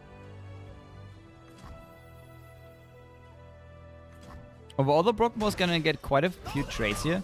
And if we actually do get the World Ender off, especially with a weapon equipped to this Dark Enthrall, this could still represent enough blockers and enough stats to actually survive the champion strength.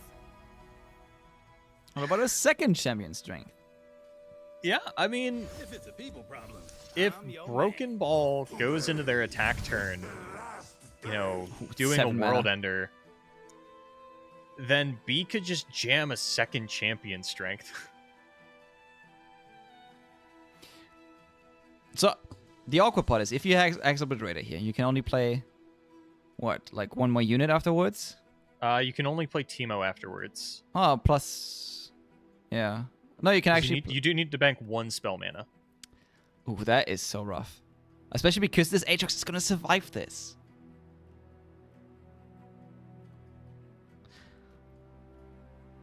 And next turn, we do have the World Ender. We can equip a unit to the Dark Enthrall. Another day. Teemo is going to be played. We still keep open the Hexbliterator. Yeah, and... there we go. We're going to go for the double Aatrox as well. Yep. Now, Hexbliterator currently not available anymore. We went for the game plan where we just want to go as wide as possible, go for champion strength out, but I feel like this World Ender is going to end the chances for B to win this game. We do have 2 challenges on board, but there's still 28 HP on Broken Ball's side. And a fish fight available to top it all off, which will absolutely kill one of these units thanks to the 2 Aatrox that Broken Ball has. Oh my god. Yeah, all of a sudden, Broken Ball's board is just bigger than B's board. Yeah, 2 7 damage formidable challengers can't actually kill anything on Broken Ball's board. So, the one thing though is you can actually pull these Aatroxes at the very beginning. Just get the healing out of the way first. Alright. Another problem. Looks like they're interested in going for a second go-around to take out the Anaka at least, as that will be, you know, a 1 damage formidable challenger on the next go-around. That will be a 6/1 Anaka. Okay. Big problem here. Yeah. These Aatrox is also gonna heal quite a bit, especially if you don't pull them off at the beginning. B probably making calculations that this is still the best play possible. But this does mean, and not only is BB gonna survive this, also with the fish fight, can kill the Teemo afterwards, so no elusive damage coming through anymore. Plus 2 healing on top from Aatrox. Plus, I don't think that Hex Obliterator is going to be enough.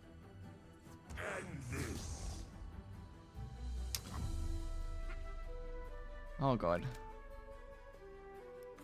Wait, BB BB realizing that we kind of missed out on 2 healing there. Just throwing out the emote real quick. It's okay, BB. It happens to the best of us. All right, now what if? Nope, there goes Teemo. Can't even play for the 10 Shroom top deck. Nope. And BB, even when missing out on 2 healing, is very much gonna win this game. On next turn with this giant Aatrox swinging in on a 3 HP Nexus. Got me good. And that is yet another win for Aatrox without Ranger Knight Defector plus weapon. You know, but I'm beginning to think we were extremely wrong at the start of the day. Maybe not drawing Ranger and Defector, not playing Ranger and Defector on curve is the actual secret sauce. We weren't wrong about anything. We didn't say that's what you need to do to win. We said, let's track it. And True. so far, Aatrox has only won 1 game where it drew Ranger Knight Defector on 4, plus a weapon. And it was a mirror match where the opponent did not draw Ranger Knight Defector plus weapon on 4. And in the mirror, yeah, that's a pretty big difference maker. True. But that means BB goes undefeated into top cut. Hell of a series to get there. Very well played from B as well. B bringing also some absolute fire with the deck list. Now we, I think, only have 2 games left over.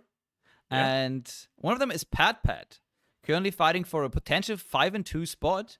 So the game is still rolling. We gotta watch and see if Pat can actually do it. Currently playing up against, I think that Ninja Duelist guy? Yep, Ninja Duelist. That Ninja Duelist guy. Ninja Duelist guy. You know who he is.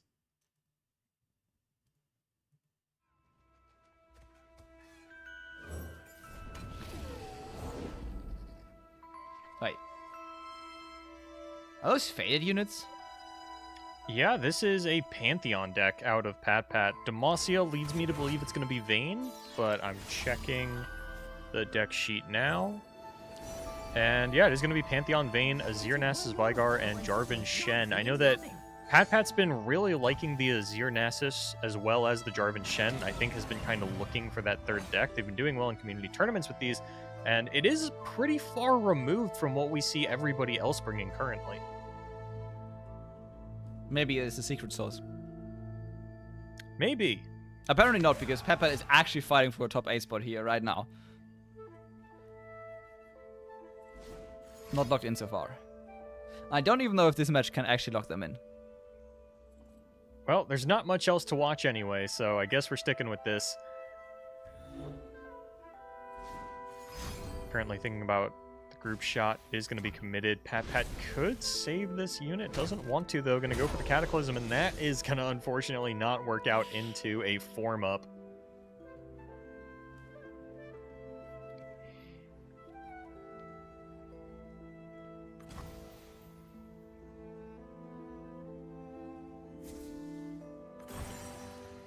Now, this does look like it's game for Pat here. But at least we're going to get a ton of spells back into our hand. Yeah, this is a card that people were really excited about when it was spoiled. But I think when it came out, the Pantheon package in general had just been nerfed a little bit too much. Rest in peace, Saga Seeker. Rest in peace, Saga Seeker. R.I.P. Saga Seeker, R.I.P. Wounded White Flame, R.I.P. Pantheon, R.I.P. Zenith Blade, yeah. R.I.P. Is this like the only faded unit that hasn't been nerfed? Might be the case, huh? No, wait, the doggos have been nerfed. I think the doggos have been buffed. Oh, the dog was buffed, yeah. Yeah. I never count that one because you don't play it in Pantheon decks, you play it in Starhound pack decks. Yep. Grow free. Well, that said, I honestly think the nerf that hit Pantheon the hardest was actually the Saga Seeker nerf. Because as long as Saga Seeker was like that untouched 1-2, they could just absolutely snowball the game, everything was fine. I still want to say it was the Zenith Blade nerf because it kind of changed how you played Pantheon decks. Hey, stop that. But I'm also not super passionate about that. Looks like Pat has found a way to survive here, though, and is going to get the single combat back once this other librarian dies, but out of units. We've seen a couple players, going towards these Shenfiora reskins where you just play a bunch of combat tricks and then, can I find the one unit? But even with one unit, can Pat swing it back? Ninja Duelist could be dropping 2 more here with the Scrutinizing Sergeant. Looks like they have quite a few. Are we going to have to expand that graphic to fit 5 cards now? We actually do. Just for this card, actually. Because no other pick 5 card, I think, is actually played in the meta right now. I don't think so. There was a pick 5 card in the past. Oh, I guess it was Aphelios. I was like, where have I seen a pick 5 pop up before? Oh, there are some pick 5 cards, actually. Yeah. It's just one unit drawn. Pale Cascade to get it a little higher. Here comes a second unit.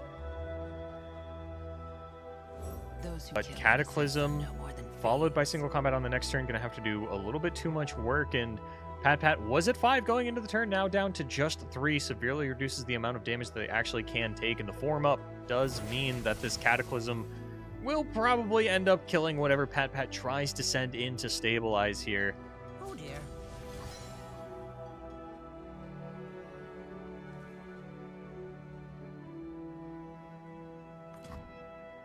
Ninja Duelist just going to take the damage, not trying to get fancy with the form up. Pat had the Chain Vest to try and survive the 4-5. Also wanted to get some damage in. But I don't think this Vein's going to be enough. Not with just one single combat. Ninja Duelist really should be using the form up here, one would assume. And that's just spell at the end for Pat. The next one can try to do something fancy with the single combat, but that's not going to be enough. There's still going to be more than enough damage coming through. Unfortunately, no lifesteal here for Pat available. We are on Targon, but don't play that much No healing. Judgment in the list either. Maybe a bit of an oversight on Pat's side. Judgment would... would save them here. I think specifically because of this situation right now, and because from our sample size, what we can definitely tell you guys is that you should play Judgment in this deck. I'm just saying, if that Chain Vest was a Judgment, we'd probably be looking at a different game because I assumed that Tough came up earlier when that was on the Librarian that it popped out of, but it's not going to be the case, and with that, we assume Pat is going to be eliminated from top 8 contention. Ninja Duelist probably still alive, but absolutely no promises again. You can just tag Jason Florent in Twitch chat and ask him if you think you're alive for Top Cut, and he'll get back to you with a 100% Mastering Runeterra guaranteed answer. Yeah, you can actually tag him on Twitter as well, or in the official Mastering Runeterra Discord. You can call him. Yeah, call him on Discord. Call his cell phone. Call his home phone. Call his place of work. I don't know where you would get all this information from, but if you have there's no phone number on the Mastering Runeterra website. What is that about? Jason, put out your personal phone number. What is Jason hiding? That's the question. I think he's hiding the tiebreaker stats. And you guys got to find him, okay? I was going to say he's hiding 10 digits for his phone number, but I actually do not know the length of Canadian phone numbers. I assume worldwide it's 10 digits, but I know that some people order them differently. I don't know how things work in Europe there.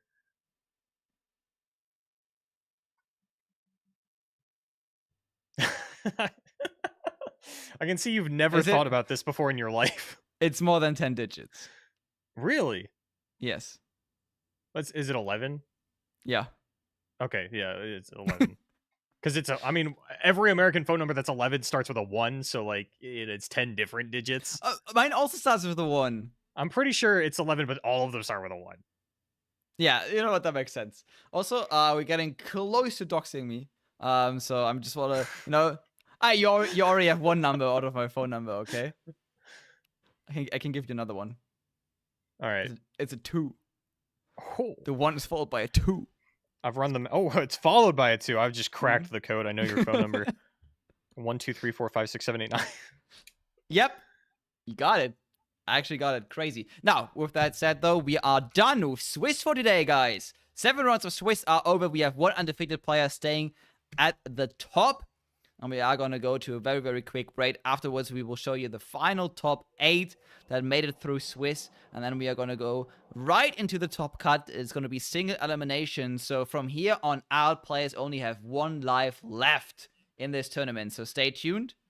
And we are going to be right back, aren't we? Nope. Oh, are we not? Nope. Nope. Nope. We're done.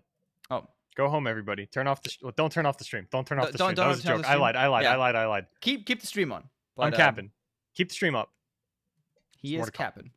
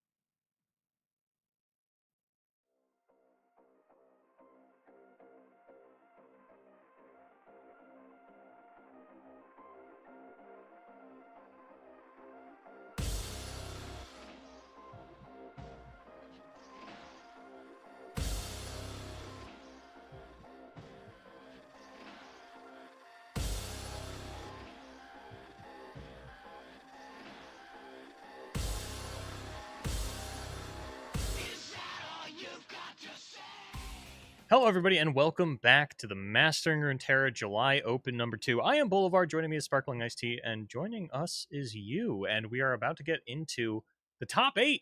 The Swiss rounds are over. I know, it's only 6 p.m. here. We started at about noon. We blitzed through 7 rounds of Swiss, and to remind you of what that Swiss looked like, here we have our final standings from Swiss, our top 8 competitors playing for their share of that $1,444 that Kawako has once again donated $200 to. Yeah, absolutely insane. Quaco every time, really supporting the community in a huge, huge way. But now let's see who actually gets the largest share of this prize pool, who gets a lion's share, the $577, and who is going to stay down there with $72 at the end. I mean, I say down there, but like $72 is still like a very big prize pool, especially for getting top 8 in any Runeterra tournament, as many competitive Runeterra players know. Top 8 is going to be looking like this. Is going to be a Broken Ball versus Grandpa Roji, Trickster Sorry versus Margin Bay, the Tank Buster versus Infinity Patrons, and Lando versus K-Feld. The match that we looked up for you guys for the quarterfinals is going to be Trickster Sorry versus Margin Bay. Since we haven't really seen a full Margin Bay series on stream yet, and this sounds like a really, really interesting game. Also, Trickster Sorry somewhat has to beat a curse here because, you know, lately, while he has been making 1 or 2 of these top cuts, has not been making it too far, and has not won one of these tournaments in quite a while, and is looking to get back into the winners column. So is Broken Ball, his team colleague, who he would face in the semifinals. And if I didn't know this was due to Swiss standings and how they performed, I would call this absolutely rigged, because somehow, every time 2 REO members are in the top cut here, I think last time I casted one of this, it was Sorry and Simon, they always have the chance to face each other in the semifinals. But enough of that. I'm hyped for this quarterfinals. Margin Bay, again, the second Mr. Runeterra, Mrs. Runeterra. I have some bad news, Ice-T. Oh no, what's so wrong? Here in my handy dandy little notebook, I ran some stats on the top 8 deck lists we're going to be looking at. Yeah. Boy, do I have some bad news for you. Oh no. Kick things off with this. Sorry and Majin Bay have the same lineup. So we're looking at a full mirror match here in the top 8. Second piece of bad news. 6 Aatrox in top cut. More bad news. The 2 non-Aatrox players are going against each other in top 8. Oh, look, it's an Aatrox Vein Mirror. Everybody cheer. Clap. Please clap. We're obligated to ask. I don't get paid if you all don't clap, so I want to see some claps in chat. Yeah, little known fact, actually. We actually get paid per clap. Yeah. That's why I'm always patting myself on the back and ending it with a shout out to Boulevard and nobody else and a round of applause. Oh, this looks really interesting. We have like 2 people just throwing down a couple of the Marseille units, mid-rangey, on the board. Whoa, crazy. I mean, to be honest, we did see this deck lose quite a bunch of times, but we saw it so often that we also saw it win a bunch of times, and we're expecting this to be in a top cut, at least 2 or 3 of them. But 6 of them, huh? 6 of them. 6. Yeah. I'm sitting here and I'm rereading it and trying to make sure that I'm wrong somewhere, but I keep looking at Infinite Patron's lineup of like Nidalee, Renekton, Jax, Varus, and no, the last deck is just Aatrox Vein. The Aatrox decks are going to trade on the board here right now. I mean, these mid-range decks are sometimes exciting to watch in the mirror. The only problem is if one draws the bombs and the other one doesn't, it looks usually pretty bleak. Normally in mid-range though, there are not as much bombs as there are in like control decks or in aggro deck mirrors, where like one can really whiff and the other one can just really pop off. The problem though is specifically in this deck, you are pretty even until someone can actually cast a World Ender and the other one can't. It's not about getting the World Ender, because you can actually tutor that Aatrox, but being able to get enough weapon hits off that you actually have a cheaper World Ender than your opponent and you actually get to cast it before your opponent can be super huge. It is also worth noting that Majin Bay is going to be the player that gets off the first quick attack Ranger Knight Defector set of swings here. But even if Sari just chooses to take all of that damage, go down to 8, they are going to get to return with it, and Majin also does not have an answer for that. It's 6 quick attack. So difficult to stop. Even the spear plus the blocking Badger Bear isn't enough to get it done. But both players have Vayne, both players have Defectors and the quick attack weapon.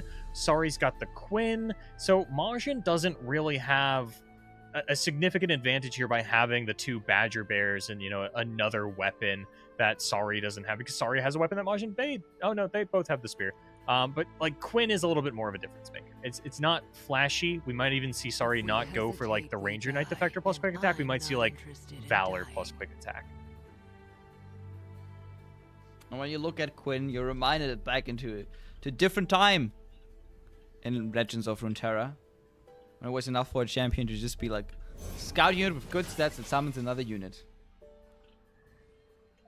So during those times, I consistently remember the general consensus around Quinn being that she was a really bad champion. There just wasn't anything better. Scouts was a good deck, just Quinn was a good Scouts champion. was a good deck, but everyone was like, yeah, Quinn's like a 3 out of 10. Like, if I could play anything else, I would. The thing back then was Quinn was quite a bit weaker. I remember she was like a 3. No, she was a 3-4 initially, right? Yeah, she was a 3-4. Got buffed up to 3-5. No. Quinn definitely got buffed, and she got quite a bit better with the new stat line, and actually got playable, and actually got to be a pretty viable champion for a variety of decks. You say playable, but I do want to throw out that after her buff, her play rate did not change at all. Maybe for you. I played so much Quinn. I played Riven Quinn. I played... Oh, I'm sorry, yeah. EU's resident LP donator, SparklingIceTea, shot up his Quinn play rate. So this is what we were talking about, right? Sari just takes the damage. Now it's Sari's turn to come back with the quick attack weapon, but has challengers to take a little bit better use of it. Sari also still has the tumble for the rally here.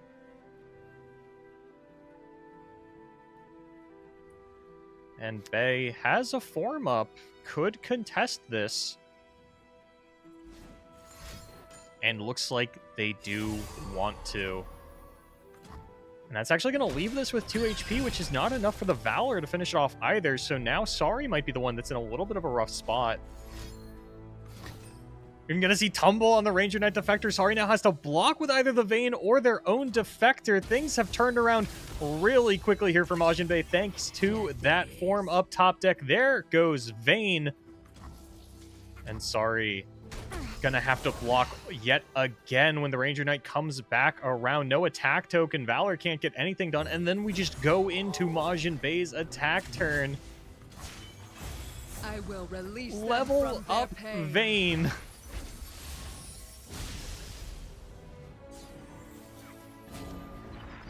Yeah, Sari just absolutely feeling the pressure here. This is the pressure we were talking about. When you get Ranger Knight Defector on curve, your opponent does not have the removal for it, and you just get to swing in again and again and again. Sari here trying to put on some counter pressure, but even if Majin lets us go 2 times in a row, it doesn't really care. This is not lethal. Sari's attacking it again. Yeah, Majin's gonna say 1 HP against Demacia. It's gonna be fine by me. I'm just gonna get lethal next turn.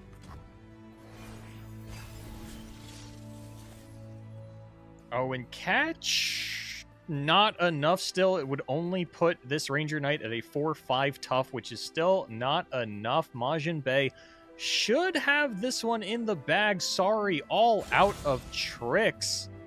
That would have landed a lot better if his name was still Trickster Sari in game. It's on the tournament center page. Yeah, but like no one in chat can see that. That's true. We do throw up 2 blockers at burst speed here. Technically, we could, I guess, equip the Darkened Spear to the Ranger Knight Defector, and then we also have catch.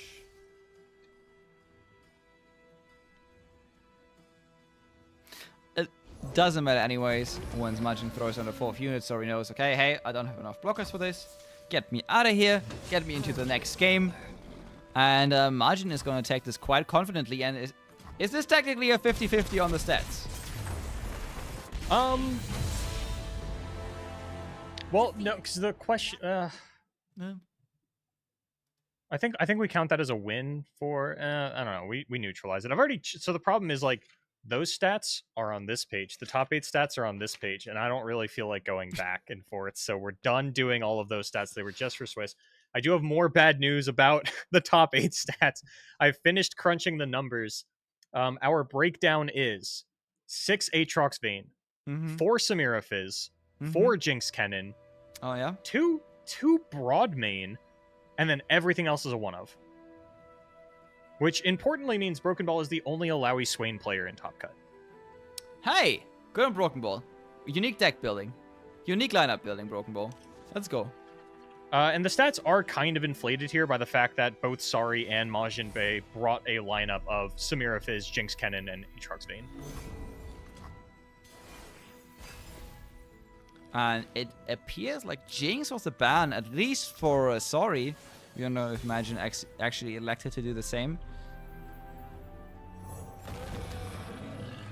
Yeah, it's always interesting when you look at like a full mirror match and the players actually have different ideas about what deck they should be banning, and it's never super apparent if there was a level of mind gaming that came into it where they're like, okay, well, they want to ban this way, so I should actually leave this open, get a different matchup here.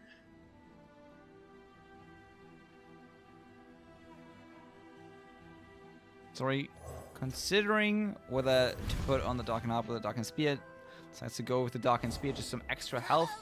Potentially wants to keep the Dark Harp for that Ranger Knight Defector, and we have again Ranger Knight Defector plus Dark Harp in hand already. If only someone was tracking that. If only.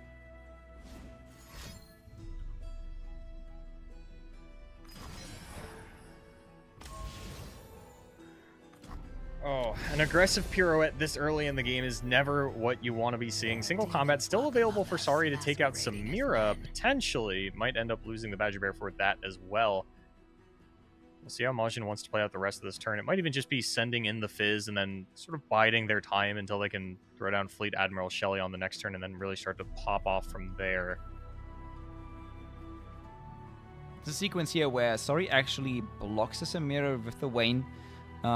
We then commit an all-out, which then leads to a single combat from Sorry. Look closely at their eyes. In this sequence, I would actually say Sorry goes out ahead. It depends on if Majin commits to the challenge on the Vayne. No, I think it depends on if Majin just wants to go in with the Samira, does not challenge, just keeps it open, gotcha. and then Sorry blocks. Wanna see a trick? PS like- Majin keeps her back. Yeah, just Fizz going in, which means like Pirouette was used just for 3 points of damage this round. Not the most impactful that you're going to see out of it. Barbed Chain. I don't know how I feel about Barbed Chain here, since next turn you likely just want to throw down Shelly. Finds a Samira and an Eye of Nagakaboros. A little awkward, especially as Sari picks up a Condemn. And there we go. Is this the Ranger pop-off turn? Slam down Ranger, slam down Dark Harp. Start to pressure now. Next turn. And Majin Bay is not looking. You sneak in the rally. I love the sort of idea here that like Majin Bay is just going to turn away from their computer at some point. Yeah, it's just gonna Stop looking. It's just gonna get some water. All of a sudden, oh my god! Sorry, rallied? No way. How did that happen? We gotta stop this man. You know, I Alright. gotta say, mine's irrelevant, so you can go if yours is. No, I was about to say, like, this could be potentially a trade-off. With the Ranger Knight Defector here. Ooh, sees the single combat, but also, I mean, Tumble. A lot less useful when your opponent's sitting on a blocking Badger Bear. But you could Tumble Fizz Spell. Also, how rude that this is just a 4-mana tumble. Yeah, what I was going to say is that I really like the look of the Samira's All-Out with this skin. I want. Oh, yeah. The I had skin in not seen general is that pretty before. The only Samira deck that I've played extensively. I guess I played a lot of Samira Leona, but I was going to say the Tier 0 Eternal deck. Oh, I'm sorry, Feeling very bad about not slapping the Dark and Harp on the unit right this very second. Was obviously keeping that back to actually tumble back in. Gets a little bit punished here. Goes for a single combat on Shelly.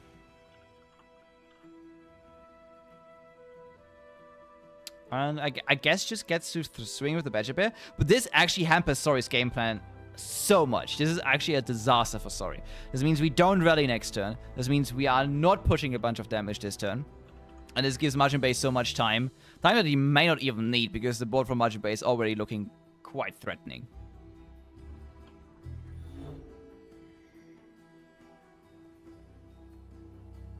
This is a 6-5 Samira. Yeah, I don't know how much that matters. It could still die this turn to the Condemn. Sorry, would have to trade off, you know, like the Badger Bear alongside it, but... Oh, we don't have to trade it off, I guess. Just, like, Condemn. I mean, Condemn's not enough, because you have to damage it plus Condemn it. Oh, you're damaging it this turn, no? She trades into the 4-3? No, the 4-3... Well, the 4-3 now is dying to single combat. Yeah, now it is, but before it wasn't. Yeah.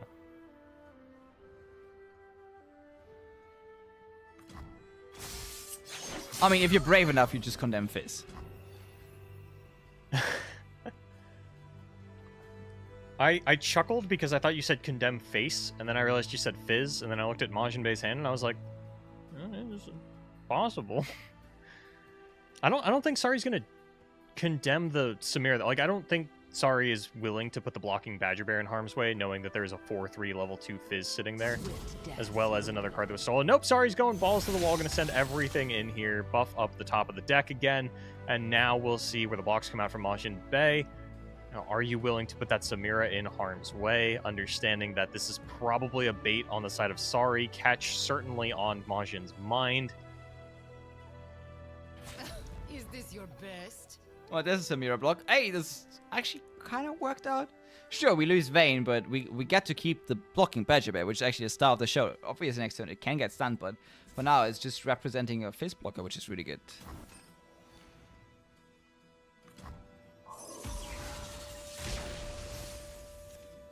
Condemn's going to take out the Samira, and whether or not condemning the Fizz was the correct call or not, this does work out better in the end because there is no second Samira where there is a second Fizz.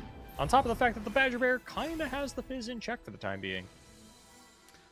That is obviously until the period comes out. See how much Majin actually wants to commit this turn. Father Fury coming down. Gonna generate a Jailbreak. We can deal 11 this turn. Yeah, 11's... Again, this is not the monkey version that you're used to seeing from previous metas. This is the Shelly Burblefish version, so the amount of over-the-top damage, a lot more limited. There's no Powder Pandemonium top deck coming to just finish off the last bit of damage here. And I think Sari has enough weapons that they can find the time to tutor out an Aatrox. Yeah, we also rally this turn, potentially. Plus, give a quick attack unit. Give a challenger unit quick attack.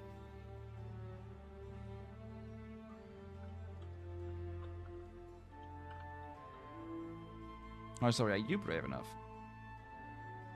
Sari's been playing brave so far.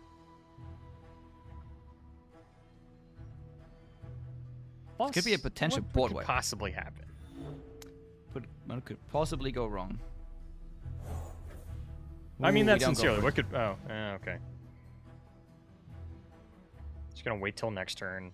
Whatever, man. Sure.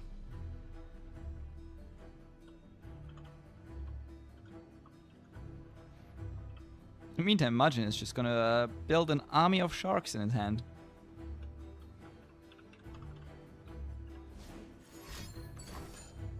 Tumble goes in, Fizz goes in again, we deal another 4 to the Nexus. And this is actually getting quite dicey for Sori, because even if we remove Fizz next turn, the Sharks with the Overwhelm are possibly going to be able to end the game as well. A lot of damage represented in Majin's hand. We have another blocking Badger Bear. Not really the top deck of the Century. So, no Aatrox, that's for sure. Actually, I take that back. We couldn't have even played Aatrox. The Aatrox wouldn't have mattered at all. We really want to rally this turn. Looking bad for Bay, but looking good for fans of Game 3s. I Is it looking actually bad for don't Bay? know. It's not looking that bad. There's a 1 health unit on the board. Yeah. Sorry can get over that hump with the Aatrox, but doesn't really have an answer for second Chum the Waters.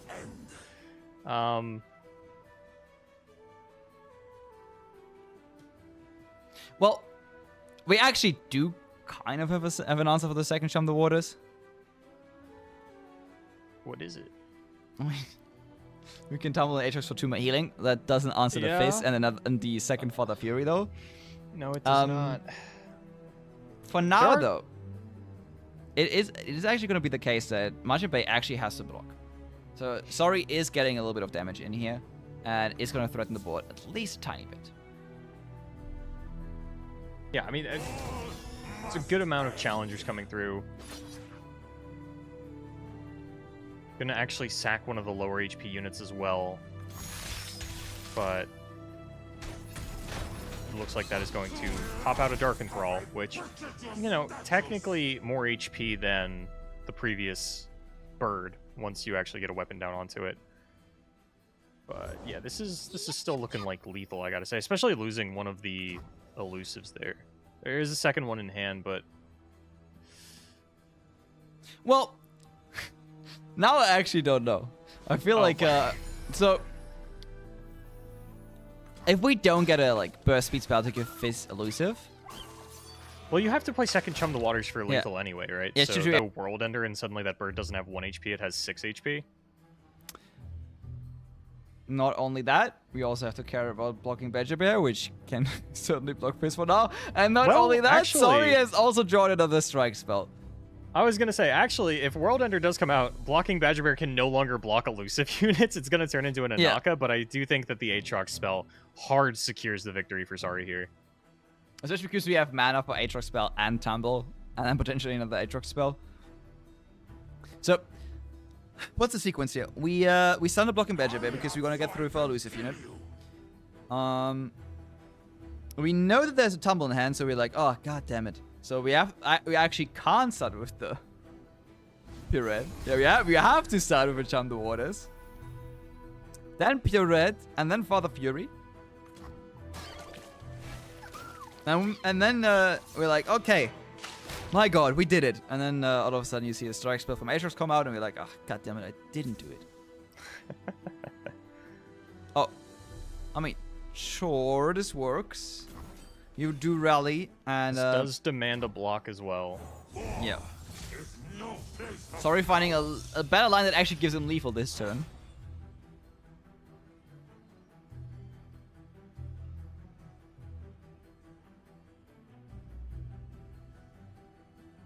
So, how about Aatrox Veins? That's a pretty cool deck, huh? I mean, one of them is gonna go further in this bracket.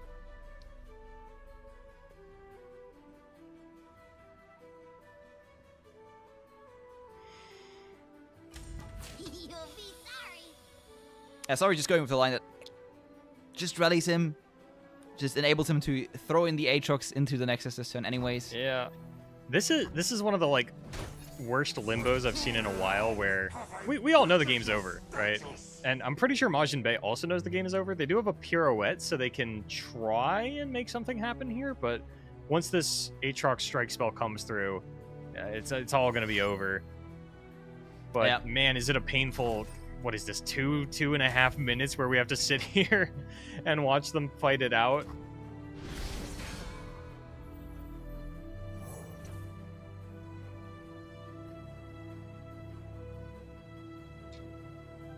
Yeah, currently there's just still one Blink blocker left, obviously. Oh, I thought Sorry was just throwing down Zolani as over the 1/1 and then just swinging with Zolani. Okay, yeah, but I like Sorry not going for that. I like Sorry saying, hey, I want to keep this Aatrox strike spell right where it is. I want to keep the mana up for that one. I want to have the I like security of getting that healing. I like how you praise Sorry for finding lethal this turn and then they just didn't go for it. Well, you know what? I will also praise Sorry for playing safe. It was safer into second pirouette. But I don't think second pirouette was lethal anyway because the Badger Bear still would have been able to block one of the 5-2s, and that would have been Majin's last card in hand. But again, does not actually matter. A lot of time eaten off the clock, a few minutes eaten out of our lives, but hey, we were here anyway. It's just like typical America's Ionia enjoyer Majin, just trying to play it out as long as possible. You know how it is. Just saying. I'm right. Now I'm not here for the Majin base slander. You can slander Jason Florent. You can. But Majin is America's sweetheart. How dare you? I would never slander Majin, okay? I'm just saying it makes a lot of sense.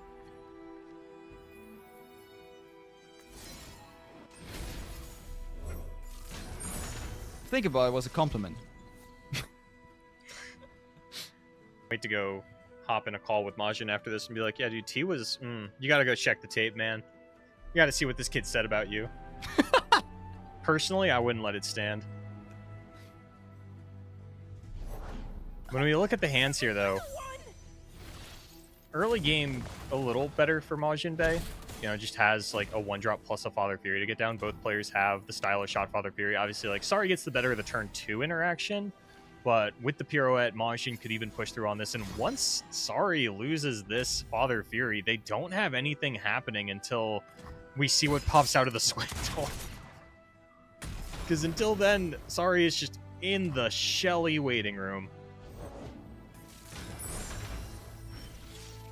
This looks pretty open for Sari. Just a great early start for Majin. We also have a Shelly in hand already and building a board up for the Shelly to actually impact. Well, Sari is just... yeah, just sitting there with a Shelly and a Dream. Yeah. And Sari, if they swindle now, they actually could find the 2-mana Barb Chains. I believe it's going to copy the cost on it. Nope, it is not. It is still going to be the full 4-mana. Parlay to return fire on the Father Fury. Not awful in terms of trying to fight through and survive the earlier stages of this game. Gonna carry it into the next turn, though.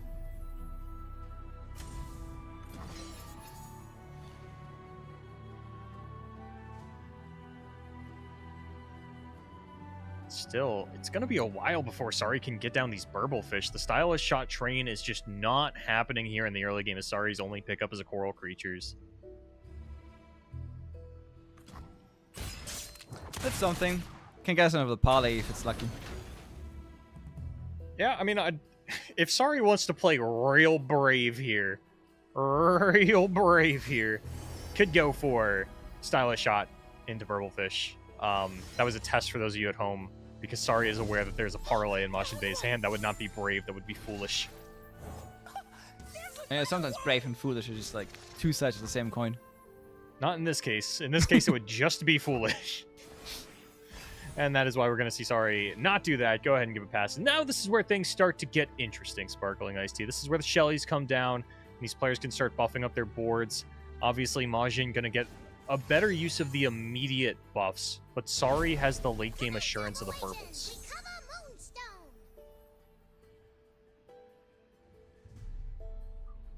Okay. I'm with you. Hear me out, though. Mm-hmm. I don't think it's like that late game. I think we're actually throwing them down pretty early next turn.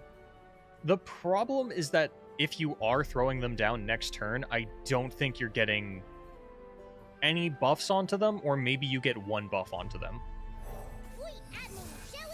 And that has to be enough. I don't think it's enough. It might be, though, because Majin currently doesn't have any elusives. We'll see when... oh, the swindle was already used.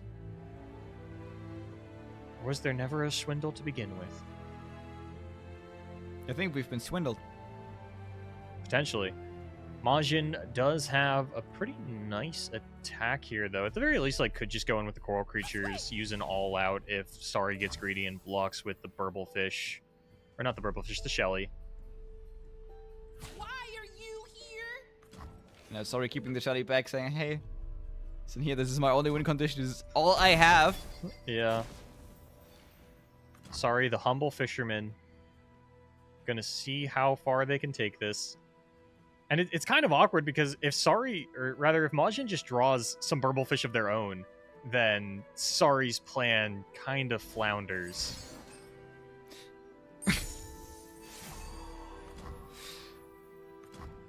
I hope people in chat appreciate what Boulevard just did. I like the subtle puns. No, those were good ones. All right, stylish shot 1.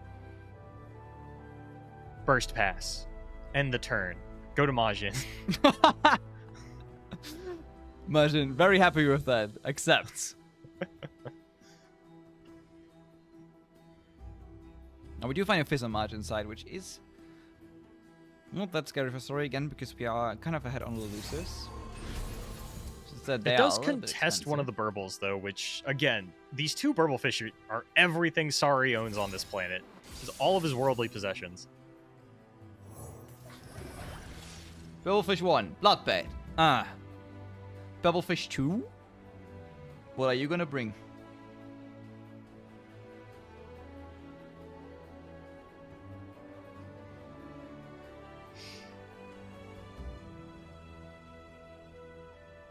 Where is the fish tag, is what I'm asking. Majin's deep in the fish tank right now, trying to figure out their next move. Parlay, not super great onto the Burblefish. It would kind of be nice to try and force out the second spell for the Shelly, but I don't know. Shelly's at 1 out of 2 currently, right? Because these Burbles are down to 2. We did the stylish shots earlier to reduce the cost down. I don't know. Probably not. Either way, the Nexus has been damaged, and there's 2 all-outs in Sari's hand, so any 1 damage ping is going to be inefficient here. And I think Majin really deep in the tank trying to figure out, is this a pirouette defensively angle, or can I save this for later? Alright, well, Boulevard said some very, very clever things about the current game. I googled something very important. What is that? The average lifespan of a Burblefish. No. Are turtles Only about 3 reptiles? turns. Turtles are reptiles. Where's Shelly's reptile tag, Riot? Where's her reptile tag? How dare you call Fleet Admiral Shelly a turtle? Is she a A tortoise? turtle? Tortoise are also reptiles? Sparkling Iced Tea, Shelly can talk. Erect Shelly girls has talk. Shelly has thumbs. She is not a turtle. Wait, same advice to Renekton. He's a reptile. Well, Renekton can't talk. No, he definitely talks. I mean, he's No, talking he mad tries. gibberish, but He tries. Yeah, he tries. Like, I know. Like, don't come on. The guy has been through a lot. Okay. He's also an ascended reptile. Oh, and now like she's just like some lowly sea creature or what? She's an just admiral. not a reptile. They really should put the military tags in. I want to see admirals for Shelly, or maybe just like military. I want to see Commander Farron or Captain Farron or whatever his name is. I'm sure there's a commander out there somewhere. Look, I just wanna want see every a Shelly Cypria with the in military my tag. Nico deck. Okay. I just want to be able to put Shelly in Nico decks. For what? Oh no! Can only get better. Oh man, so we are seeing Majin stun out one of the Burblefish here. Has Fizz to potentially contest the other one if they really feel like they need to. Also just has the parlay after eating the damage potentially. And now going to be able to at least prolong the death of this Shelly with the all-out. Force the parlay out of Sari.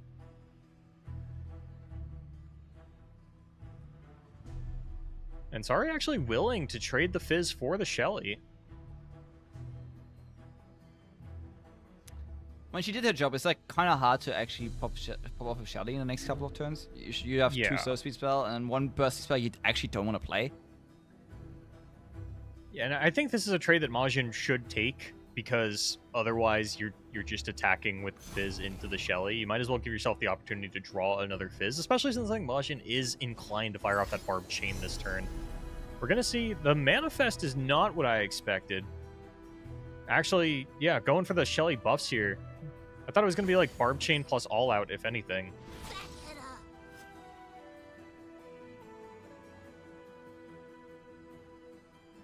We could all out still to try and save this Shelly. Yep.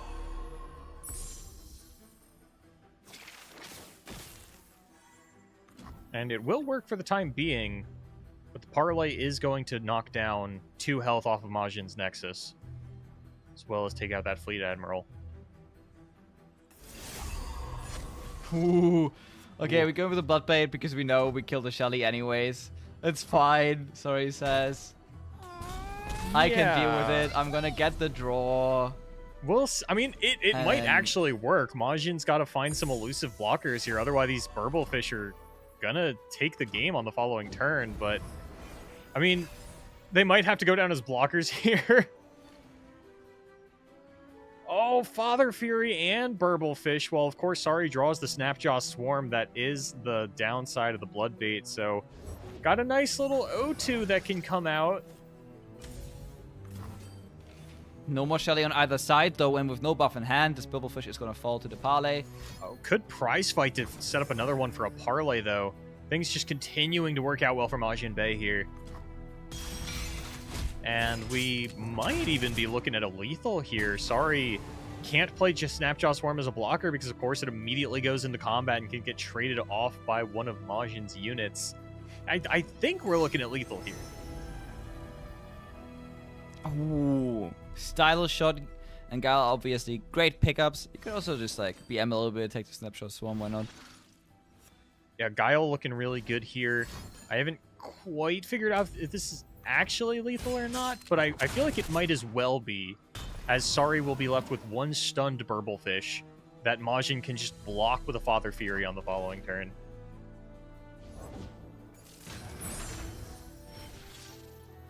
And pulls a stylish shot of their own off the Fury. You don't even have to stun this Burblefish, although I think you should. I think Fizz wants to get through, but we'll see how the rest of it all lines up, especially with Majin knowing that Sorry has the Guile in hand. It's going to get used here, and now Majin Bay has perfect hand information. The 2 stylish shot revealed the Snapjaw Swarm, a known factor thanks to the Bloodbait. Here comes Guile onto this, and that is going to be lethal with the Legion No one's the Saboteur. And Sorry Sorry concedes. gonna fall in the top 8 here. The total mirror lineup between these two players, one of them destined to move on to the top 4, and this time it is going to be America's sweetheart, Mr. Majin Bay. Very well played from Margin. The series was so long that we missed out on all the other quarterfinals. So we can't show you a second game, unfortunately. So we're gonna go. I think we're just gonna send it to a break at that point. But I'm getting Just word from TO that we might actually have one game still going on. Nope. Yeah, it was Never mind. okay. Yeah. And Yep. just to update you all on what those semifinals are looking like, we're going to have Grandpa Roji up against Majin Bay. That's right, Broken Ball and Sorry fell. IceTea did a great job in doing the long con caster curse of the X and O player Yeah. falls in soon as we get to single elimination. On the other side, I knew it K was Felt happening. versus Tank Buster. So a lot of players that are no strangers to these top cuts. That is a pretty stacked top 4 here. And we will be showing you all of that action after this break, or maybe we'll get into another one, but probably after this break. After this break. After this break. We'll see you soon.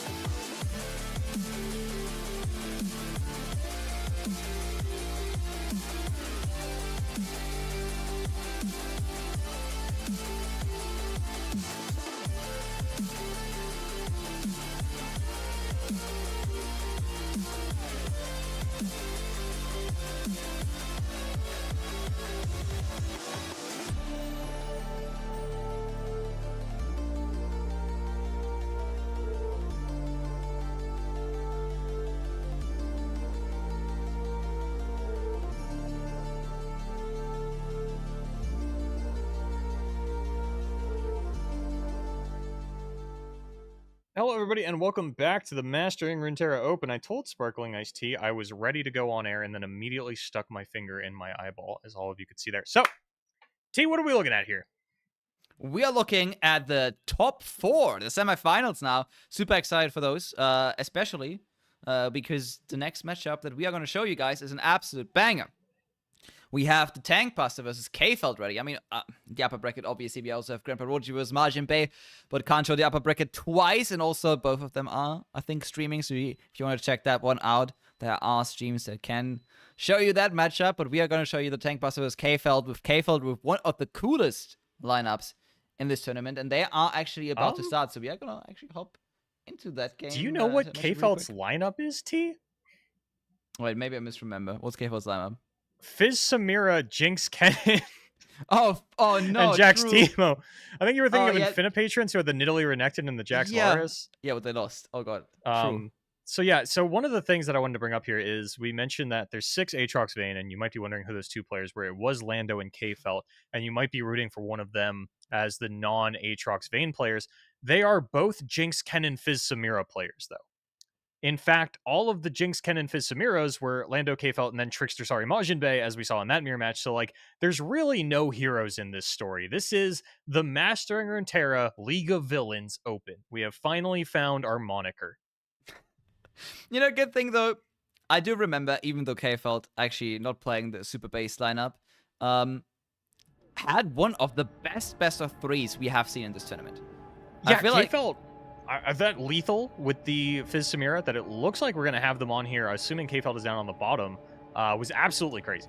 Yeah, K-Felt is here on the bottom, had super good lethal, super fun to watch. Let's see if they can actually replicate it. Tank Buster going in with the Aatrox, which can also do cool things sometimes.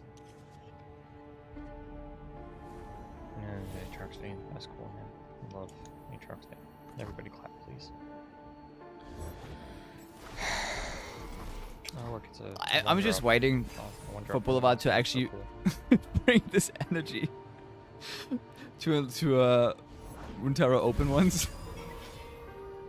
Catch me at the WCQ, man. That is six Aatrox Vayne in top cut of this event. And Ice-T and I, the cat's out of the bag. Ice-T is going to be casting with gems, actually, for the very first time on an official Riot broadcast. Next weekend at the WCQ, and I, of course, will be teaming up with Skarzig again. You know what? Skarzig, base player, brings cool decks. Gems, known to Marcia apologist. Gems is the poster child for casters can only play scouts. Don't ask for permission. Yeah, but the thing is, he's also poster child for casters can actually play the game. Because, you know what? Gems play scouts really well. And actually top cut the seasonal ones for scouts. Yeah, you even made it to EU Masters. T, I know you want to use the excuse that you live in Germany, and Germany was, especially at the time that EU Masters was happening, one of the most cracked regions. Like, Lobster didn't even make it a couple of times. Why didn't you make it to EU Masters, man? Okay, you don't understand. It was literally impossible, okay? There were, like, I think, 5 German players in the top 10. Top 1, top 2 were German players fighting for like, back then, like, 1 KLP was, like, a lot. I know nowadays it isn't, but back then, 1 KLP was a lot. They were just, like, easily at 1K. It was crazy back then. Let me pause you there real quick. Everybody clap for the Ranger Knight Defector plus Quick Attack Weapon. Woo! We all love Ranger Knight Defector plus Quick Attack Weapon. Wow, it's the biggest great thing I've ever seen in my life. It's the most exciting thing that's ever come out of a card game. I love Legends of Runeterra. Okay, you can keep going. I don't want to. Like, you just robbed me of all joy in the world. 6 damage into the Nexus of K-Felt. That don't tickle. And like so many games before, I feel like we're going to see them go down even further. No, are going to throw out the 1-1, says, I don't really need this for my fleet, Admiral Shelley. It's not that big a deal. Now, the only thing I can look at is the 6-3 tough scout quick attack that is just unstoppable. There's a lot of keywords for... Well, I mean, like, technically it's 6 mana, but, like, it's turn 4, so it's not really... Like, if Hyper Jace has done nothing else, it is show us how little 6 mana in the early game means. And speaking of which, no Heimer Jason top cut. At least something positive happened. Which I'm going to check right now. Yeah, so like when we look at ladder, the top 5 decks are like Nasus, which I don't think came close to top cut. Then Jinx, Ken, and Fisamira, both with very good presence. Heimer Jace, which again absent from top cut, and then Alawi Swain, which is like just Broken Ball. Yeah, the meta again in this tournament very narrow for LOR standards. Yeah, actually, I think only 3. Sorry, there are 4 decks in the top 10 on ladder that made it to top cut.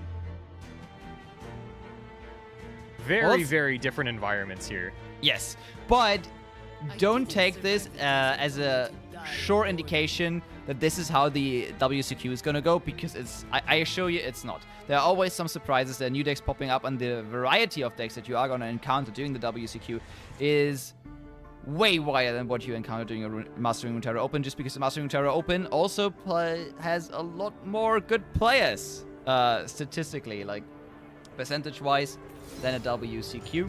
And obviously everyone here is also testing stuff out and is trying to go with like obvious good lineups that they cooked to try and see if they would work with WCQ. Also, do you see this?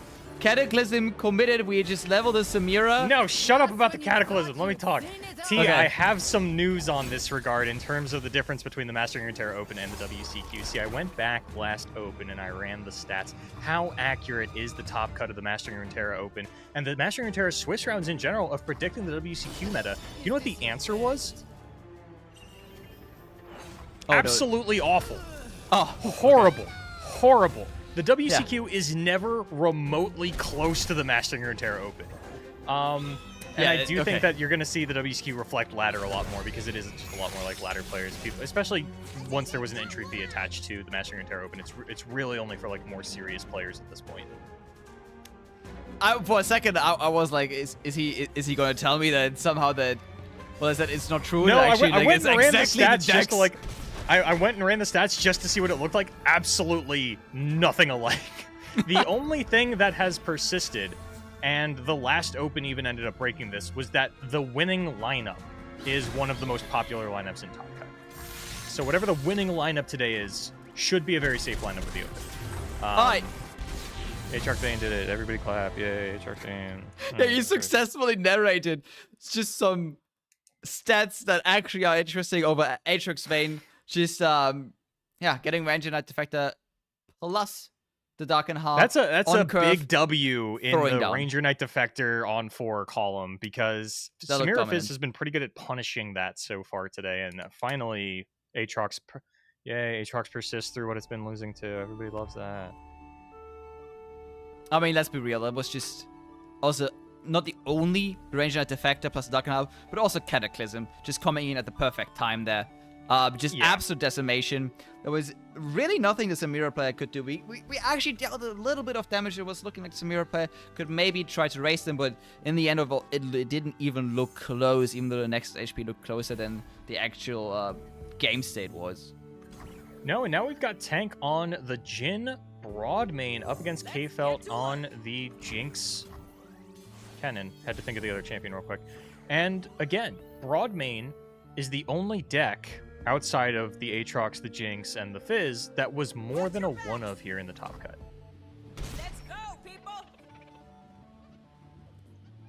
Actually interested to see how much Jinx, especially Jinx Bandle, we are gonna see in the WCQ.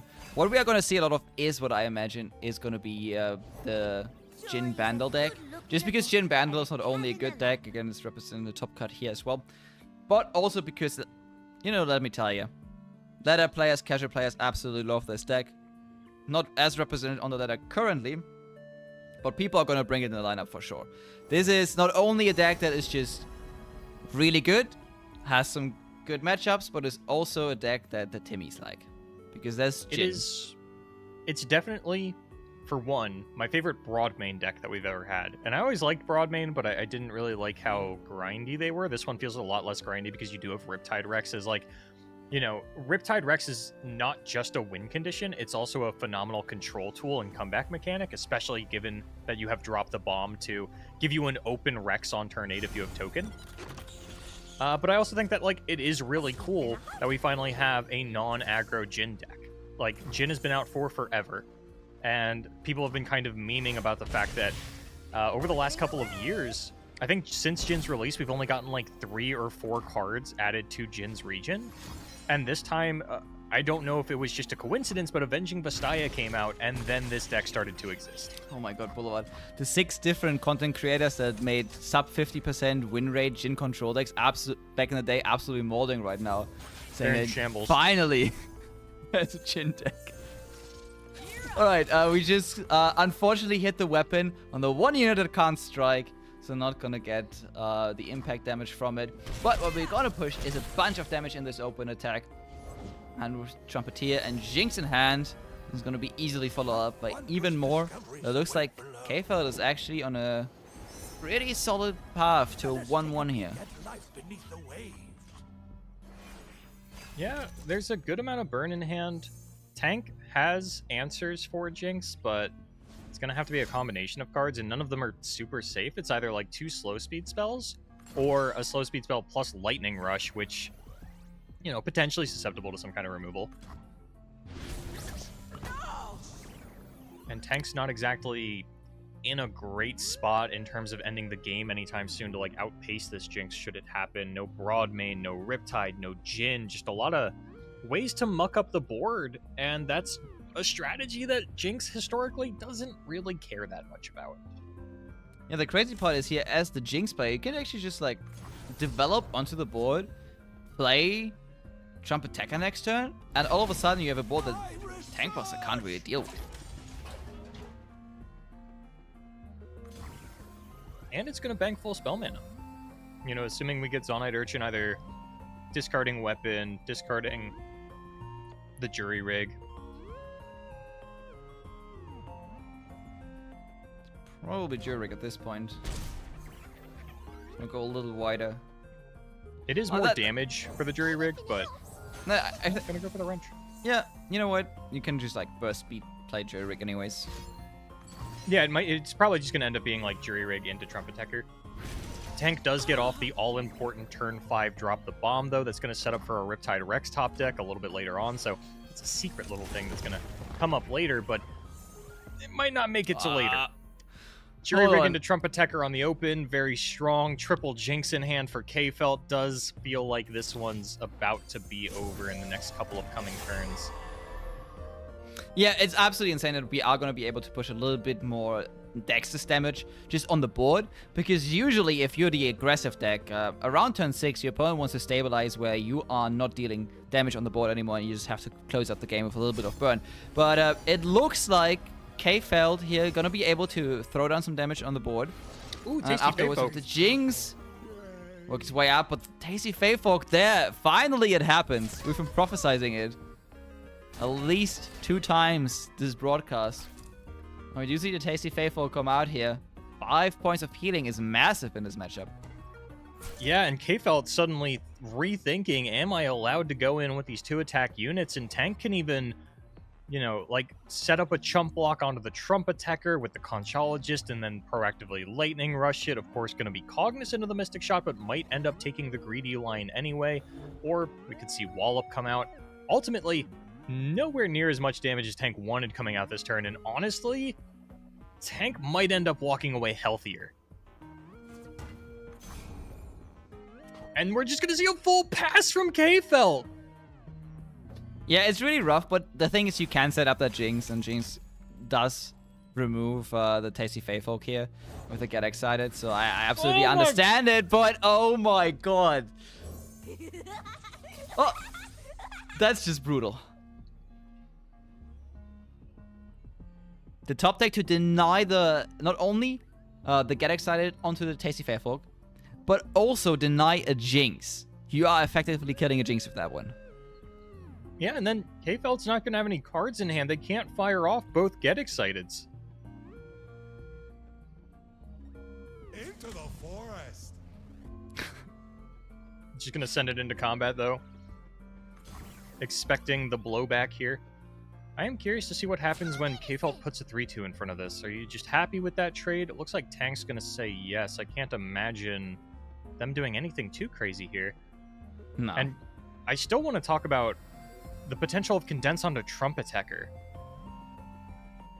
It's irrelevant now that I look at it. Like, it doesn't actually give any more trading power into Tank's board. If it was going to happen, actually should have happened now and gotten this up to a 6-4 Fey Folk, which, honestly, I think I like that. I think that would have been really, really difficult for K-Fault to deal with. I think you were just kind of fine with like denying any removal here. And then it appears that Tankbuster just thought, okay, trading into a 3-2 is enough. Yeah, but a 6-4 is pretty removal immune. I think this could have been better for Tank. I don't think Tank's losing from this position, but I'm not 100% sure. They are taking some amount of unit damage here on the following turn. Ooh. Okay, we are actually killing the Jinx with that one. Recalling the Tasty Fey Folk. Big problem with that is obviously you don't get the healing now. Tasty Fey Folk is back to a 4-2. And Yeah, this this is- does give an open attack to This is K-Fault. my concern. This is a decent amount of unit damage. But you gotta appreciate what this Tasty Fey Folk has done so far. Baited some removal, got a Jinx kill, completely negated an entire attack token turn for K-Fault. Yeah, but I don't know if that was enough. I think if Tank had played the Trump Attacker to get a 6-4 Fey Folk, they would feel like they were in a rock-solid position, whereas now, I'm honestly a little worried for K-Fault, or for Tank, rather. A little worried. Especially if they have to lose their Vastaya here. Tank looks a little very dead. Yeah, Tank has actually found a line to lose the game here. Well, to be fair, 3 Didn't Jinxes... expect third Jinx. Yeah, Did not to be expect fair. third Jinx. 3 But- Jinx! You're still, like, it's not even 3 Jinx. Like, you're just dead to blowback here. Oh, that's true. You're also pretty much dead to Mystic Shot. Like, Fey Folk comes down, now it's just a 4-2, dies to Mystic Shot. You're not coming back from 3 HP. Alright, 2 portals are hit. Not really helping you out. Looks like I'm ready. And yeah, now that every bit of mana is committed, the Jinx hits the board. And the last Mystic Shot is gonna seal. Yeah, why not? The rocket is gonna deal damage anyways. Just getting rid of that tasty Fey Folk that prolonged this game for 2 more turns. Yeah, that felt very winnable on Tank's side. And I don't know where the math went wrong in their head, where they thought that they were looking at the situation, they put something on the stack, it resolved and played out how they wanted it to, and then they just take 6 damage on an open attack and lose their Avenging Vastaya. Yeah.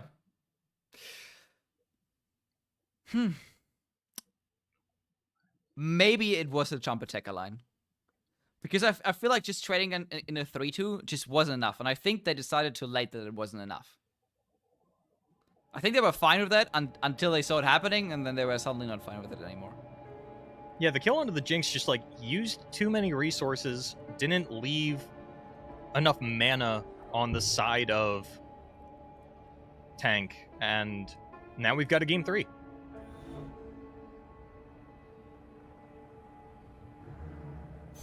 Fissamira versus Nora G. Appropriate board music. Very tense game. I'm pretty sure this is going to be pretty K-Fault favored. There's not phenomenal removal tools out of Tank to deal with Shelly. There's not a lot of room for Tank to get high impact Vastaya value. Broadmain comes down a little bit too late and also doesn't super matter unless Shelly has already started to pop off. Don't ask for permission. And there's very, very few answers for Fizz. Off we go. Yeah, especially if this is gonna be turbo annoying.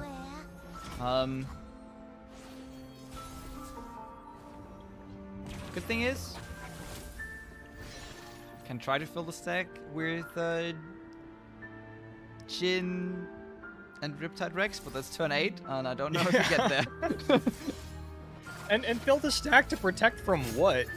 More Shelly buffs coming out? I guess.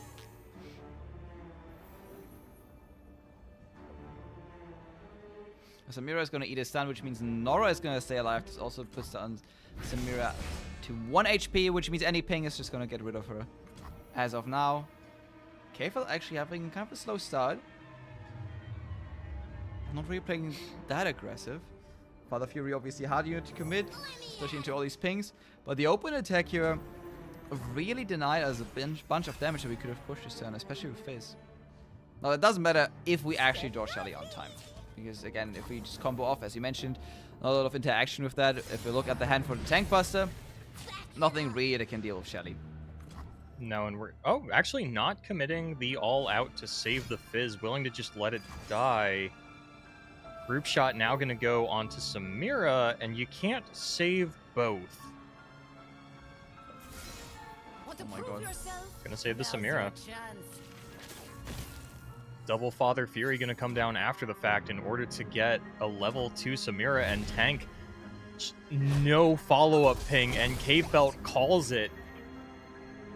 Boulevard. If there was a train that was about to run over your favorite champion, and you have Yeah. the chance to save that your favorite champion, but Just when you thought have you'd to seen it actively all. pull a lever that puts the train on a track to kill your second favorite champion, would you do it?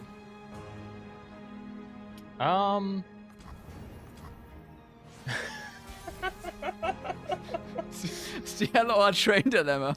Well, I thought of my answer, but I don't think I should say it on broadcast. Oh no, okay. K-Felt going in for the full swing here. No more elusives currently on the side of Tank to stop this onslaught, and it looks like Nora might end up going down. And I gotta say, I think that I like the Nora tech. I think one of the things players are going to have to ask themselves if they're going to bring Broadmain is what is your Nora and Nora split looking like? And while Nora has the ability to not only trade onto the X1 elusives, but also chump block some of the larger elusives, since like Teemo elusives, a deck that we expected to see today, is a lot more popular on ladder. You know, obviously like Gnar can also take those out, functions a little bit better with Broadmain. Probably a little bit better in like Heimerdinger, pushing actual lethals through with the Overwhelm, but it's just something players are going to have to consider right now. And Tank is making the Nora look good, and you have to remember not to play it like a win condition. Don't all in on it. Don't go, oh yeah, I can't play a single Nora until it's a 2-3 and I'm leveling things up and getting these giant portals. It's not what Nora's doing here. Paris Pastry finally taking out the Samira. Though we are,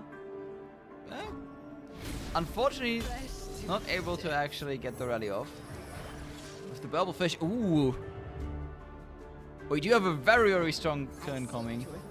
Nora here has an elusive blocker. Could be scary, but we do have a stun for that Nora. Plus a rally potentially. Oh man. It's not lethal, but it would push a ton of damage. It's not like Tank has much to say about it at this point. Might even end up having to like condense a Burblefish here just to get a 1-cost spell and a blocker. But K-Felt still hasn't found that Shelly that's going to turn these into real threats. Ooh, the suspense is terrible. I hope it Okay, what does the portal get? Oh, that's lifesteal. Wait, that's a very, very good unit to swing in with. in twilight. Kind No of forces a complaints blocker there. from one of the elusives.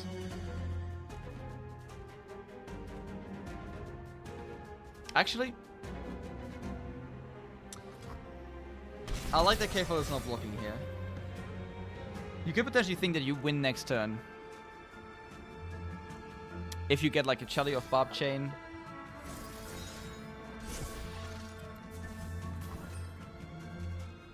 Or maybe a Samira, maybe Fizz. Gem the Water is actually going to be used on Nora here, just absolutely ignoring that lifesteal unit.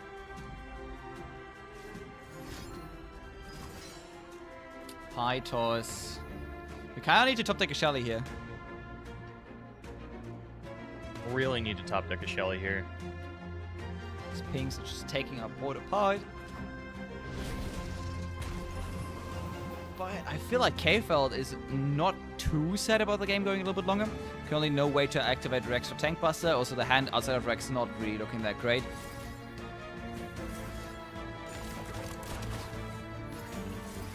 Yeah, double Rex. Another awkward point for this deck. Most people are on 3. I think Tank is on 3. I'll confirm that in a second here. And some people go down to 2. And it's, if you're expecting a much more aggressive meta like we kind of saw today with all this Fizz Samira and all this Jinx Kennen, maybe you do have to go down to 2 Rex. You know, Rex is pretty okay though.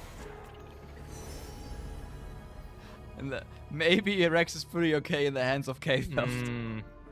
I don't know. Yeah, could be a they funny do have take. a warning shot. They do have a warning shot. The class, take me back to 2020. We got warning shot Riptide Rex. Remind me, is Rex actually back to the original shots? Or Yeah, is he, Rex yeah, is he's back to 7 fully shots, right? reverted. Was down to a 6-4 with 6 shots for a bit there.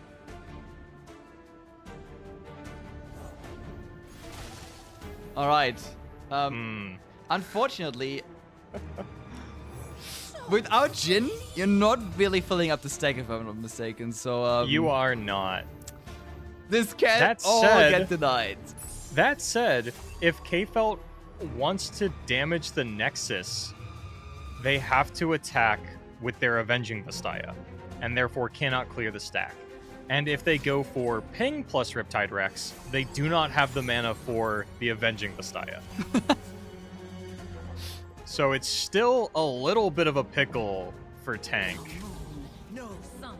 All right, we go the middle way of not doing any of that. But yeah, this is sort of the problem though that I was about to get to, is that if K-Felt full blocks here to deny the Rex, what are they doing? How are they winning the game? Well, I mean, if you don't, you lose your board anyways, so Yeah, might as well. so you kind of have to. The difference is, if you do it, then you force out the Rex at least, but you know that that's not what you want to be doing because you know Tank has Condense. You saw it off of your Swindle.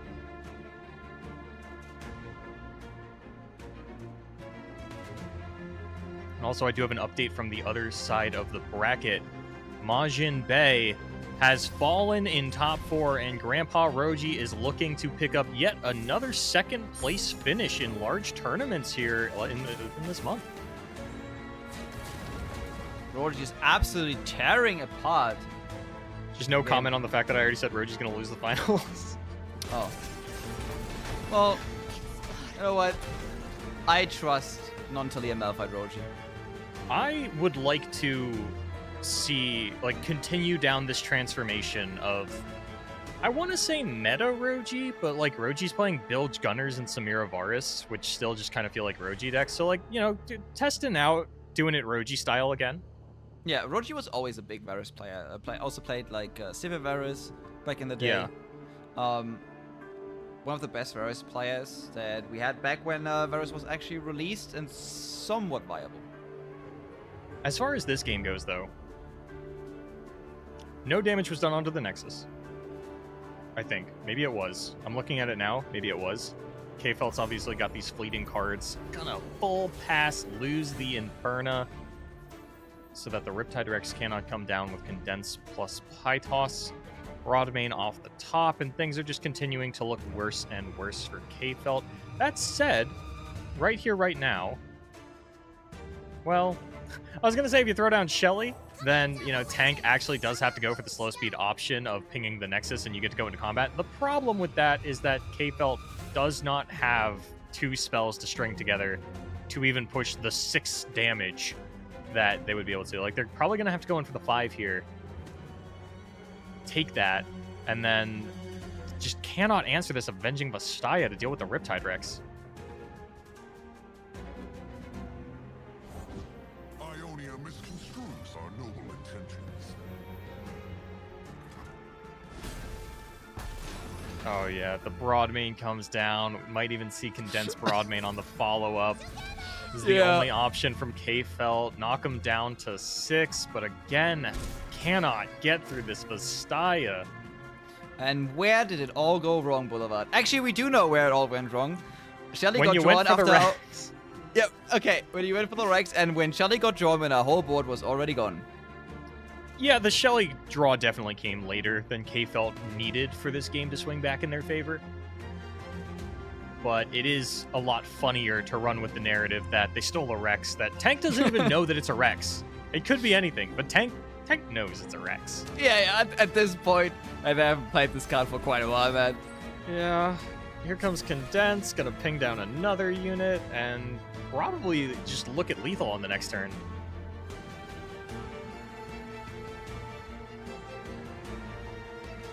We are all seeking an end to war, friends. Alright, Yeah. open attack already looking huge. Rex follow up, looking even bigger. And it's just a slow bleed out for K-Feld. K-Feld just doesn't have the resources to get back into this game. Alright, there's a pace stream. Rex just gonna clear up this board. Pre-combat Rex, you'll love to see it. And this is still gonna hold the Avenging Vastaya mana so that K-Felt can't try to Rex in response, or at least if they do, it will not be successful. Yeah, the Avenging Vastaya really just absolutely it's destroying the funny. Rex pick from K-Feld, right? Yeah, it's funny because when I outlined this matchup at the very beginning about why it was K-Felt favored, it was, you know, Avenging Vastaya picks up no value, you don't have an answer for Shelly, and then like K-Felt found the Shelly way too late, and then Avenging Vastaya managed to find value because K-Felt's late game assurance plan was just stealing a Riptide Rex and hopefully letting that rip. And the thing I love about Avenging Vastaya is the hope that you kind of get to drain from your opponent of like, hey, you 100% know this is not going to work. This is the only ambush unit in my deck. So you know for a fact that is what this is. Yep. Brutal card, but I absolutely love it. Very unique card. And unfortunately for K-Feld here, we kind of just have to try to get like the little advantages we can, but we kind of know that this game is already over. And especially now that we see the Rex committed. There's nothing we can really do.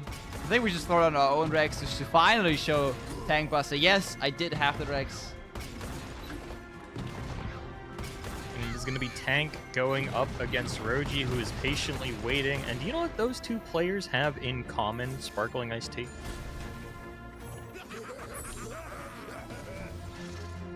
No, they're Americans. They were both top 16 World Championship competitors. Oh, okay. I really thought you were going. Okay.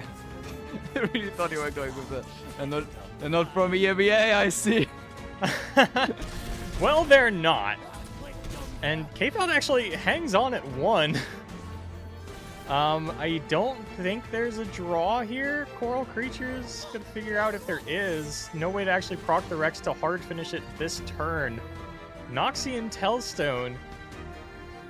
If there was...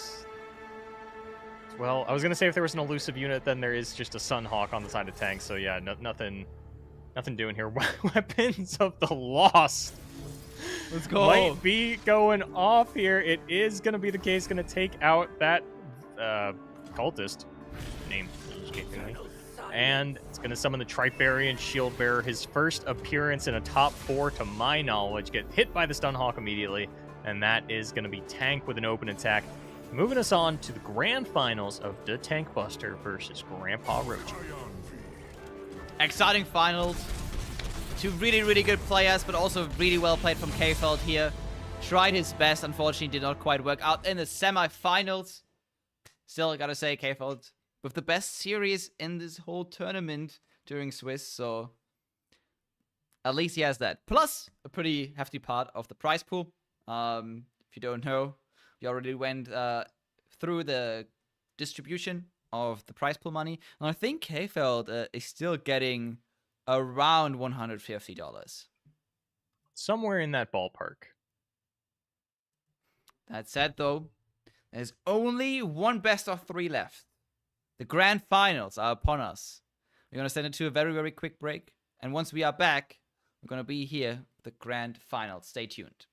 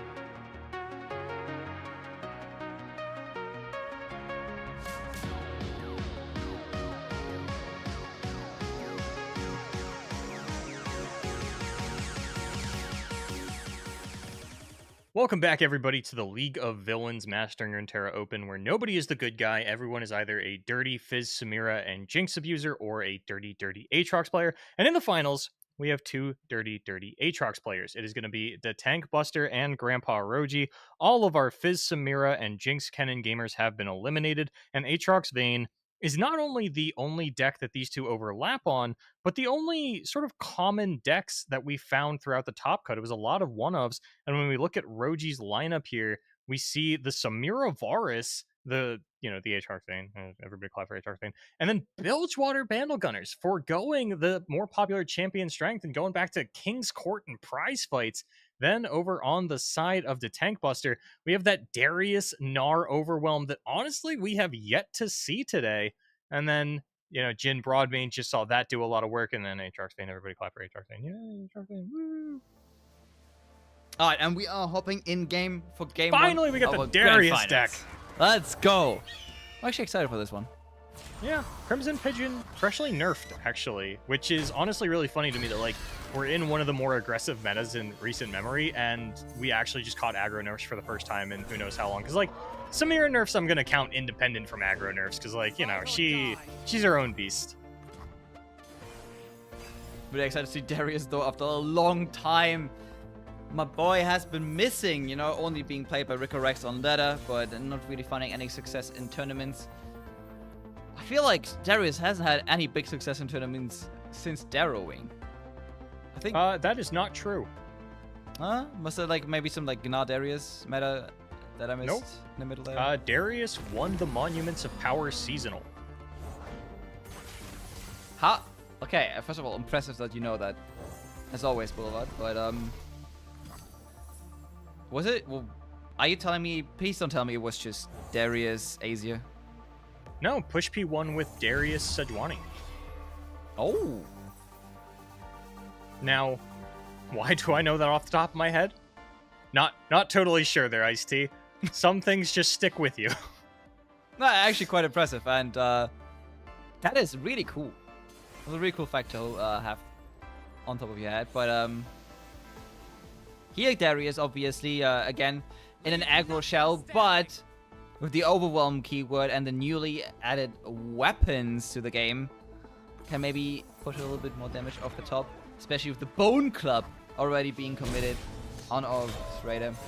Just an absolutely fantastic card, especially against a deck like this Aatrox deck, which can't really deal with the huge stats early on. Single combat doesn't really work if your opponent just has tough with big stats. Yeah, and if you're wondering what caused Tank to bring this deck, why is now the time for Darius Overwhelm again? And this is Gnar, Darius, Samira, 2 Darius, 1 Samira. It's Glacial Saurian, which I think everyone, that card was already being played in Jax Ornn, and when it lost 1 toughness to gain Overwhelm, I think a lot of people were like, okay, yeah, Jax Ornn got buffed, even though it's doing absolutely fine. It's been the number 2 or 3 deck for the last couple of events. And now, Jax Ornn just doesn't exist, but we're allowed to play Overwhelm again? Not really where I saw that change going, if I'm being honest. Okay. So, Battle Fury also hitting the hand for Tank Buster now. And between Bone Club and Battle Fury, this deck is just absolutely phenomenal at making any of your units a big champion, basically. Yeah, it's really funny when you talk about tall metas and who can go the tallest. Usually Aatrox is one of the tallest things you can do, and you'll see people that will play deep in those metas because Nautilus is a 13/13. Overwhelm, however, especially when this Battle Fury comes out, and it's a very safe Battle Fury onto one of these Overwhelm units because they're going to be higher toughness than even the Aatrox could deal with an Aatrox spell. The question is, can you push through enough damage to get Roji down to 10 and proc Darius? I believe the answer is yes. And so we're going to see the Battle Fury come out exactly down to 10 for the Darius flip. And that even means it is going to survive its interaction with Aatrox. Of course, Darius a little outdated, perhaps, in terms of the level up animation. But I wouldn't be surprised if that's the first time some of you have seen it. It is still glorious. It's actually one of the only animations that is a little bit outdated, but still has some unique effect, like pulling actually the screen in. Really cool. Yeah. Obviously giving homage to Darius E in League of Legends. And here he is, 10-1 still, trades with the Aatrox. I don't know if Grandpa Roji has anything he can do. We can throw in a couple challenges maybe and try to remove one of these big units, but just a 16-3 unit is going to be enough to like absolutely find lethal next turn. One would hope so, T, because if it's not, then like, what are we even doing here? Can cast Valor on the side of Roji to at least take out the Darius, but... Well, you mean there we go. attempt Okay. to take out the Darius. Attempt to take out the Darius, that is true. He's going to be saved by this Elixir of Iron, and then Tank's even going to be safe to just run out these Legion Saboteurs. Going to throw one down now, and not only is that burn going to come through, but you're much wider. We'll see. Oh, Saratu coming off of a Naka. Condemn picked up for 0 mana is an issue. Okay, hold on, Grandpa Roji making this a game out of nowhere. But unfortunately, because Darius is also going to be safe, this is really tough because we have to decide what we actually kill. You've got to, I mean, you've got to condemn the 16-3. It's bigger. Is really just all it comes down to. Unfortunately, no Aatrox in play for Roji, so they are not able to heal up while shooting this 16-3. Gonna Darken Harp the Anaka as well, and I think we're still just looking at lethal damage unless Roji top decks a single combat. It's actually looking like exact lethal unless Roji top decks a single combat.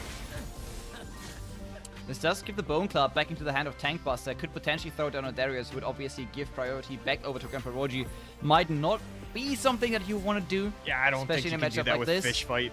Ooh, Whirling okay. Death as well for the hard secure. Tank goes in, and we get to see why. This is the first time we are seeing this deck today. It's been banned throughout most of Tank's matches that we've gotten to check him out in, including that semi-final, but now it is unleashed, and now Darius is decimating the meta. Roji gonna try and survive here, but the Flare and the Whirling Death going to continue to secure it. Honestly, you could actually just play Flare here, pass over. Roji already is done.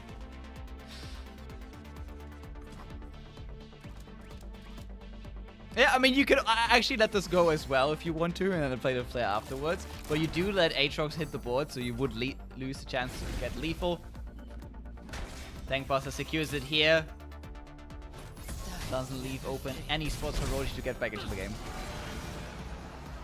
And it's going to be an exact lethal there. Whirling Death could have been a little overkill, but decides not to use it. Saves it for that, again, single combat potential top deck that I don't even know if Grandpa Roji runs. I'm actually checking right now just to see if that was like even on the table. Nope, there's no, it was a one of Condemn that we already saw used. There was no potential top deck from Roji, no fast speed interaction in a situation like that.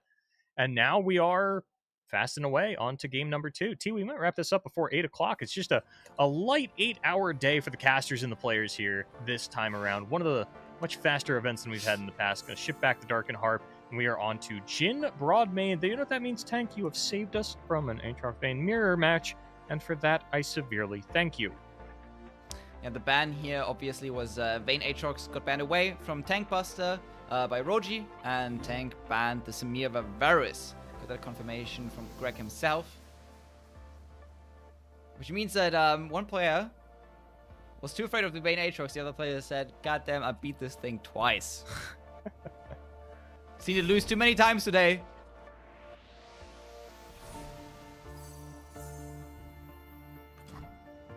We are off to the races, and Tank does not have a great hand for dealing with Vayne Aatrox. Cup of tea? Absolutely not, but we have an old lady who can put us in portals, Problem two. and maybe I'm gonna find something in there that's gonna save this game for us. Okay, portal over the top. It is a dude. A dude that gives us a spells. On Nexus Strike? Or Strike?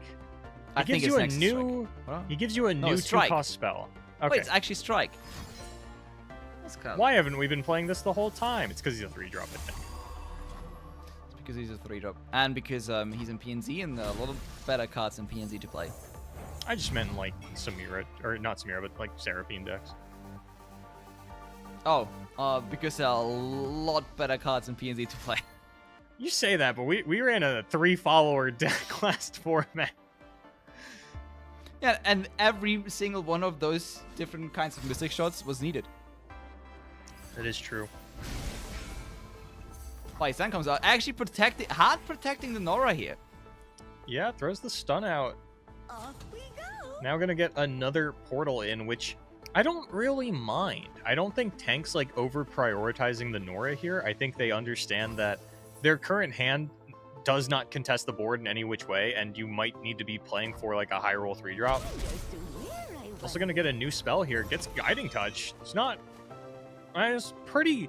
I'd say that's upper 50%. It's draw. Actually commits the Jin on the board. This does open Jin up to getting killed by this Valor, though.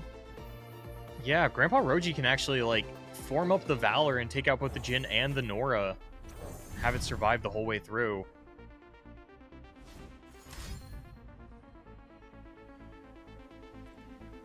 Tank should be at 1 out of 3 on Jin.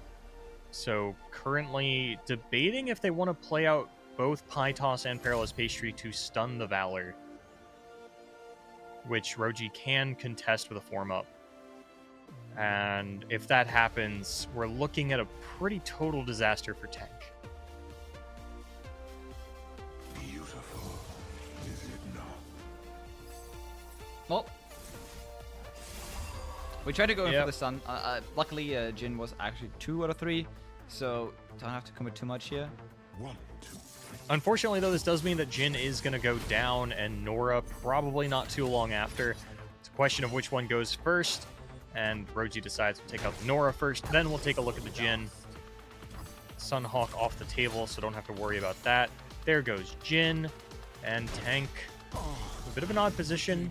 You know, I think this is one of the first games we've seen where Tank I think the better way to put it is I don't think we've seen a game of Tank where they had both Riptide Rex in hand and dropped the bomb on 5. Avenging Vistaya showing up. Not really helping as much in this game, obviously, but we do get rid of the Valor finally. Aatrox a little bit safer to hit the board, but not until Broadman is down will we see Aatrox hit the board here, I think.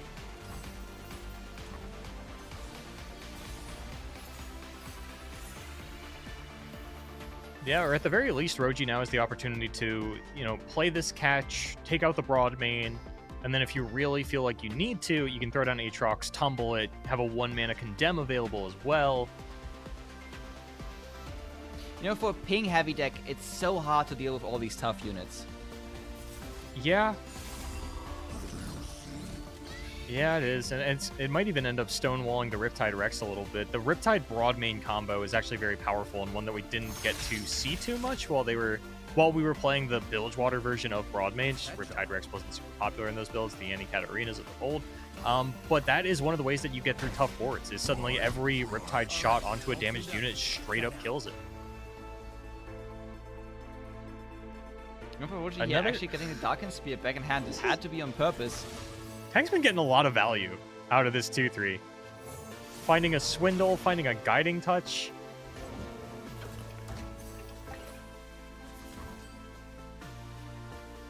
Yeah, also going to be able to actually throw a couple more blockers on the board, get a few more portals, but stalling out is not going to be enough in this matchup, because once the Aatrox hits the board, once the world ends, the world will actually end for Tankbuster here. And we see the Avenging Messiah come in, deny the tumble. Actually huge. This rally would have been backbreaking.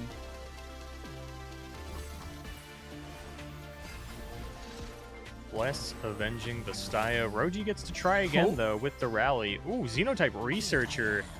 Alright, we're hitting good units. Questionable how much value it's actually going to get you, but this is a full-on attack. This is the Riptide Rex turn.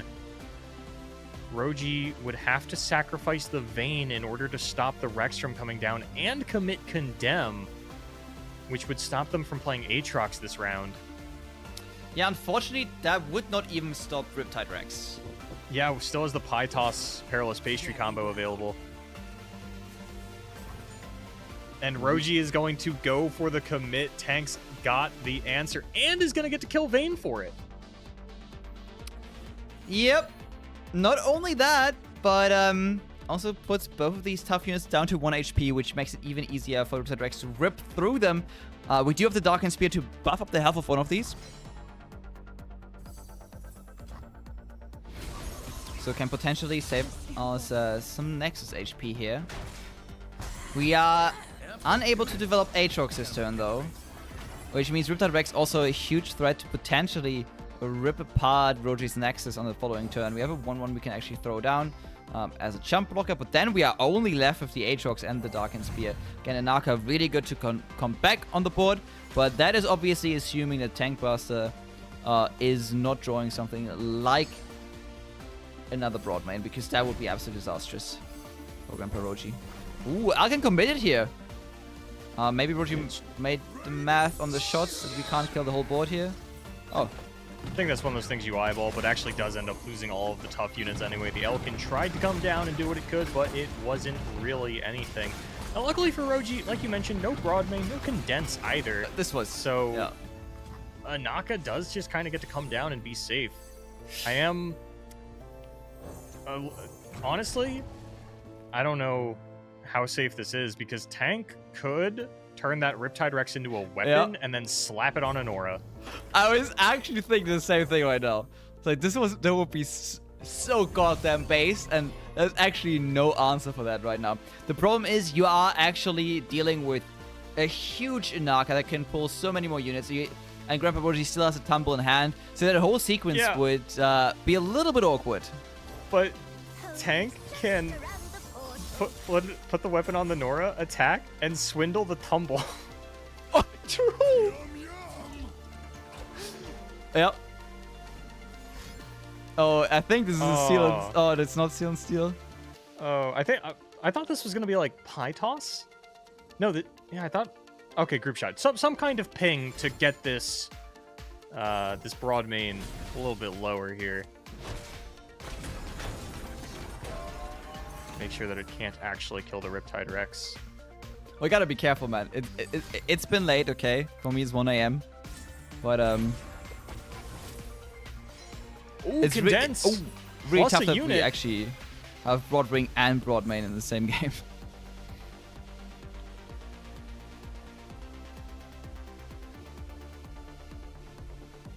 Tank has options here. Guess it's not seal and steel, huh? You can do better than I that. guess it's... I mean, it might still be. This Depending is, what the Sanaka pulls. This is a pretty bad Riptide Rex, to be honest. Yeah, I mean, like with a 6-8 tough, I don't think you're committing a Riptide Rex. No, I think Another Broadwing. I mean, Grandpa Roji Tank... is not getting stars out of this Naka either, right? Yeah, Tank actually just has to block with the Riptide Rex to soften this up enough to be able to... No, I don't think... I don't know if you can do that, LT. Listen. Oh, this is It's not... I mean, it's a lot of damage on... Oh, did we actually ping the Nexus? I think we hit the Nexus here. I think only once, though, which... Yep. Well, actually, Oh, twice! Tank! How did you do it? 5 shots of 7 going onto the Elkin to find exact lethal is what it would be if Roji couldn't play the Aatrox and heal up for 2 again. Number 3 overwhelm, though! Oh, yeah, that is there, isn't it? Oh Honestly, I forgot that thing has God. overwhelm because of the stat placement. You can only see it from the hand. And this is a Holy... Nora pull! This is a Nora pull. The mysterious man. portals have been absolutely huge this game. Tank playing for the RNG gets hard rewarded and sealed in steel. Going to secure to Tank Buster's win here at the Mastering Runeterra Open. Heading into that WCQ. Doing it with Aatrox Vayne, Jin Nora, and Samira Darius Nar Overwhelm. Oh my God. I'm losing my mind over here at 2 AM. This was a crazy game. And I think Tank just played one of the most beautiful Bandle games I've ever seen. Just really vibing with the core identity of Bandle City, okay? Oh my God, I loved everything that was happening there. Orochi probably didn't. But No, probably not. oh my god. Huge shout out to Tank. You know what? I think we're going to send it to a quick break and see if we can get an interview with Tank. Because that was a crazy banger of a game. So everyone, stay tuned. We're going to go to a quick break. Once we are back, we may have an interview. The man himself. Maybe not. We'll see. Gonna be back after this break.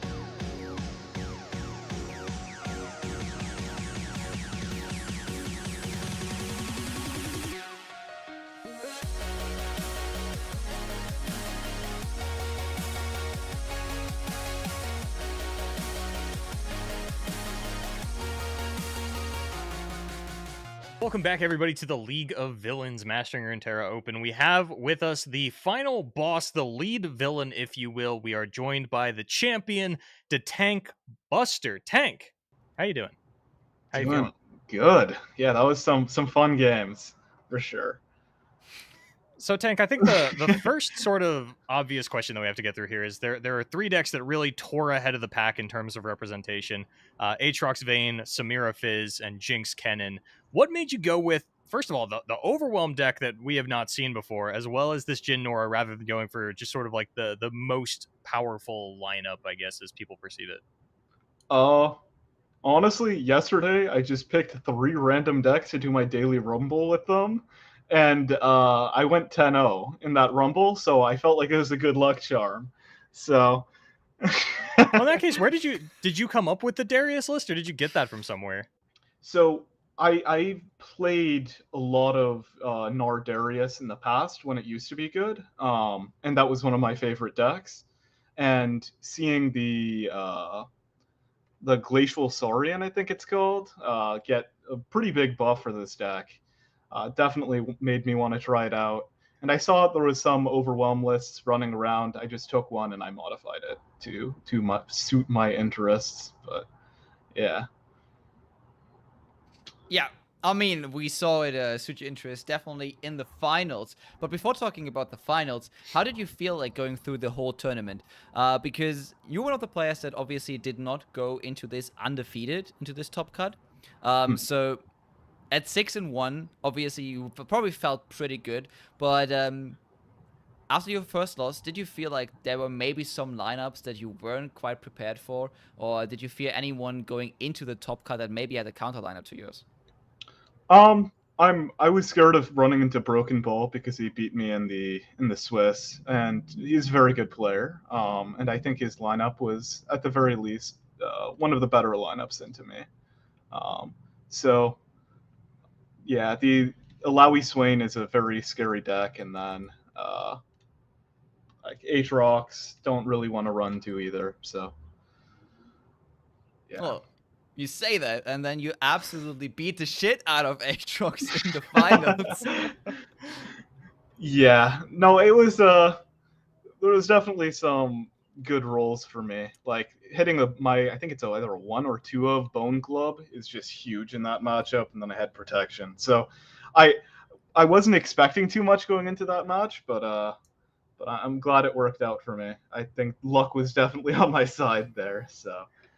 So, Tank, we have an impressionable young audience at home that watched all this go down, and I'm sure that a few of them are going to look at this Overwhelm list and go, yeah, you know what, Tank made that look really good. I'm going to run that in the Open next weekend. Do you have any words for those players? I have no clue what I'm going to bring. I brought Overwhelm because I thought it was fun. If you don't think the deck is fun, don't play it. I didn't have super high aspirations going into this tournament. I was just playing to have fun.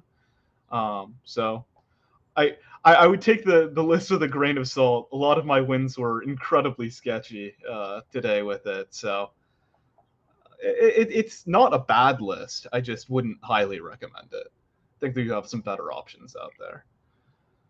You heard that, kids? Play for fun. Now, talking about fun, was the last game in the final in the top 10 of games that you have played so far in terms of fun? That was one of the games of all time. I mean, okay, it was very fun because of this acoustation, but yeah, I'd rank it up there. I'd rank it up there for sure. That Seal and Steel made me laugh. I will say. That card has never looked so good. Yeah, just slapping it on a Nora and having a fun time. Yeah, not only that, but then also Nora rolling you this absolutely insane 11-3 Overwhelm, which I don't know if you needed it at that point, but it was just the overkill that made the whole thing look so insane. Yeah, I saw that I hit that portal, and then I hit a condense off the top. And I was like, huh, I guess I was meant to win this one. All right. Now, with the confidence you got from that, you're not only getting those almost $600, but you're also getting maybe a little bit of a game plan for the WCQ that is next weekend. What is your plan for that one? Completely new lineup? Maybe you take some inspiration from what you played today, or you're just going to see what happens and develops over the week? I'll have to see. I'm gonna work definitely with RPG, try and figure out what lineup we think is gonna be best, and if it happens to be something along the lines of what I'm playing, which I seriously doubt, then I'll play it. But just try and play whatever looks best the day of, and get a little bit of practice along the way. All right, thank you, Tank. I'm fresh out of questions. T, I assume you are as well. So, Tank, is there anything that you want to say to everybody before we send you off, champ? I mean, shout out to RPG, I guess. It's definitely a fun group to be a part of, and they're all very helpful when it comes to everything. Hopping in between rounds was a lot of fun talking to the guys. So, yeah. All right, then. Thank you for this interview. Again, amazing tournament from your side, and excited to see what you do in the WCQ. Thanks. All right, everyone. That was our winner for today, the Tank Buster. Absolutely amazing finals here. Absolutely amazing tournament all around. Boulevard, we did it again. This time under 8 hours. Can you believe it? You say that, but I hopped in the call at like 11:50 Oh, no. and it's 8:02, so Oh, it's you got the actually been 8 receipts. hours and 12 minutes. Yeah, I'm all about receipts this month, man. Too many people's memories failing them, and Boulevard got to go back and check the tapes. That's what we're doing this month. That's the energy we had for July. Not the most exciting meta in the world. Not anything particularly new, but ever since the Runeterra Opens have started, there has been some big shakeup on the Monday of the Open. And it hasn't always been super exciting. Like, the first one was like, we figured out at the Mastering Runeterra Open that we could play Samira Fizz and Leona Noxus in the same lineup. It didn't have to be Samira Leona. Like, that was the big revelation of that Open that, like, you just didn't see in the MR top cut. So don't look at this 6 Aatrox, 4 Samira, 4 Jinx and think, okay, this is like a very cut and dry meta. These are just the best decks. I have to run this lineup. Understand that there is room for evolution, especially as the week goes on. I can only co-sign that. And with that, I think we're going to end the broadcast for today. Big shout out to everyone who played today. Again, always nice to see a lot of people sign up. Big shout out to everyone who watched the stream today. Hope you enjoyed this broadcast. And obviously, big shout out to the TOs in the background, especially Croc and Greg, just keeping this one running. Big shout out to Mastering Runeterra, Jason and Margin in general. And then, for myself, the biggest shout out goes to Boulevard. Thank you for casting this one with me as always. Thank you for, staying here and enduring my sometimes awful sidetracks. T, I will always be happy to cast with anyone who listens to at least 60% of what I say. And you're kind of riding the line, but you know what? You're still there. I'll lower the bar for you if I need to. That is going to do it for us, folks. Tank Buster is your champion of the League of Villains Mastering Runeterra Open because they haven't told me that I have to stop naming these things. We will see you all next week at the World Championship Qualifier. SparklingIceTea will be joined by Caster Gems for EMEA, and I will be joined by Skarzig for the Americas coverage. And I believe all of that will be on the official Legends of Runeterra Twitch channel, so be sure to check it out. Yeah, it's going to be all on the official Twitch channel. There's also going to be an APEC cast, which is going to be cast by Spitz, who really impressed with the casting on the last Mastering Runeterra Open, as well as an Aegis, I think together with Moonboy, so also check that one out if you are down to watch some APEC goodness. They always have the crazy decks over there, and they always have some really, really fun tournament action. Until then, see ya.